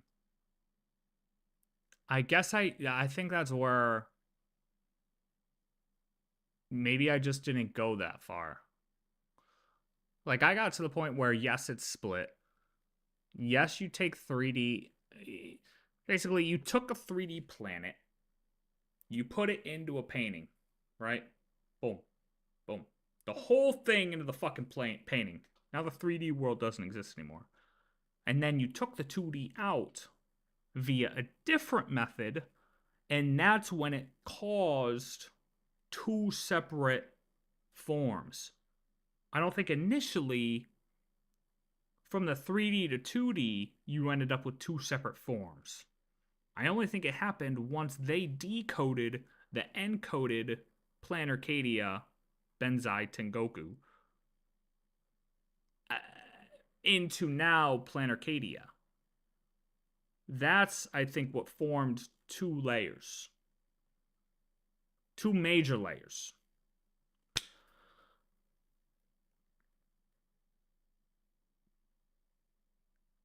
But, so we get there. But then what she's saying is, if I'm in gloom and I draw a painting in gloom in the world and canvas, that will become a thing in the 3D world, which in my head is Klee.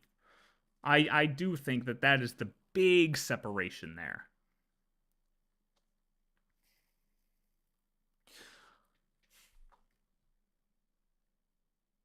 But obviously that's not what we see right here. We see this happening in gloom. She paints the mask. If you were to paint something onto the world on canvas, it would find a way to manifest in the 3D world through...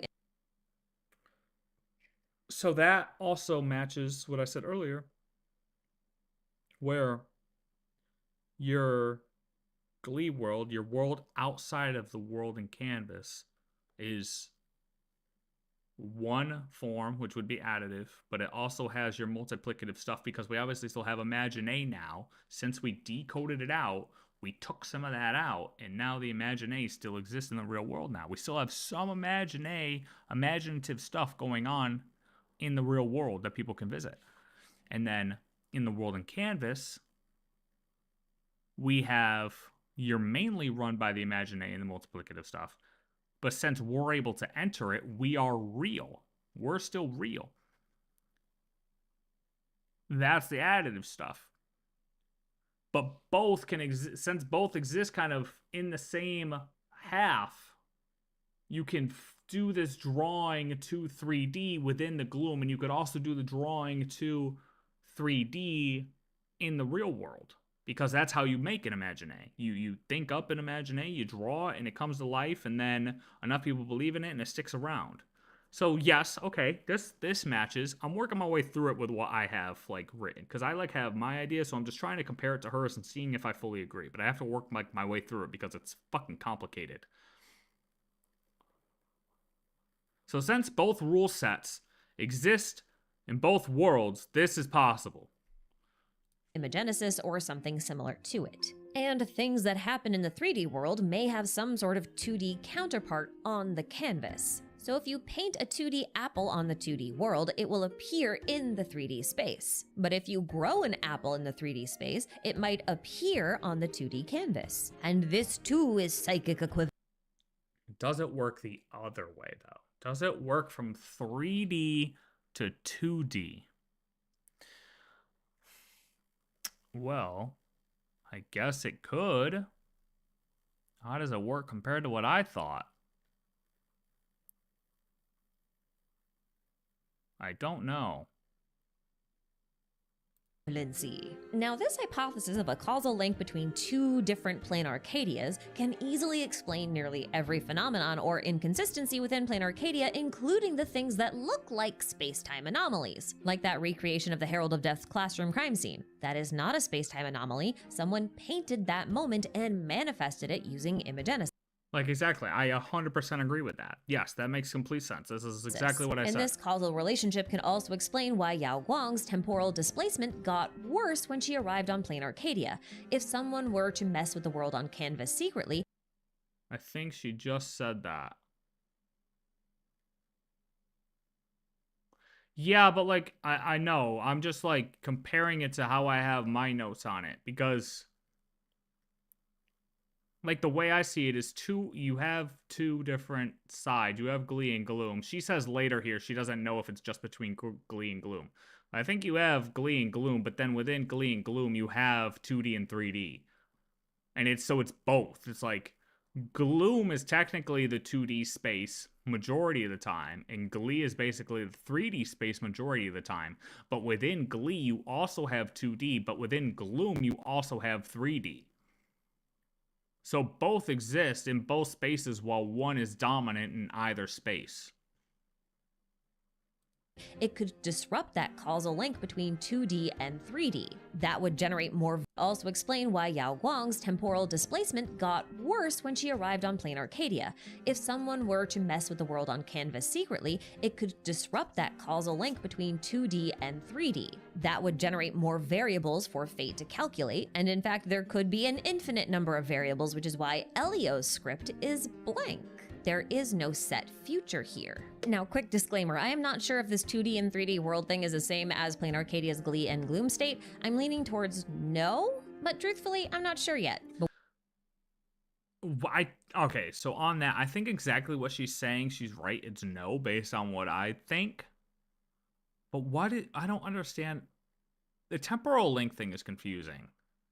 But what did she say about the between two different Planarcadias can easily explain nearly every phenomenon or inconsistency within Planarcadia, including the things that look like space-time anomalies, like that recreation of the Herald. Temporal displacement got worse when she arrived on Planarcadia. If someone were to mess with the world on Canvas secretly, it could disrupt that causal link between 2D and 3D.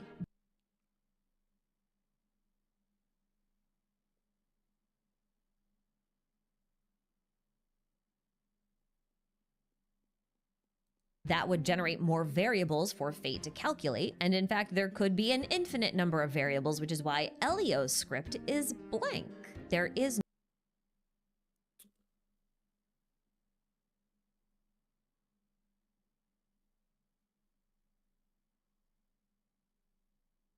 because both exist in both sides.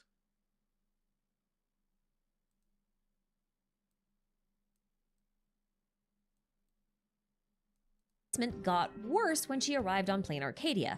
If someone were to mess with the world on Canvas secretly, it could disrupt that causal link between 2D and 3D.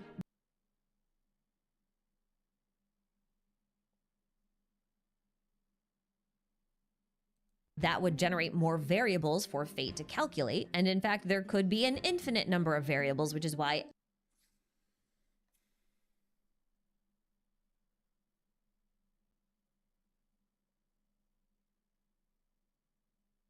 somebody messed with it secretly.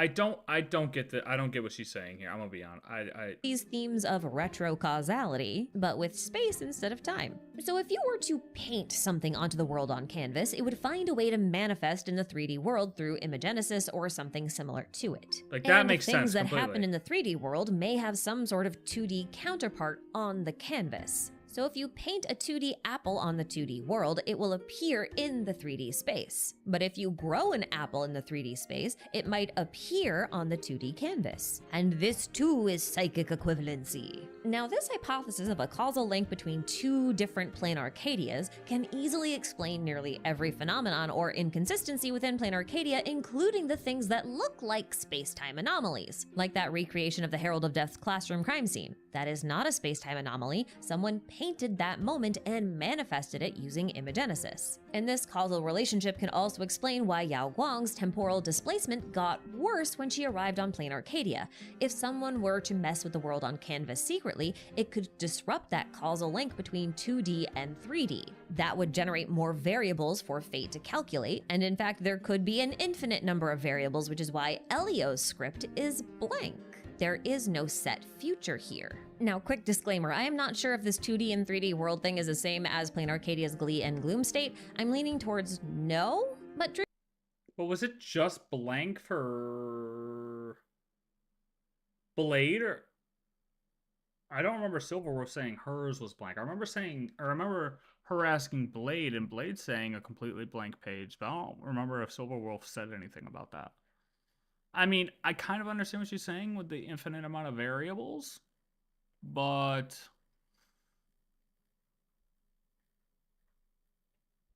basically saying if somebody were to like, and I could be wrong and I'm misinterpreting this, but if somebody were to create a bunch of different like possibilities in the 2D space of Yao Guang, it would mess up her causality in the 3D space. And that's why she was bouncing all over the place. I don't. It's because you went to Fortnite. That's why it's blank. Yeah, that makes sense. Actually, that's why it makes sense. But that's what I mean. If you're doing that for just Yao Guang, why is it not like? I mean, I don't know. She's losing me here. My brain can't pick it up. I don't know what's going on. I don't understand. Like, I kind of see the direction she's going, but I can't understand the point.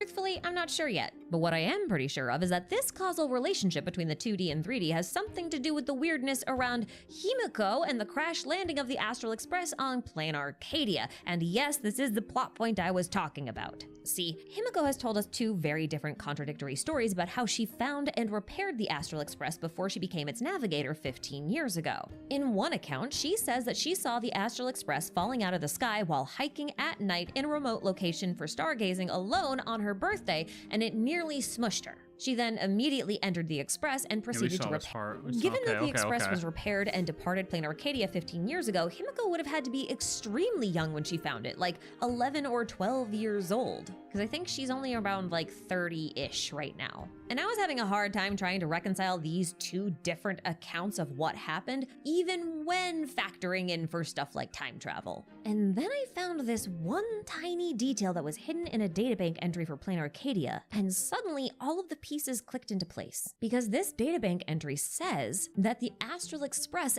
entered the painting along with...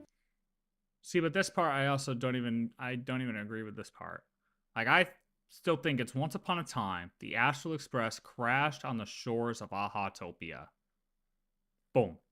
Ahatopia was before it was called... Oh, but wait.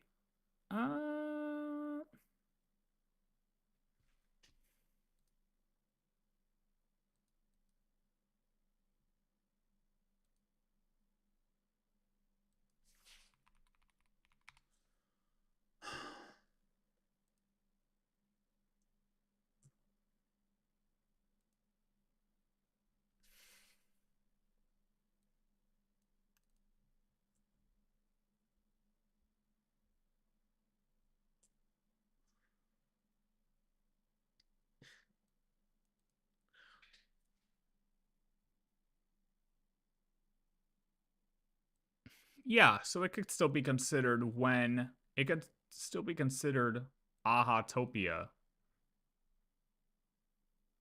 when it was referred to, or when the city was referred to as Benzai Tengoku. That's what I want to make sure. Okay, so yeah, crashed on the shores of Ahatopia, meaning it crashed when Benzai Tengoku was the civilization, then entered the painting along with the world. Graphia took Benzai Tengoku, threw it in the world and canvas, including the crashed Astral Express, with the reasons and details of the crash lost to history. Boom. But years later, this could mean however many amber arrows it was. I mean, how many was it? It was like 10, 11. Maybe not that many. Maybe it was 48 actually? I don't remember. Whatever. 7, something like that. 7 to 10 amber arrows. Could have been that long. Then the abandoned Astral Express was repaired and set sail once more. That's how I took it. So, one ship crash, then into painting, then repaired, then in the sky via Himiko. She's taking it differently. The world when it crash landed. In other words, the Astral Express crash landed in 2 places at the same time. Once in the 3D world and once in the 2D world. And I don't think so. Personally, I don't know if I'm with that. Mainly because I don't think just because you have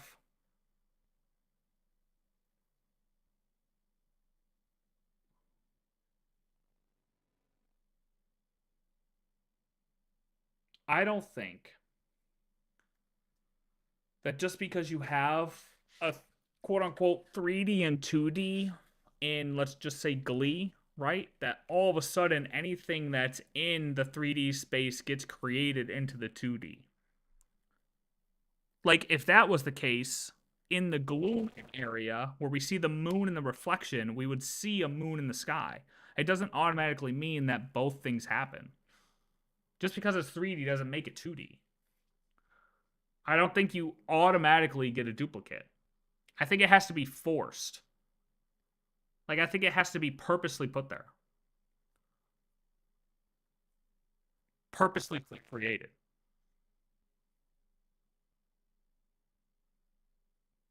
To be that way. if the Express can crash land twice in one period of time, then it could be repaired in 2 separate instances. In one instance, it could have taken a long time to repair. And if there's a causal link between these 2 worlds, and there's also a causal link between the 2 crashes and the 2 instances of repair. Which means that there's also probably a link between the 2 people who repaired it, and if both of those people are Himiko, then one Himiko could have spent a long time repairing the Express, while the other would have instantly known how to repair it, and would have gone on to repair it instantly as if she were possessed. And like, I mean, following the line of logic, I can understand what she's saying, like, and why she's thinking that. But I'm more in the camp, now rewatching this, I'm more in the camp of it's a memory thing. There's other things that refer to her memory, 7, 8 years, like that was in Novus, whatever, right? I think there's a clear line of Himiko having some type of memory problem. And writing off that there's automatically 2 Himikos, one 3D, one 2D, I don't know if... I feel like that's almost saying everything 3D has to be 2D, and then you're saying that since there's a 3D Himiko, there's got to be a 2D Himiko. But that would mean that the 2D Himiko is also alive and conscious and, like, knowing what's going on automatically in Imagine. Or, like, one of them's got to be in Imagine, right? Whether it's 3D or 2D. That just seems like a... It seems like there would be a lot of effort to do that for everything and everybody. Not a lot of effort, but, like... things would get overwhelmed in the world. Like, I just don't see that being the case. I could be wrong, or I'm misinterpreting exactly what she's saying, but I don't know. The 2 crashes and the 2 instances of repair. Which means that there's also probably a link between the 2 people who repaired it, and if both of those people are Himiko, then one Himiko could have spent a long time repairing the Express, while the other would have instantly known how to repair it, and would have gone on to repair it instantly as if she were possessed. And the idea that there are 2 Himikos with a causal link between each other could also explain this awkward encounter between Himiko and her father. But then then both of them merged into one Himiko because the same Himiko tells us two different stories. Like that would be saying that our Himiko is she did both, or at least she has memories of both, right? The end of the quest. Her father Ryusuke claims that Himiko died in the Herald of Death's massacre, while Himiko separately claims that she had been fighting for her life while her father was absent. And he was absent like all the time. Now do keep in mind that it's been 15 years since they've seen each other, so it would make sense. Also, wouldn't we have more stories of people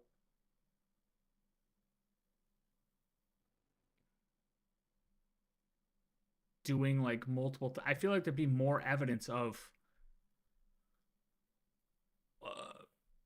exist, like why is it only Himiko here? I think I'm partially misinterpreting and partially kind of just not like I don't think this is it. Because by saying this, doesn't that mean there has to be a 3D and 2D of everybody? That Ryusuke didn't recognize his daughter, regardless of any sort of time or causality shenanigans going on. It was like, and wouldn't she recognize that she's both?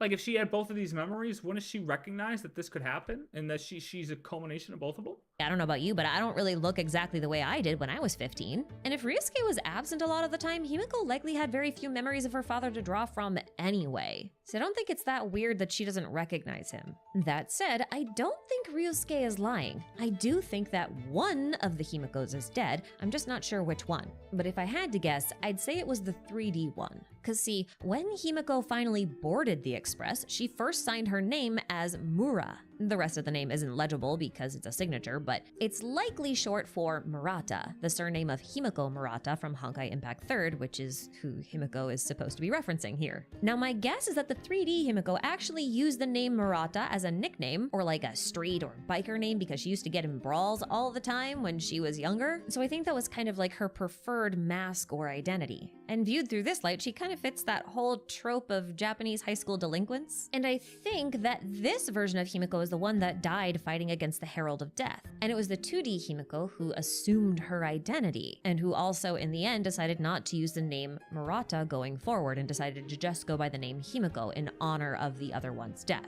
Now the reason I say this has everything to do with Himiko's clothing, because I've always thought that Himiko's clothing and accessories were very Grecian. I even thought she might be connected to Amphorius because of it in the past, but now I have a bit of a different thought. We're currently in Planarcadia, her homeland. This is the land where art comes to life. And one of the most iconic Grecian myths about art coming to life is the myth of Galatea, a statue Pygmalion carved into his image of the perfect woman who was then brought to life. It's Himiko very is a good, Imagenesis coded. But while her dress and accessories are very Grecian at their core, the jacket or overcoat she wears doesn't really vibe with the Grecian theme. But I'll be damned if it doesn't look just like a long gakuran. Gakurans are commonly worn in Japan as like high school uniform blazers, but they're also really iconic when it comes to honestly though, is that drip or not?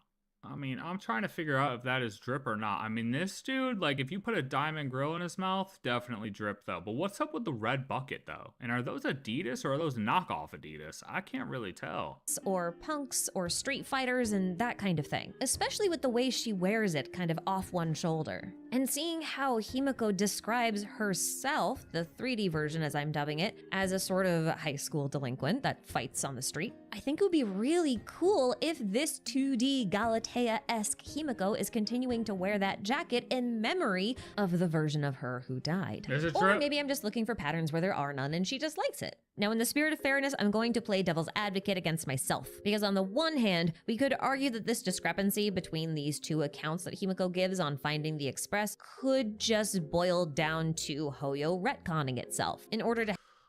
Yeah, I mean, the big thing here is why are we only talking Himiko? Like, wouldn't this... I mean, you're not only talking Himiko because she brought up the Yao Guang stuff and she brought up, like, Blade script being blank, right?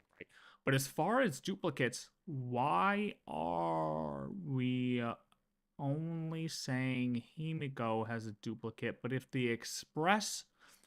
That's where I'm confused. She's saying that Astral Express crashed and, like, auto-duped on entry.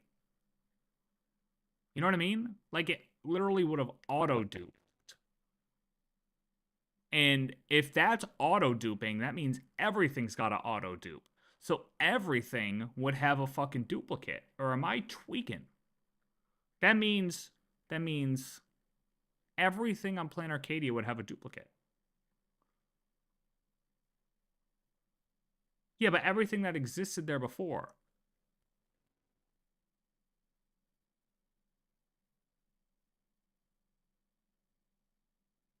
Like, everything that's native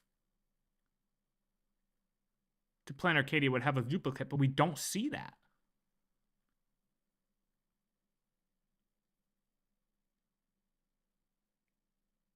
Like, I'm on board with the split world, with the split Planarcadia. I'm with that.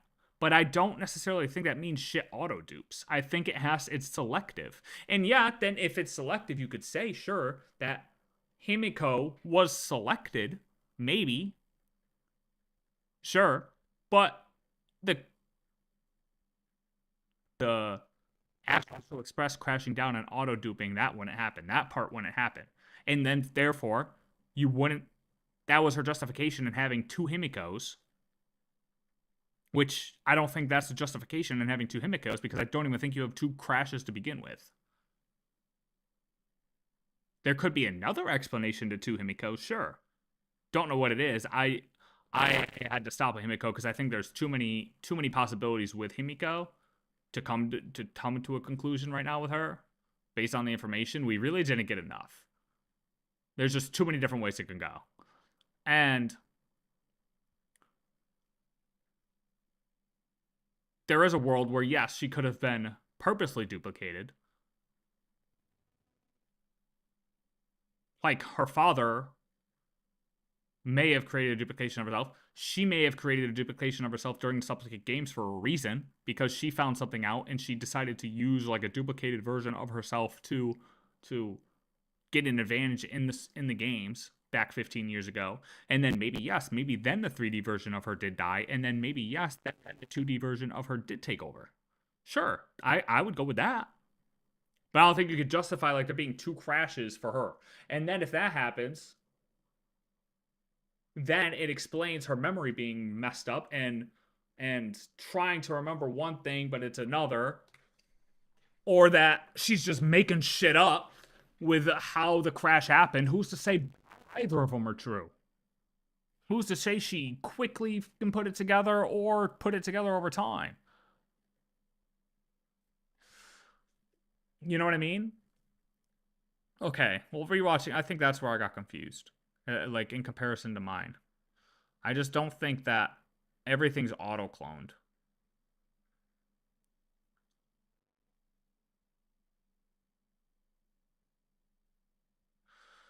Oh.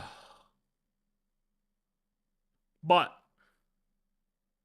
I'm happy that she's totally killing the timeline thing, because, or the alternate forward backwards timeline, that there's 2 timelines and it's more of 2 planes of existence. That's the way I look at it, and that's the way I think. Like, I think we're in agreement there. But yeah, the cause and effect thing is tricky. Planet, which turned it into a 2-dimensional painting known today as the World on. I need to watch this part one more time and see if I understand it one more time. If I don't, then I give up. Where's the Yao Guang part? 2D world, it will appear in the 3D space. But if you grow an apple world on canvas, it would find a way to manifest in the 3D world through imagenesis or something similar to it.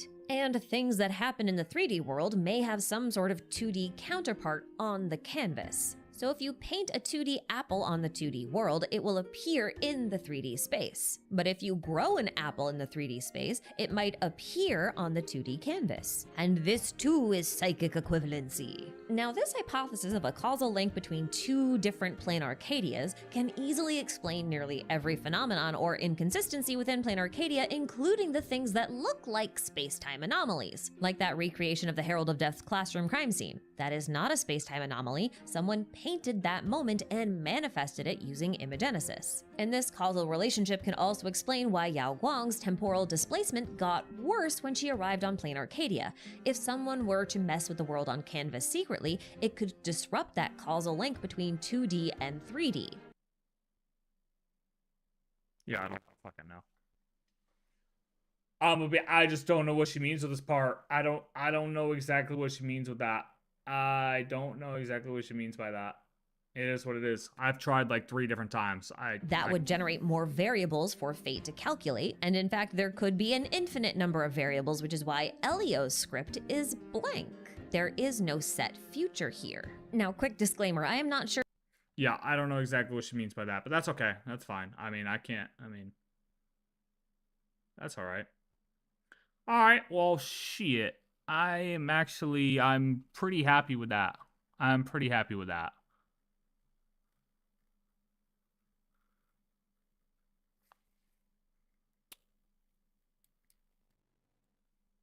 I agree with a lot of that.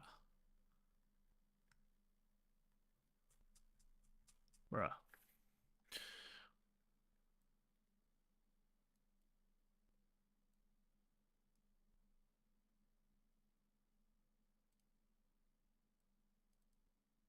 In one of the world quests, we take an Imaginary on other planets on a tiny form. There's a chance that Himiko gave herself enough power to just leave Ahatopia when she became Aha for a minute.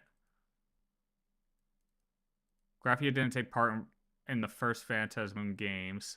That was when the morning actors first found the world and told stories to the moon. The readable that mentions Graphia's participation didn't say she took part in the first one, just a normal one when the planet was under siege.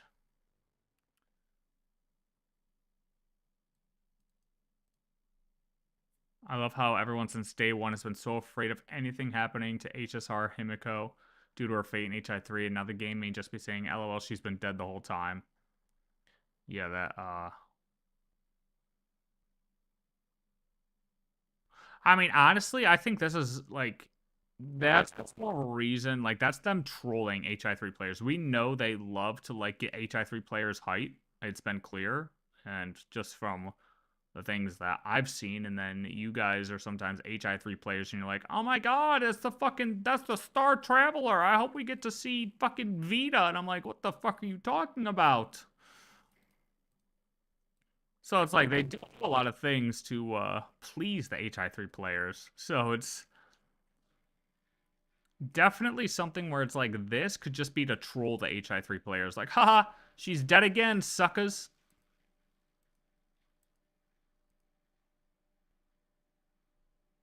But then she's actually not, is my point. Like trolling them, saying she's dead, but then she's actually not dead, you know?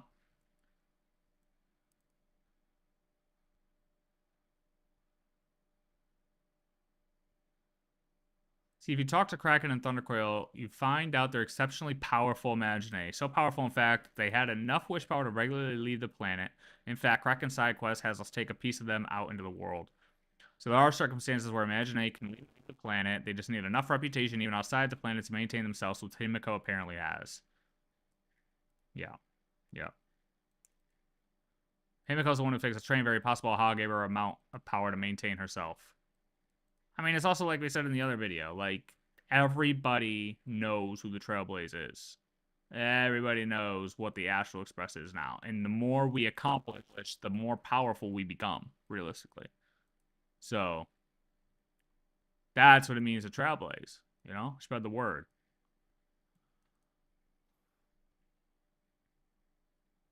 So that's why I think it's possible for her to just be the Imaginary on the ship, on the Astral Express. I want to see if anyone says anything about the...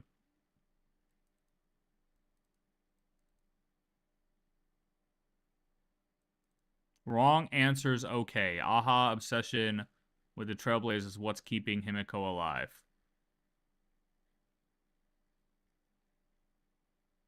I mean, that's not necessarily...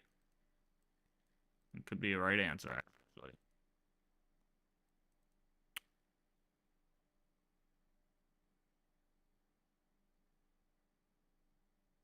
I think it's important Sparkle and Sparksy fused. It was kind of random in the end, but maybe that's what happened. to the two Himiko. One was basically dead.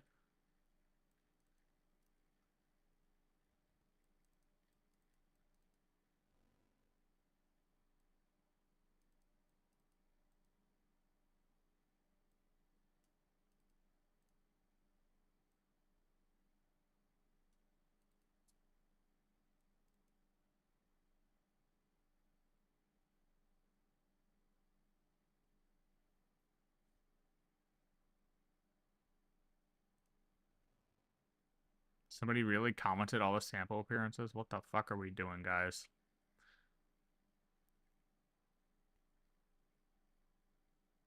Sheogorath. Jesus Christ, that's a name I haven't seen in a while. Remember Sheogorath? Jesus. Actually, we just saw him not too long ago in the Oblivion remaster.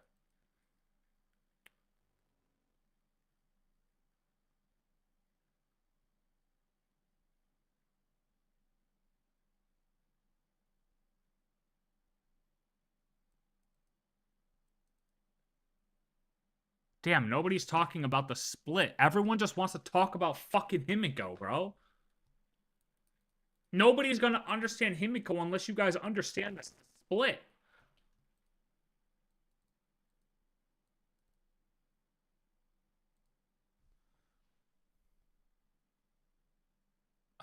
Mini Phantasmoon.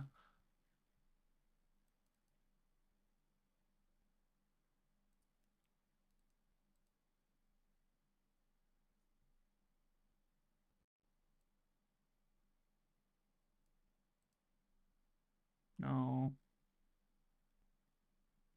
No. Oh, fuck off. Time dilation does occur while moving through these subspaces, but it doesn't duplicate objects. That would mean Himiko would have had to be an observer from two different locations, and even Sparksy, with the mimetic virus evolution of modernity, couldn't make her followers a full Sparksy copy, only the head. Himiko has a narrative to sell and needs everyone, and especially the Express crew, to believe it. And to do that, she recites a memory that she didn't experience herself. I don't even know what this guy just said. I don't know. What?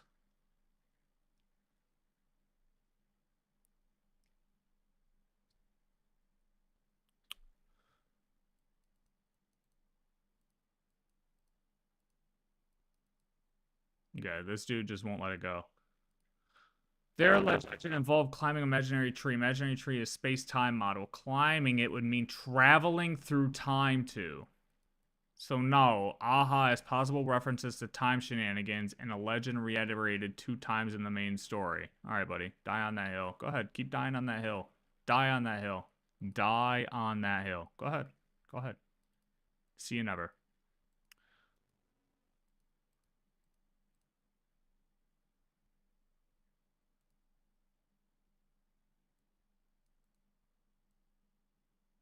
Nothing points towards time. Even if you want to say his story was about time, nothing in this world points towards time. Not a single thing.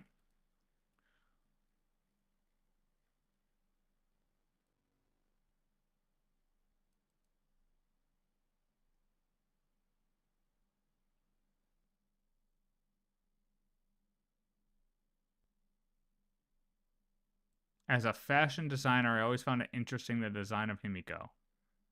Cool. You talk about how if you draw an apple in the second world to manifest in the 3D world, can this mean that if we port as I've written into the 2D world of Chrysalis? Oh my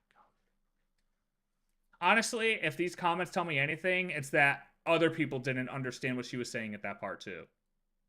Because nobody, that part, like, I don't know where she was at with the Yao Guang stuff. I'm gonna keep it a buck. I don't know. I don't know where that was at. I don't know exactly what she meant.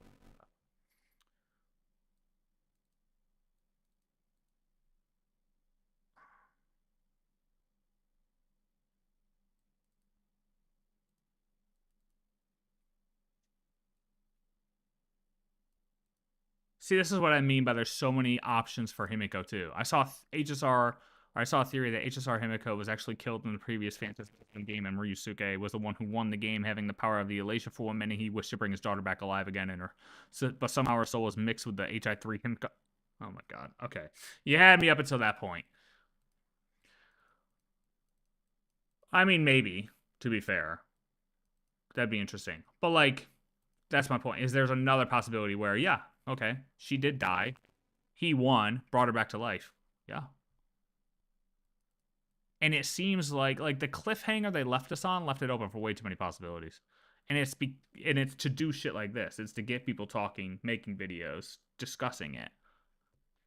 You know, we're the wish power for HSR type shit. My current theory is that the real Astral Express is still crash landed on Planarcadia or the canvas.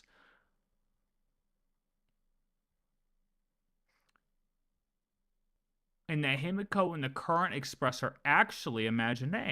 I think it's going to go something like the current events of the game are actually a real manifestation of what happens in Fluffy Across the Blue, which is why the Nameless are so famous in Planarcadia. I don't know about that part, but that's also a possible theory. The real Astral Express is still crash landed on Planarcadia. It would be in the canvas, though. 100% it would be in the canvas if I were to follow this.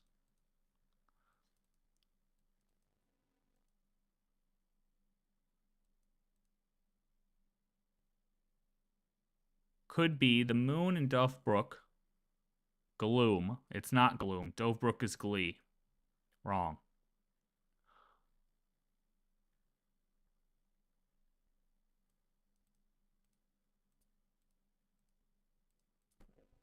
I think that this is the case based on the way we ended the World's End Tavern. It would be fitting for the Masked Fools. It might be on the imaginary Planarcadia side. It is. Well, it's in the canvas.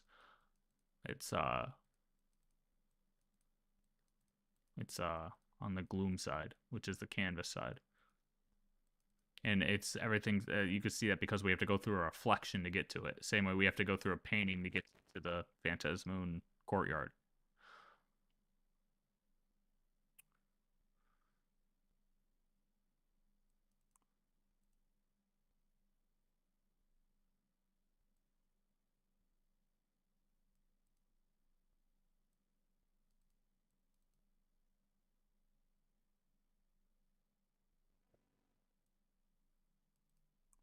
Here we go. 3.8. Oh, God. Buddy, listen. Your last HSR video says 3.8, but only really covered up to 3.7. Yeah, that's because, you know, they're probably going to come out with a 4.9 that fucking rewrites Penacony again at this rate, alright?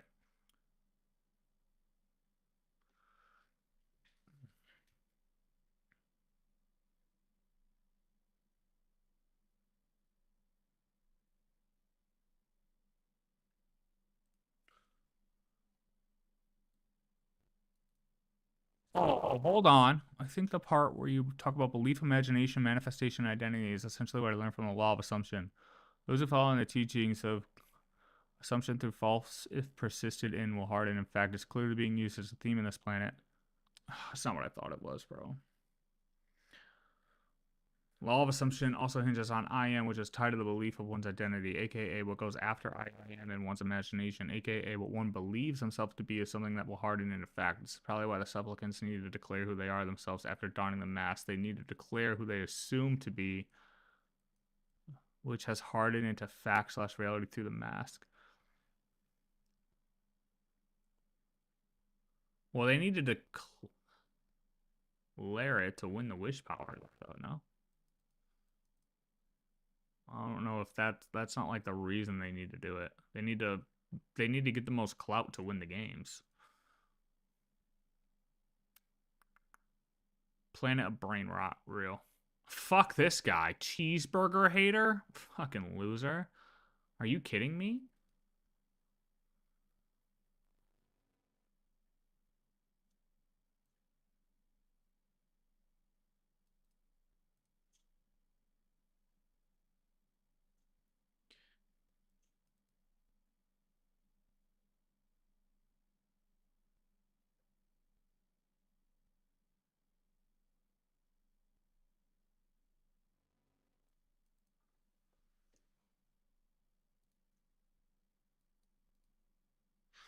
I believe that Sparkle's hint near the beginning of the quest after beating her in Cosmicon isn't just about how to enter the standard. Oh, the moon in the sky, or no matter where the moon is in the sky or the ground, it's always up. Or fuck, I don't remember what it is. Yeah. I believe that's supposed to be a red herring. We've established that there are likely either two realms or two different time periods. Two different realms. And I believe her hint implies that the Phantasm Moon is the only intersecting factor.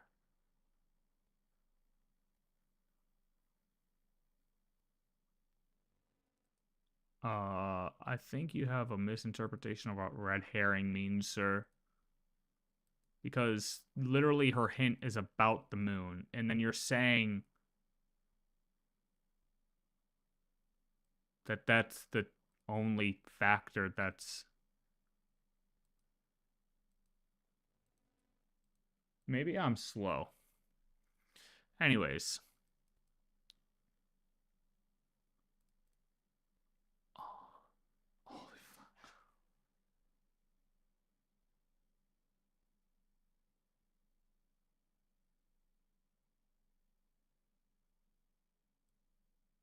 No, get away from me with Chrysos air shit. No theorists on this train of thought. This is really looking more and more... Is this chat? Bro, nobody uses this many fucking those things in a YouTube comment. They say a sad expression on the Phantasmoon's face means disaster is impending on Planarcadia, and that's exactly what we see in the world map showing Klee and Gloom, halves of the world. So it's likely the Gloom plane is the real Planarcadia, caught up in potential disaster, while the Klee plane is the plane of a fictional medium that we are currently in, disguised as an Arcadia. After all, the only locations we've seen in the Gloom so far are the World's End Tavern, which is said to be the one branch of the tavern, so it would most likely exist outside of Planet... No, are you fucking stupid? Were you paying attention at all to the quest, sir? That was rude. The Phantasmoon Courtyard is considered in the world in canvas. It literally says that. It literally says when we enter the courtyard, we're in the world in canvas. We literally have to go through a painting to get in the world in canvas, sir. Now, to be fair, they could be playing a fucking trick on us, and we might be leaving the world in canvas, and it's just reversed. To be fair, that could be true. Unlikely, but possible. So it's actually reversed, and we're being lied to. Well, whatever. Which seems very familiar to the Vortex of Genesis. There exists an observer here and the entry point into the world via water. Either way, definitely those are the two different realms, though, right? Evanescence keeps speaking in the courtyard as though there's someone else observing with her, who I speculate is, I don't care about new looks right now. We'll figure out more about her later.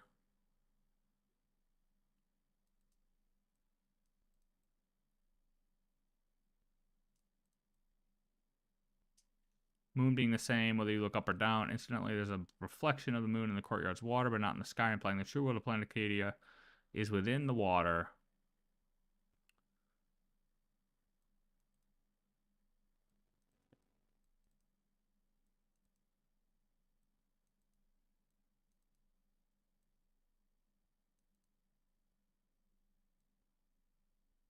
Yeah, but that's... I don't think they're totally driving us... I don't think they're fully gonna reverse us here. So, knowing that the Phantasmoon Courtyard is considered in the world in canvas, and that the tavern, therefore, is in the world in canvas, assumed to be because they're both Gloom. I can't say that for sure. Then, that's the 2D world. Before the IPC ripped the world outside of the painting, which is now Klee.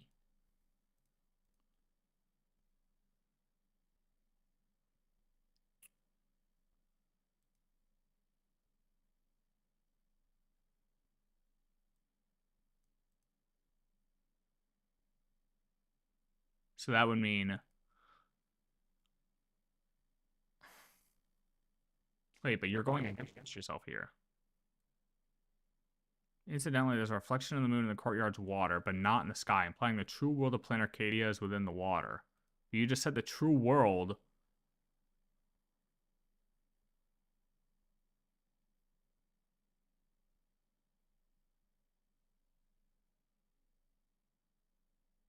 Is gloom.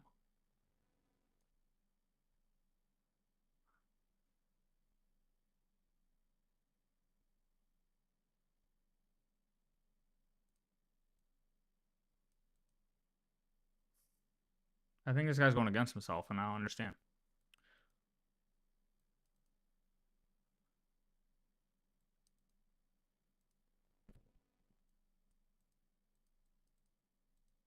I thought he was going to cook here on something, but he didn't. That's fine. Alright, I think I'm done with this because...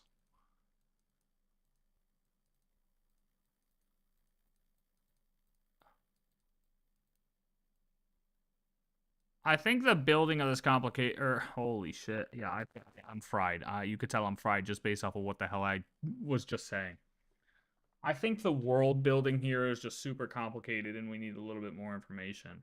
Like, because I feel pretty confident in how I understand it, but I could obviously be wrong. And with a little bit more information, we would be able to solidify some theories here. But that's okay. Because I can easily see with what she's saying, she could be right. And that, hey, there could be a complete dupe of everything. I just feel like with what we've seen so far, yes, there's 2 planes, but I don't believe there's a causal dupe in like a causal 2D factor for every 3D factor. I just don't feel like we've seen enough evidence of that. Like I said, I could be misinterpreting what she's saying or something, but yeah, whatever. All good. All good, all good, all good, all good. Alright, that'll do it for me. I'm gonna do like a longer stream tomorrow. Probably just go through some... Actually, what I might do is I might edit this down, me watching her, and cut all my fucking breaks and bullshit out, and then host that, and then do a longer stream tomorrow, because I want to clean up Arknights. I just want to do like a full chill Saturday exploration Arknight stream. You know what I mean? I want to go through all the quests. I want to finish up the chest hunting, all that before 1.1 comes out. So maybe that's tomorrow's plan. All right. Thanks for hanging out, and I will catch y'all tomorrow. Oh, before that, let's just say thank you, Ashikai, for your great video, and I look forward to seeing more reviews about Planarcadia in the future because I'm having fun with this world. Everyone, round of applause, Ashikai, for making a great video once again. Okay. All right, I'm going.